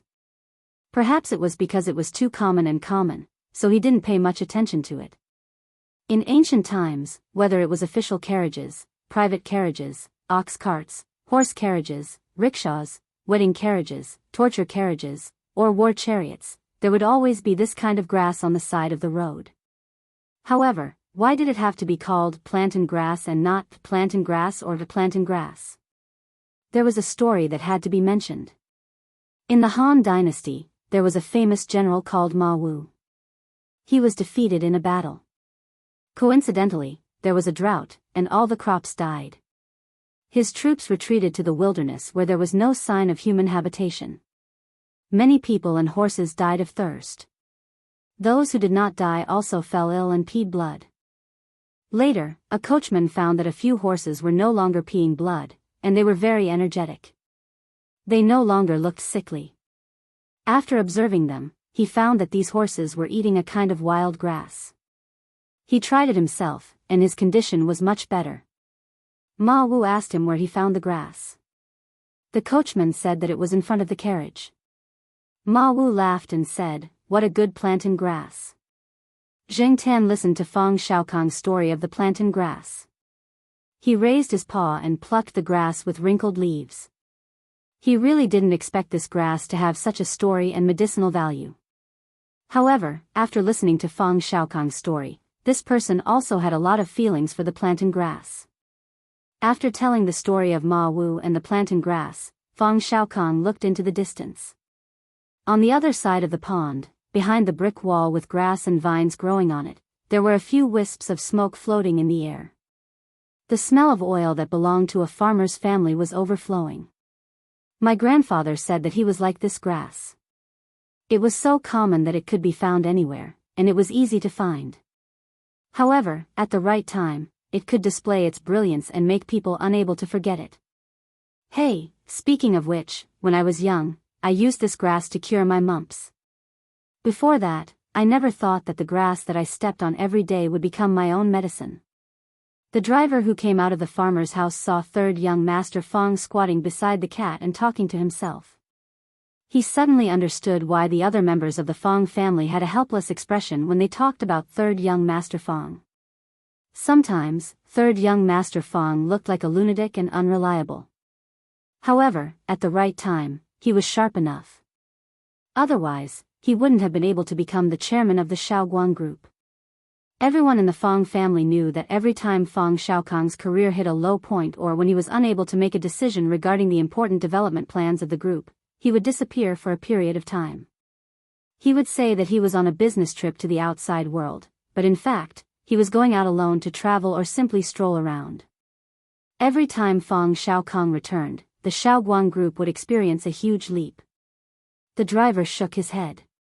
Ordinary people couldn't understand this way of thinking. After he finished speaking, Fang Xiaokong got up and stretched his legs. Then, he walked towards the farmer's house while singing a little tune. Walking on the small road in the countryside, the old cow returning at dusk is my companion. Zheng Tan stretched his body and looked at the gradually darkening sky as he walked back. 2 days later, Fang Xiaokong finally decided to leave. When he left, he also bought some local specialties, especially the buns made by the farmer's house. Fang Xiaokong liked it very much and also brought them along to eat on the way. Finally, it was time to leave. Zheng Tan didn't sleep much the night before or during the day. The main reason was that he was too excited. From here to Chuhua City, if they took the highway, it would take more than 3 hours. If they left in the morning, they would arrive at Chuhua City at noon. They could have lunched there. After all, Chuhua City was a big city. Even if they arrived at the city at noon, it would still take more than 40 minutes to get to Chuhua University. This was under the condition that there was no traffic jam. If there was a traffic jam, it would take even longer. Therefore, when they arrived at noon, they first found a place to have lunch. During lunch, Fang Xiaokong left for a while. When he reappeared, he was wearing a business suit and leather shoes. His hair was combed neatly and not a single strand was out of place. His entire aura had changed. He had the aura of an elite and looked like a boss. He was really pretentious. He didn't know where he put that big backpack. Fang Xiaokong had a new phone in his hand with a new color screen. He didn't know where he hid the previous one. The driver knew that if a similar situation happened again, third young Master Fang would be prepared to leave the house. The set of equipment that he put away would definitely be used again. On the way to Chuhua University, Jing Tan listened to Fang Xiaokong talk nonsense with a few bosses in Chuhua City on his phone. He thought about the person who played the guitar and sang, "Go square, in the square. Clothes make the man." He was indeed extraordinary. When they passed by a crossroad, they happened to run into a red light. The car stopped in front of the zebra crossing. Jing Tan stood up and looked to the side. A silver-gray private car slowly drove over. Jing Tan looked at it. Why did it look so familiar? When the silver-gray car stopped beside Jing Tan's off-road vehicle at the red light, Jing Tan saw the person in the driver's seat. At the same time, the person in the driver's seat seemed to have sensed him and turned his head to look at him. Human eyes met cat eyes. F***ck. I was wondering why it looked so familiar. So it was this guy. Jing Tan clenched his claws and scurried from the back seat to the front passenger seat. There was a box of local specialties on the front passenger seat. Jing Tan stood on it and narrowed his eyes to look at the person through the window. The person in the silver-gray car was Ren Chong. However, Professor Ren Chong was no longer the person who pretended to be a gentleman. He looked very tired, depressed, and unwilling. Anyone who was forced to leave would be like this, let alone someone like Ren Chong, who always prided himself on being superior and an elite who returned from overseas.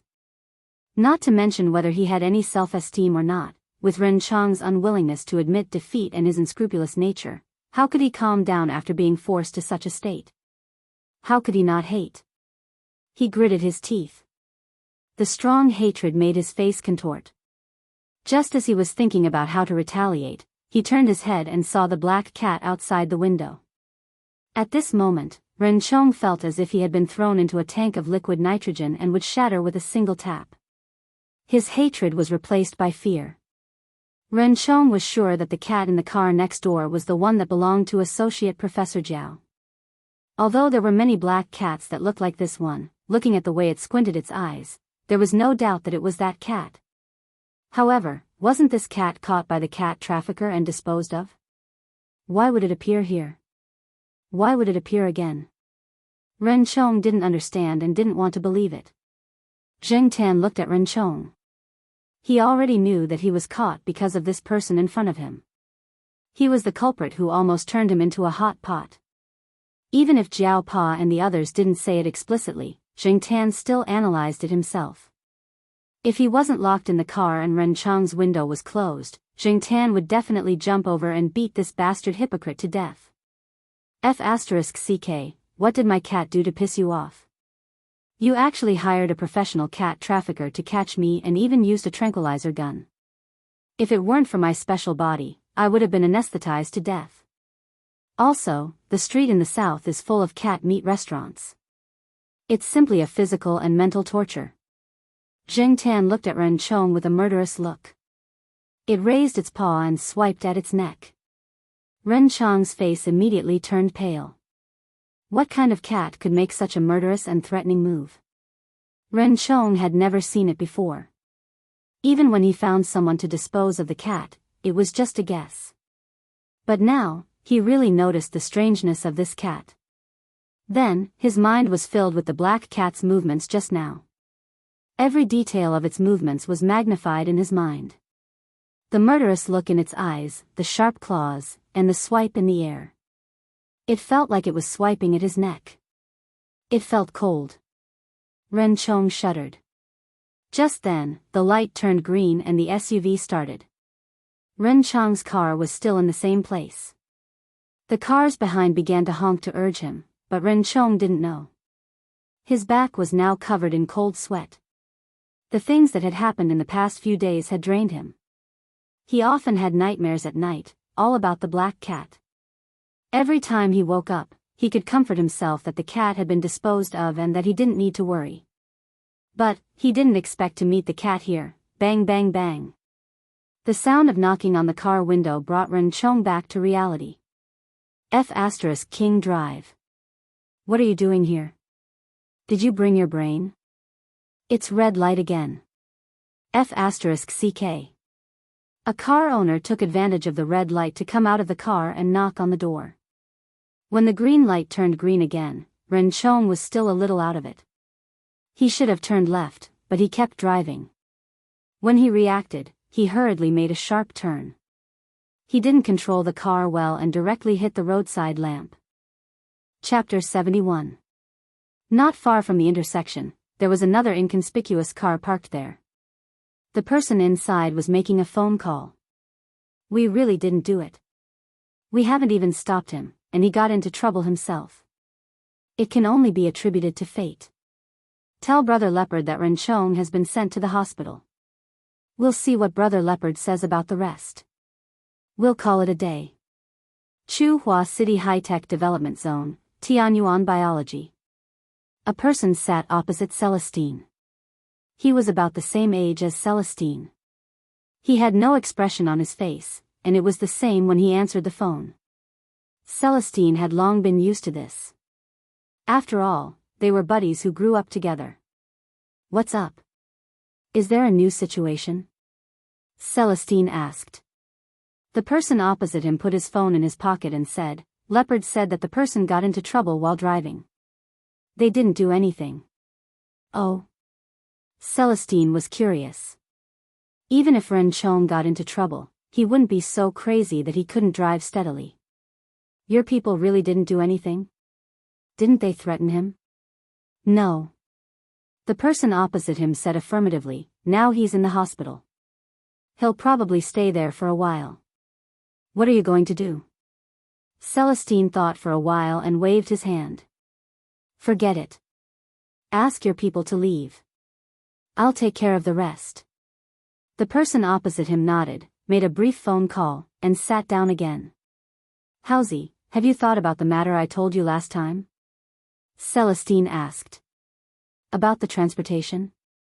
I've already started to choose people, Yi Hao said. That's good. Yuan Zi has been urging for the past few days. The quantity of goods is quite large, and some of the samples are quite special. He's planning to set up a specialized logistics department after expansion.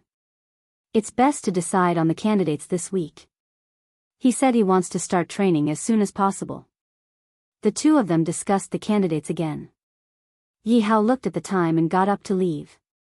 Before leaving, Yi Hao asked a question. Did you really do all that just for a cat? Yi Hao was referring to some of the things that had happened a while ago, such as the investigation of a group of cat traffickers and the university professor whose surname was Ren. Yi Hao could not understand why these people would make such a big move for a cat. No matter what, it was just a cat.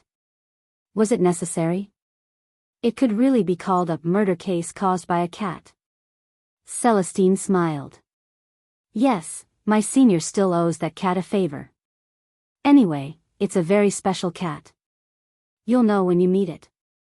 Oh, that guy seems to be coming back soon. Yi Hao did not comment on Celestine's words. He patted the corner of his clothes and left. At this moment, Zheng Tan, who was sitting in the off-road vehicle, didn't know what had happened in Chuhua City during his absence. When Ren Chang's car hit the street lamp, Zheng Tan's car was already far away, so he didn't know what had happened to Ren Chong. When the green light turned green and the two cars separated, Zheng Tan was still thinking about when he could take revenge. Fang Xiaokong saw the scene that happened when the car stopped at the red light. As for Ren Chong, Fang Xiaokong had already obtained information about him through some means, so he recognized Ren Chong. He planned to add fuel to the fire when he had the time. When the off-road vehicle was about to arrive at Tsinghua University, Jing Tan put aside his other thoughts and looked at the familiar roads and buildings. He couldn't sit still anymore, so he stood on the chair and leaned against the window to look out. After more than a month, the leaves on many trees had grown thick. He didn't know what the compound was like. The off-road vehicle drove in through the main gate of Tsinghua University, but Fang Xiaokong and the driver didn't know where the East Side family compound was, so they could only ask along the way. Jing Tan was really impatient. He scratched the window and asked Fang Xiaokong to open it, then he jumped out. The familiar environment made Jing Tan feel relaxed. Jing Tan took a deep breath and smelled the familiar scent in the air. He felt like his heart was about to float. He didn't care about Fang Xiaokong anymore. Jing Tan started running. Even though he had only been away for a month, he had experienced so many things that it felt like years. However, when he set foot in this place again, the familiar route naturally appeared in Jing Tan's mind. The leaves of the sycamore trees by the road had grown so long that they could cover the sky above the road. The noisy birds on campus didn't seem so annoying anymore. Running among the flowers and plants on the side of the road, his originally tired body became lighter and lighter in the wind that blew against his face. What did it feel like to be anxious to return home? Now, Jing Tan finally understood. In the off-road vehicle, the driver looked at Fang Xiaokong. Fang Xiaokong gave him a helpless look. "Follow me." However, within 2 minutes, they couldn't see the cat anymore. Why did the cat run so fast? It's so impatient. Ask the people next to you where the East Side family compound is, Fang Xiaokong said. Fang Xiaokong and the others couldn't find Jing Tan because Jing Tan ran fast and was in the flowers and plants. Another reason was that Jing Tan took a shortcut. After staying at Tsinghua University for so long, Jing Tan walked around every day when he had nothing to do. He knew where the shortcuts were. Therefore, in order to reach the East Side family compound as soon as possible, Jing Tan took a shortcut. Seeing the familiar gate of the East Side family compound, Jing Tan couldn't wait to do a few backflips to vent his excitement. The guard uncle had one elbow on the window, supporting his chin as he read the newspaper. Jing Tan's body was too small. From the guard uncle's angle, he couldn't see Jing Tan at all. When they passed by the guardhouse's window, Jing Tan jumped up and slapped the guard's head. The guard uncle was shocked by the sudden slap. When he looked up, he saw a black shadow flash by. He poked his head out and saw the black shadow that had disappeared for more than a month. "Oh, Black Charcoal is back?" The guard uncle laughed. He didn't care if the cat could respond. Although there were many black cats, he could tell who it was at a glance. Besides, how could someone with bad eyesight be a guard? Seeing the cat walk away, the guard uncle sat back down. He shook the newspaper in his hand and was about to continue reading. However, he suddenly remembered that there was no one in the Jiao family. How was the cat going to get in? Jing Tan excitedly ran to the Jiao family's building. He jumped up reflexively and rubbed against the card reader. However, there was no reaction at all. Then Jing Tan remembered that he didn't have an access card around his neck. F***CK, how was he going to get in without a card? Also, if there was no one in the house, he couldn't open the door. It was already past 2:00. There weren't many people going in and out of the building. Maybe someone would come back in the afternoon. Shaking his tail in annoyance, Jing Tan turned his head to look at Depang's house. The fat man was lying on the balcony, staring at Jing Tan with his eyes wide open. He was probably still wondering why Jing Tan had suddenly appeared after disappearing for more than a month. Jing Tan jumped onto Depang's balcony. He was going to ask the old lady for help. Depang got up and ran over. He stopped in front of Jing Tan and sniffed. He seemed to be confirming Jing Tan's identity. Then he raised his paw and patted Jing Tan. Jing Tan didn't care about the way Depang greeted him. What he noticed was that after not seeing him for more than a month, this guy seemed to have gotten fatter. His base was also bigger. He probably squatted on instant noodles. Looking from the back, when he ran, his legs were in a figure-8 shape. Looking at Depang now, and thinking about the first time he saw him last year, he could only sigh. He still remembered how fresh he was back then. There was still the smell of food in the house. It wasn't the old lady's lunch, but Depang's food. The old lady made all Depang's cat food. Depang's current cat food was made by the old lady. To some extent, the old lady had spoiled him. When Jing Tan went in, he found the old lady resting. He guessed that she had just fallen asleep. The big bowl on the table was still warm. In front of the old lady's door, Jing Tan didn't go in immediately. Depang, who was standing next to Jing Tan, looked like he wanted to stop Jing Tan, but he was hesitant. Jing Tan pulled his ear. "Look at you. It was as if you were afraid of waking up the old lady." The old lady was old, and it wasn't easy for her to fall asleep. Jing Tan didn't want to bother the old lady. Besides, he had other ways. Coming out of Depang's house, Jing Tan was going to find the Jiaopa in the biology building. As for Depang, it was still squatting on the balcony, guarding the old lady. It was like a guard dog. No, it was more responsible than a dog. The security guard, who had been looking out the window, saw Jing Tan come out.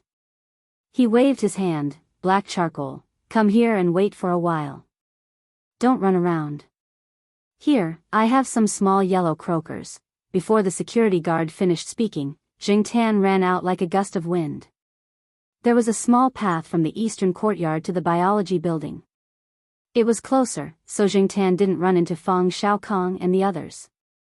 When he came to the biology building again, Jing Tan was a little nervous.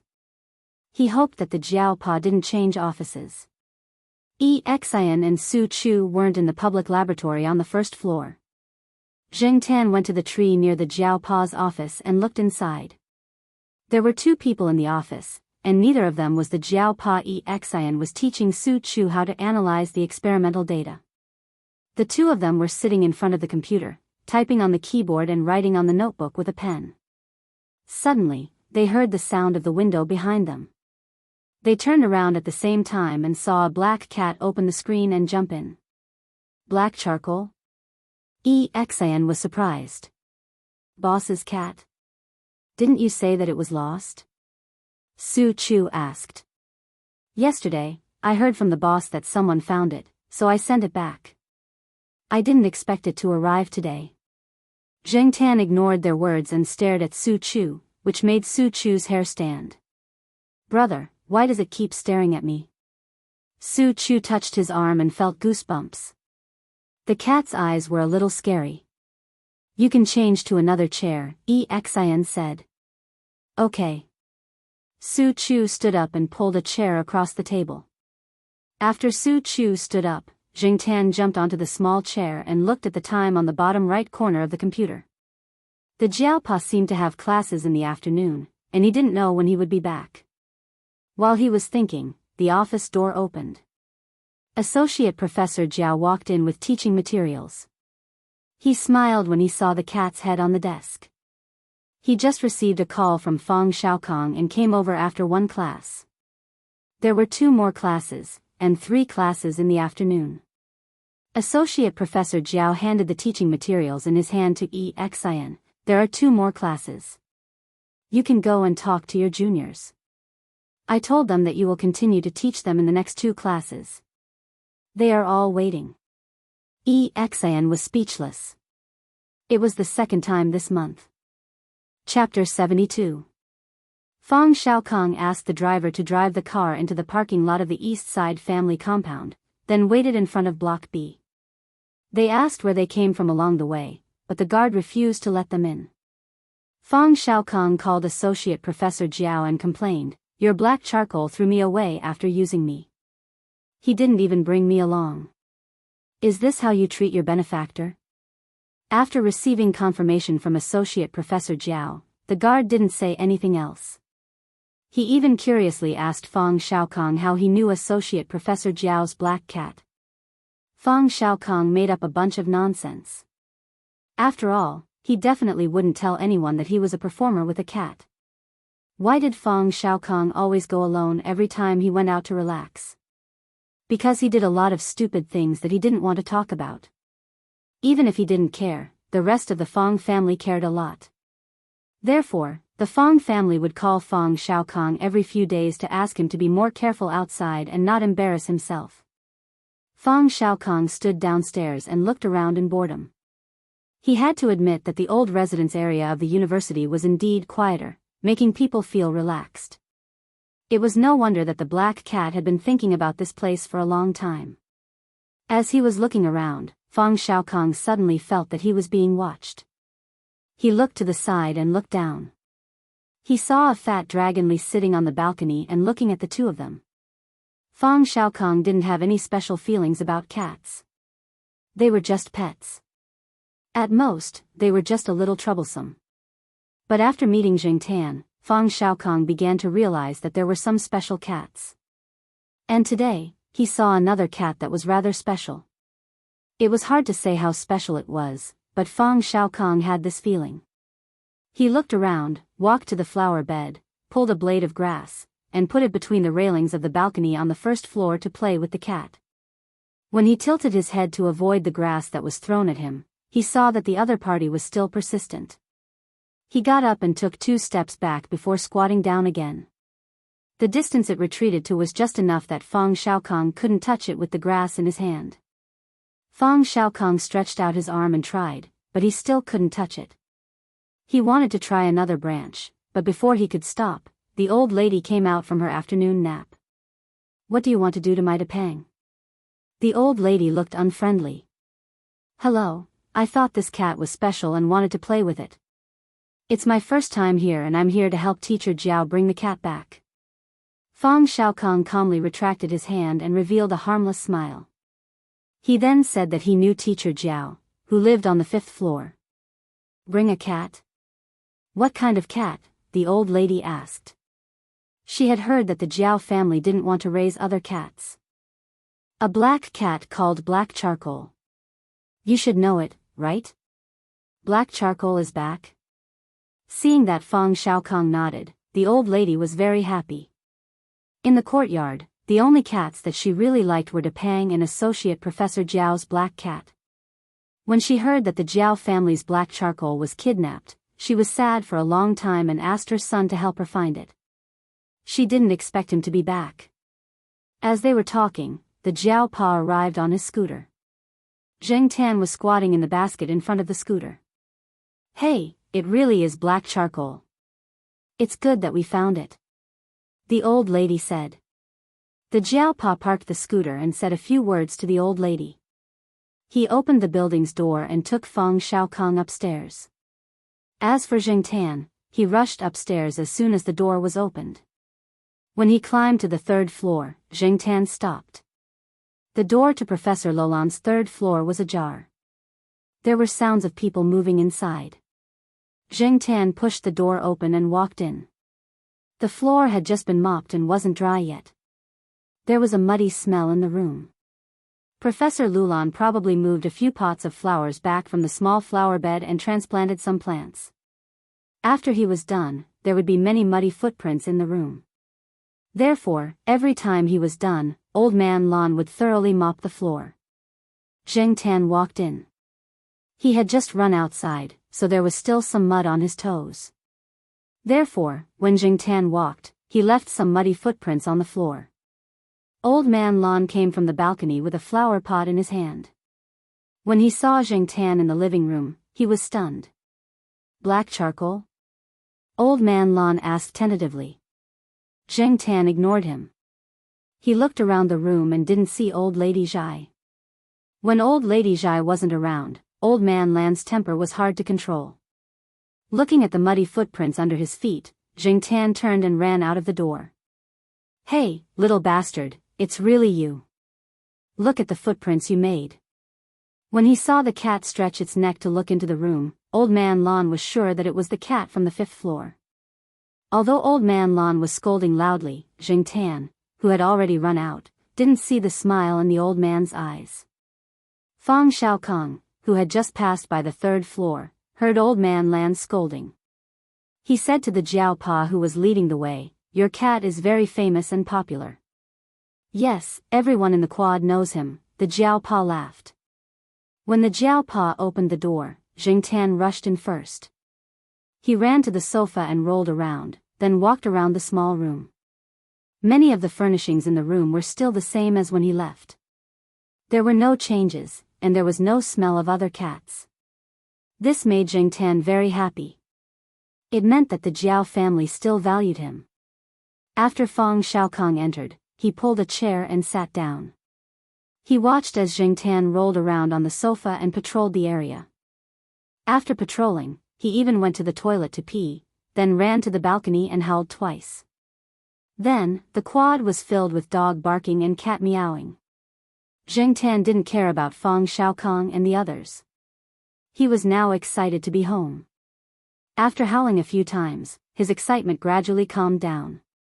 "Everyone in the Eastern District, I'm back." In the afternoon, Zhao Lu came over and bought a few bags of food. Some of it was for the two children of the Jiao family, but most of it was for Jing Tan. He said that it was to help Jing Tan get over the shock and to celebrate his return. Because of this, Fang Xiaokong laughed at Zhao Lu for a long time. Jiao Ma also came back a little earlier today. She was now teaching in the middle school. After receiving a call from the Jiao Pa, she asked for leave and came back first. The Jiao family was very grateful to Fang Xiaokong and invited him to stay for dinner, but Fang Xiaokong refused. He still had a lot of things to do in Chuhua City. After relaxing for so long, he had to throw himself into the busy business and various dinner parties again. He didn't have much time to stay here. This time, he was only here to send the cat over. If he needed to go out in the future, he might come back to look for the black cat. Before leaving, Fang Xiaokong left behind the souvenirs that Jing Tan had picked on the way back, a platinum membership card of the Shaoguan Hotel, and Fang Xiaokong's personal business card. The Jiao Pa, who already knew a little about the situation from Zhao Lu, couldn't help but be surprised when he saw Fang Xiaokong's business card. He didn't expect this person to be a big shot. His cat was really lucky. The Jiao family was filled with a joyous atmosphere that night. Jing Tan, after more than a month of wandering, finally had someone to help him brush his fur again. Then, at night, he crawled into little Pomelo's bed again. The next day, when Jing Tan opened his eyes, he was still a little dazed. After waiting for 2 seconds, he realized that he was really back this time. Waking up with the two children and eating breakfast together was also a very enjoyable process. After experiencing the wandering experience, Jing Tan felt that this kind of life was really too damn good. He didn't have to think of ways to steal things through the window, and he didn't have to be afraid of being chased and beaten after being discovered. Because of Jing Tan's arrest, the Jiao family was nervous when Jing Tan went out for a walk. However, after a few days, they found that nothing had happened. Everything was still the same as before, so they were a little relieved. Now, many places in the school had been replaced with new cameras, and the management was a little stricter. There were also cameras installed in several places in the family compound. Of course, these cameras were only installed in some public places, and wouldn't invade the privacy of the staff in the family compound. During the time that Jing Tan was back, even if he went out, he would always walk around in the family compound with Depang, Huang, and the sheriff. They hadn't seen each other for more than a month. Other than Depang becoming chubbier, Huang and the sheriff hadn't changed much. They were basically the same as before, but they were a little more excited when they saw Jing Tan. After sending the two children and the Jiao Ma out of the compound in the morning, Jing Tan and the 3 cats, who were out for a walk, wandered around the compound. At this time, there were many people in the compound who were either working or going to school. There weren't many people outside. Jing Tan was a little bored. Although life here was very comfortable, it was too comfortable, and it made Jing Tan a little bored. After 2 steps, Jing Tan's ears twitched, and he looked at a building. This was a corner of the eastern compound, and the building that Jing Tan was looking at was the innermost building of the eastern compound. Usually, even if it wasn't working hours, there weren't many people walking here. Jing Tan followed the sound and walked to the building. After confirming the source of the sound, he went to the balcony of a resident on the first floor. He jumped onto the balcony railing, walked from the railing to the window, and then jumped onto the windowsill. The door to the balcony of the bedroom with the balcony was closed, and the windows were also closed. However, the curtains inside weren't drawn, and were only half drawn, so Jing Tan could see the situation in the room clearly from the window that wasn't covered. In the room, a young man and woman were kissing passionately. They looked like they had just come back from outside, and they were wearing clothes. However, now their clothes were being taken off piece by piece as the two moved. Jing Tan didn't expect to see such a hot scene in the morning, so he was very excited. He stood on the windowsill and put his head in front of the window, almost sticking to the glass on the window to look inside. Depang, who was squatting in the grass near the flower bed and squinting his eyes to bask in the sun, saw Jing Tan staying by the window, and curiously walked over. Although he had become fat again, his jumping ability was still very good, and he easily jumped onto the balcony railing. Then he walked to Jing Tan's side and tilted his head to look inside. Jing Tan noticed the movement next to him, and looked at Depang, thinking to himself, "Can King understand?" After a few seconds, Huang and the sheriff, who were playing with bugs outside, also came over. The four cats squeezed on the windowsill and looked inside through the window that wasn't covered. The man and woman inside had already taken off their clothes and were lying on the bed. The foreplay was almost done, and they were ready to take off their condoms and go for it. The woman lying on the bed inadvertently glanced at the window. Then, with a loud shout, she kicked the man in the chest and directly kicked him off the bed. Chapter 73. Go away.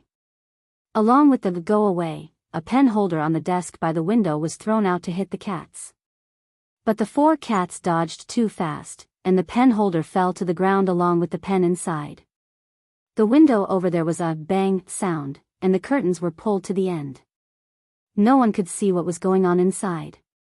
Jing Tan looked at the closed curtains and was a little disappointed. He didn't expect to be discovered. Shaking his head, Jing Tan turned to leave, but he saw Huang walk over there and look at a marker pen that fell out of the pen holder on the ground. It raised its paw and poked at it, then suddenly jumped around the marker pen like a kangaroo, rolled on the ground, and played with it with its paw, as if it had found a new toy. The sheriff watched for a while not far away, and came over to play with the pen with Huang Erwo. Jing Tan sighed. So, these cats didn't understand what they had just seen. In their eyes, live-action movies were not as attractive as a broken marker pen. Lying on the grass and basking in the sun, Jing Tan jumped onto a tree and waited for Jiao Ma and the others to come back at noon. Although Jing Tan had brought the access card with him, there was no one at home, and Jing Tan didn't want to be alone at home. Being outside for more than a month really did affect him, and he couldn't sit still at home. In the afternoon, he still had to go to Xiaoguo's place. Xiaoguo only knew that Jing Tan was back yesterday, and said that he was going to pick up Jing Tan today.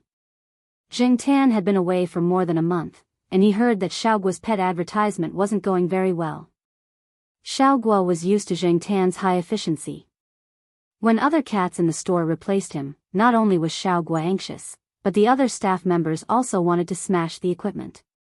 This time, they really understood the helplessness of those who made animal movies. Sometimes, it wasn't just throwing food to make animals listen to you. During the filming process, a little other factor could make all the efforts go to waste. As Xiaoguo's requirements for advertising became higher and higher, the cats in the store could no longer meet the new standards. The starting point was too high. As a result, once Jing Tan was not around, Xiaoguo had to spend more time, energy, and money to come up with a comparable advertisement. The good thing was that most of the time, it was just pictures. The video version couldn't be taken out, so there was no need to spend a lot of money on it. Many people who knew Xiaoguo asked him why he didn't have the video version anymore. Xiaoguo's reason was that the star cat had been brought back by its owner. As for when he would have the video version again, he wasn't sure. When he found out that Jing Tan had returned, Xiaoguo almost rushed over to the east courtyard. However, he had too many things on hand, so he delayed it for a day. Jiao Ma didn't have any classes in the afternoon, so she took a day off and personally brought Jiangtan over. Xiaogua said that Jiangtan should go over and get used to the environment first. At the same time, Jiangtan also had a thorough physical examination. When the cat first came back, Jiaoma saw that it looked the same as when it had left more than a month ago. It also ate a lot. Other than being a little excited, there was nothing wrong with it. It was in good spirits and had no external injuries. After taking its temperature, it was normal. The cat had been with Fang Xiaokong and the others for a long time, but Fang Xiaokong didn't say anything about it being sick. Jiaoma didn't send her cat over to Xiaogua's place. After all, if she sent her cat over, her cat would probably be busy again. Jiaoma had heard a little about Xiaogua's situation. She didn't want to send her cat over, so she wanted to delay it for a few more days. She didn't expect to hear the news so soon. Jiangtan hadn't been to the pet center for a long time. He didn't see Li Yuanba and Peanut Candy. He heard that they had just gone out for a walk. After checking Jiangtan and making sure that he was healthy, Jiaoma was relieved. She went to the studio where the advertisement was shot and sat down to watch Xiaogua and the others shoot. The people in the studio saw Jiangtan as if they had seen their savior. For the past month, every shoot was torture. Without comparison, they couldn't tell the difference. In the past, they thought that such an ordinary black cat was nothing special, except that it was a little smarter than other cats. After more than a month of experience, they knew that this was a big mistake. Jiaoma sat next to them and saw the expressions of the staff when they saw her cat and couldn't help but praise it. She smiled proudly. Today, they only did some simple activities to let Jiangtan get used to it. In the future, Xiaoguo would come every 2 weeks. If there were special circumstances, Xiaoguo would call the Jiao family. Logically speaking, the advertisement didn't need to be shot so frequently. 1 or 2 would be enough, but Xiaoguo had his own plans. Jiangtan didn't care. After all, he had nothing to do and could earn some pocket money. After leaving the pet center, Jiaoma didn't go home directly. Instead, she took Jiangtan to the affiliated hospital. There was a residential area next to the affiliated hospital. There were teachers and doctors from the affiliated hospital nearby, as well as some students who rented rooms here. However, the rent here was slightly more expensive, so there weren't many students here. Even if there were, they were either from wealthy families or graduate students at Tsinghua University. At the moment, in room 302 on the 3rd floor of the affiliated hospital building, Bai Yang, a third-year graduate student at the School of Management of Tsinghua University, was writing a thesis on the computer. After the internship and market research, there was a lot of data to be processed. He hoped to sort out a few reports as soon as possible. After graduation, these reports and theses published in foreign magazines would become his personal calling card when he entered society. Therefore, people like him were working very hard. While Bai Yang was typing on the keyboard, a cat jumped on the desk. The cat's back and tail were yellow with tiger stripes. Its belly was white. It was about 8 months old. The cat meowed twice. Bai Yang kept staring at the computer and ignored it. Seeing that Bai Yang was ignoring it, the cat squatted by the desk and looked at Bai Yang. Then, it looked at some things on the desk. There was a pen. It raised its paw and moved it. Patter. The 2B pencil fell to the ground. The sharpened tip was broken. The cat tilted its head and looked at the pencil that fell to the ground. Then, it turned its attention back to the desk. There was an eraser. It raised its paw and moved it. The eraser was thrown off the edge of the desk. Looking at the eraser that fell to the ground and bounced twice, the cat looked at the other things on the desk again. There was a cup of warm coffee next to it. Only half of the cup was drunk. The cat went up and sniffed the cup. It was not interested. Then, it turned its attention to the computer. It looked at the mouse moving on the computer screen. It raised its paw and chased after the mouse. Bai Yang pushed it to the side. Stop fooling around. Go play by yourself. After that, he continued to organize his thesis. But the cat did not give up so easily. It pressed the keyboard and blocked the screen. Bai Yang had no choice but to carry it off the desk, go to bed and sleep. Meow, the cat squatting on the floor saw that Bai Yang was ignoring it again. It meowed twice and did not get a response. It went to the other side of the desk and jumped on it. There was a piggy bank there. Next to the piggy bank was a wooden pen holder. There was only a gap between the two items. The cat did not leave. Instead, it squeezed between the two items and knocked the pen holder over. Then, it slowly walked to Bai Yang's side. There was a pen on the open notebook. The cat looked at the pen for 2 seconds. Then, it raised its paw and moved it. Patter. The pen fell to the ground. Bai Yang processed the data in the Excel and was ready to record it in the notebook. However, he found that the pen on the notebook was missing. He looked at the floor. The pen, eraser, and some plush pendants were thrown on the floor. Bai Yang let out a long sigh and bent down to pick up the pen from the computer chair. Seeing that, the cat lay on the edge of the table and stretched its arm and bent its palm to scratch the hair on the back of Bai Yang's head. Are you done fooling around? Bai Yang got up and roared. Meow, meow your ass. Bai Yang rubbed his forehead. He already regretted promising Li Xiaoqian to raise the cat. The cat was called Dodo.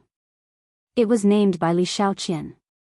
Dodo was probably abandoned by the students in the school after they raised it. When Li Xiaoqian picked it up, it was splashed with soy milk. Its whole body was covered in dust. It was skinny and hunched pitifully on the lawn. When the wind blew, it would tremble. As long as someone walked by, it would run away as if it was frightened. After Li Xiaoqian fed it a few times, she gradually became familiar with it. Later, she simply brought it home. Since Jiao Ma was hospitalized, Li Xiaoqian often helped to take care of her. Later, Li Xiaoqian also helped when Jiao Ma came to the hospital for a follow-up visit. In addition, Jiao Pa and Li Xiaoqian's mentor were more familiar, so Jiao Ma had a good impression of this medical schoolgirl. She would chat with her when they met. She knew that Li Xiaoqian picked up a cat to raise. Jiao Ma even saw Dodo a few times. 2 weeks ago, Li Xiaoqian followed her mentor to study abroad. She asked Bai Yang to help raise it. Then, Bai Yang's bitter life began. In the first 2 days, Dodo was still very obedient and didn't run around. However, it completely changed after getting familiar with it. It threw the cup, scratched the sheet, and messed around everywhere. The good thing was that the cat didn't make much noise. It might be because it was castrated. It didn't run out. Even if it opened the door, it didn't run out. It was probably scared of staying outside. After Dodo was familiar with the environment, it was curious about everything in the room. It also wanted to smell the coffee that Bai Yang made. Although it didn't lick it, its whiskers touched the inside. There were also 2 short cat hairs floating on the surface of the coffee. Bai Yang really couldn't drink it. Not only that, but it also stretched out its paw to poke the coffee cup. If it wasn't for Bai Yang's quick hand, the coffee cup would have been sacrificed again. Bai Yang would be scolded by Li Xiaoqian when he broke a cup lid. This cat broke 3 cups in just 2 weeks. Li Xiaoqian didn't say anything when they were chatting online. When both of them finally had time to do an international video call, this cat even snatched the video time. As for sharpening its claws, except for the scratching board, it scratched everything else. The cat's claws could be seen on the curtains, sheets, quilt covers, sofa, clothes, and the jeans that Bai Yang was wearing now. Sleeping at night, he was woken up by the pressure in the middle of the night. The pressure on the chest could easily make people have nightmares. When Bai Yang woke up, he could see the lump on his chest. Sometimes the cat would directly get into the quilt. Not only did it get into the quilt, but it also made a lot of trouble from the head of the bed to the end of the bed, left to right. It would take a long time before it could calm down and sleep. What made Bai Yang depressed the most was, it was still lying on my lap when I watched a movie at night. How can I touch it? Even if you can, why don't you try touching it? With the cat's nature, it would definitely come over and scratch. It was said that when cats were lonely, they would take the initiative to come over and be intimate with you. It sounded beautiful, but the problem was that when it was lonely, Bai Yang was busy and disoriented. Looking at the cat that caused all kinds of trouble in front of him, Bai Yang wanted to slap it. But he couldn't slap it. He promised Li Xiaoqian that he would take good care of the cat. Li Xiaoqian said that Associate Professor Jiao's cat was well-behaved and considerate. It knew to visit Ms. Gu when she was sick and helped to pick up the children every day. Chapter 74. When Bai Yang was staring at Dodo, he suddenly heard someone knocking on the door. Who is it? Bai Yang's tone wasn't very good. There was still anger in his words when he roared at the cat just now. When he opened the door and saw the person standing at the door, Bai Yang was a little embarrassed. Teacher Gu, it's you. Please come in. Bai Yang quickly wiped the chair. The chair was crawled on by the cat. Usually, he didn't wipe it when no one came. Jing Tan came out from the bag carried by the Jiao Ma. He looked around and saw the cat squatting on the table. Teacher Gu, is this cat yours? Bai Yang handed over a cup of tea and asked. Yeah, my family's black charcoal. I lost it because of some things before. I just asked someone to help me find it a few days ago. Because her family's cat came back, the Jiao Ma had a smile on her face recently. Oh. This is black charcoal. Bai Yang looked at the black cat that jumped on a chair. Is this the black cat that Li Xiaoqian has been praising? Zheng Tan noticed Bai Yang's gaze and turned his head to look at him. When Bai Yang and Zheng Tan's gaze met, his heart skipped a beat. He always felt that the cat in front of him was a bit strange. Perhaps he was used to Dodo's antics. When he suddenly saw such a calm and even cold cat, he felt inexplicably weird. It was as if the person sitting in front of him wasn't a cat but a stranger. If Bai Yang really had to choose, he would still rather choose Dodo. If he wanted to roar when he was angry, he would just roar at it and teach it a little lesson. However, when facing this black cat, Bai Yang felt that his aura was a bit incompatible. He probably couldn't even roar at it. Jing Tan ignored Bai Yang and turned his head to look at the cat squatting on the table again. The cat seemed to dislike strangers and unfamiliar cats, especially male ones. The gaze it looked at Jing Tan with vigilance and strong vigilance. It was probably bullied outside. Therefore, Jing Tan just sat on the chair and didn't go up to greet him. After wandering outside for a while, Jing Tan was more sensitive to the psychological emotions of many people and cats. He could detect the emotional changes of others.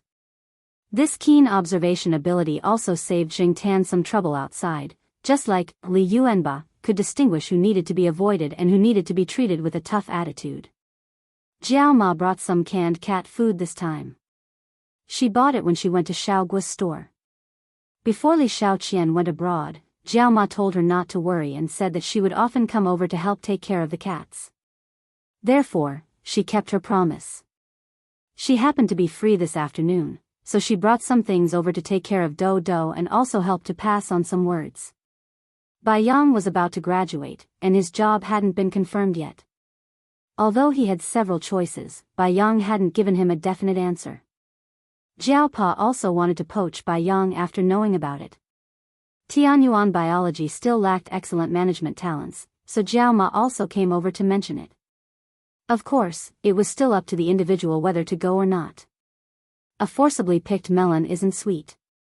Jiao Ma handed an invitation letter and an explanation document that Yuan Zi sorted out to Bai Yang. After a brief discussion, she left with Jing Tan again. After they left, Bai Yang looked at the document in his hand again and carefully put it into the drawer. He looked at Dodo who was squatting on the edge of the table. You have to be serious when there are outsiders. Meow-why? Do you have a problem with it? Bai Yang took Dodo down from the edge of the table and continued to sort out the thesis. Even if Dodo climbed onto his lap again, he didn't throw it down again. When he returned to the Eastern District compound, Jing Tan saw Celestine standing downstairs. Speaking of which, Jing Tan hadn't seen Celestine for a long time. Since Celestine moved to the company, they rarely met. Only occasionally when Celestine called Jiao Pa would he greet Jingtan. Little Wei, why are you here? Why didn't you call me when you came? You just stood here and waited, said Jiao Ma. Celestine smiled. I asked the guard. He said that you took black charcoal out. I saw that it was almost time for school to end, and you guys were coming back soon, so I didn't call you. As he said that, he looked at the black charcoal waiting in front of the door. Black charcoal, long time no see. Jingtan pulled his ears and hummed twice as a greeting. Still the same old, don't like to talk to people. Sigh, I was going to take you out to play, said Celestine.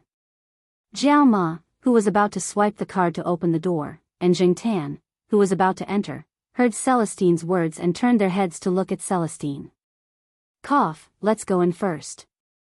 Celestine scratched his head. He could see that Jiao Ma was a little disapproving. She was probably nervous about the cat incident. Jingtan was very interested.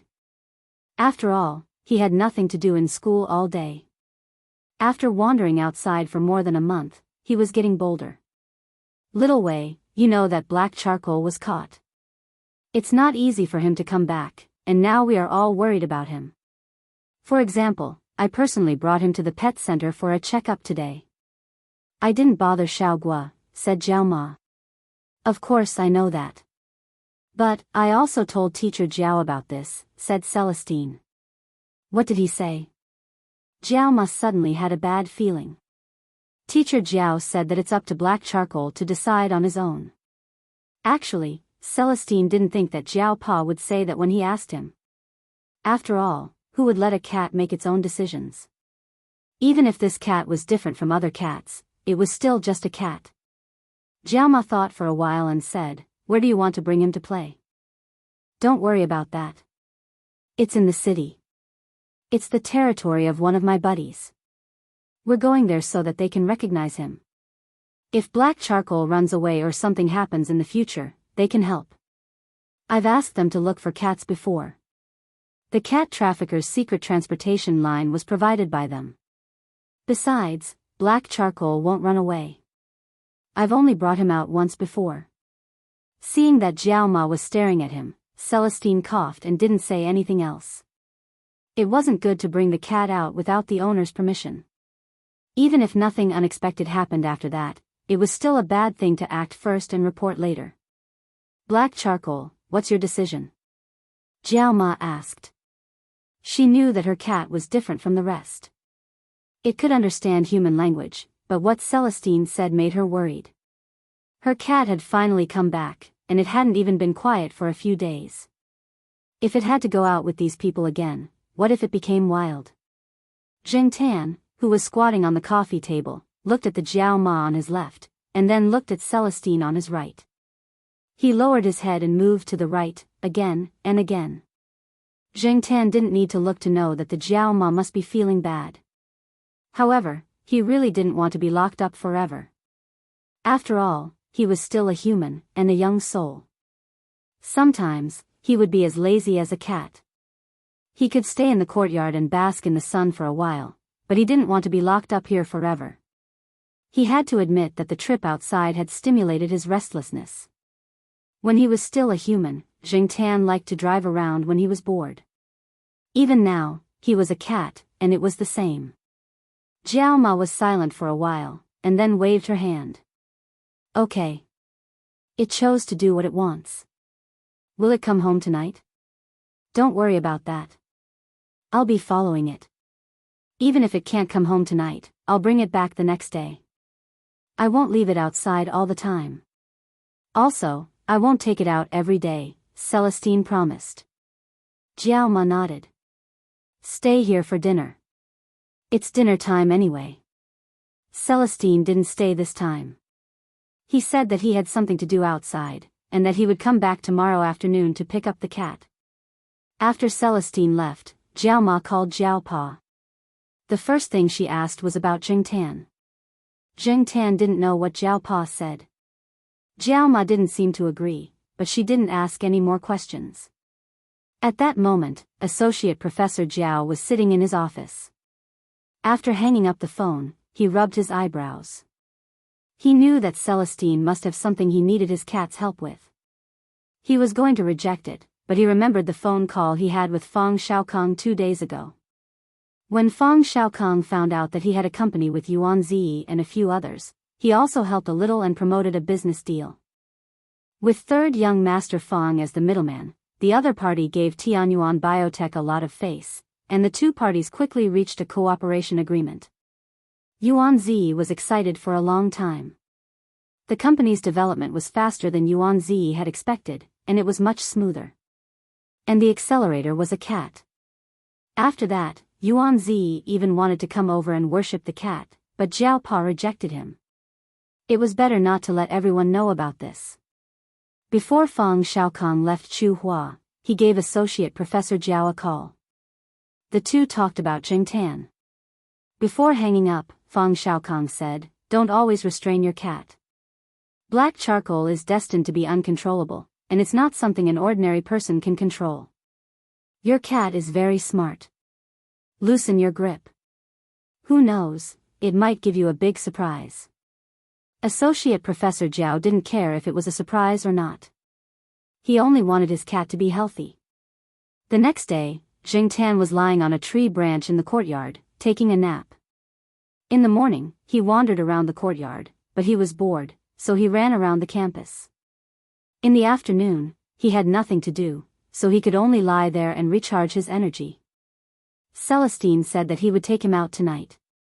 After dinner, Celestine arrived. In this month, the sky was still bright after dinner. Zheng Tan followed Celestine downstairs. Celestine didn't ride his motorcycle this time. Instead, he drove a small car that didn't look like much. However, even if it didn't look good, it was still a four-wheeled car. It was much better than being carried in a backpack while riding the motorcycle. "I borrowed this car from someone. Don't shit on the seat." Celestine sat in the driver's seat and said to Jingtan, who was squatting in the back seat.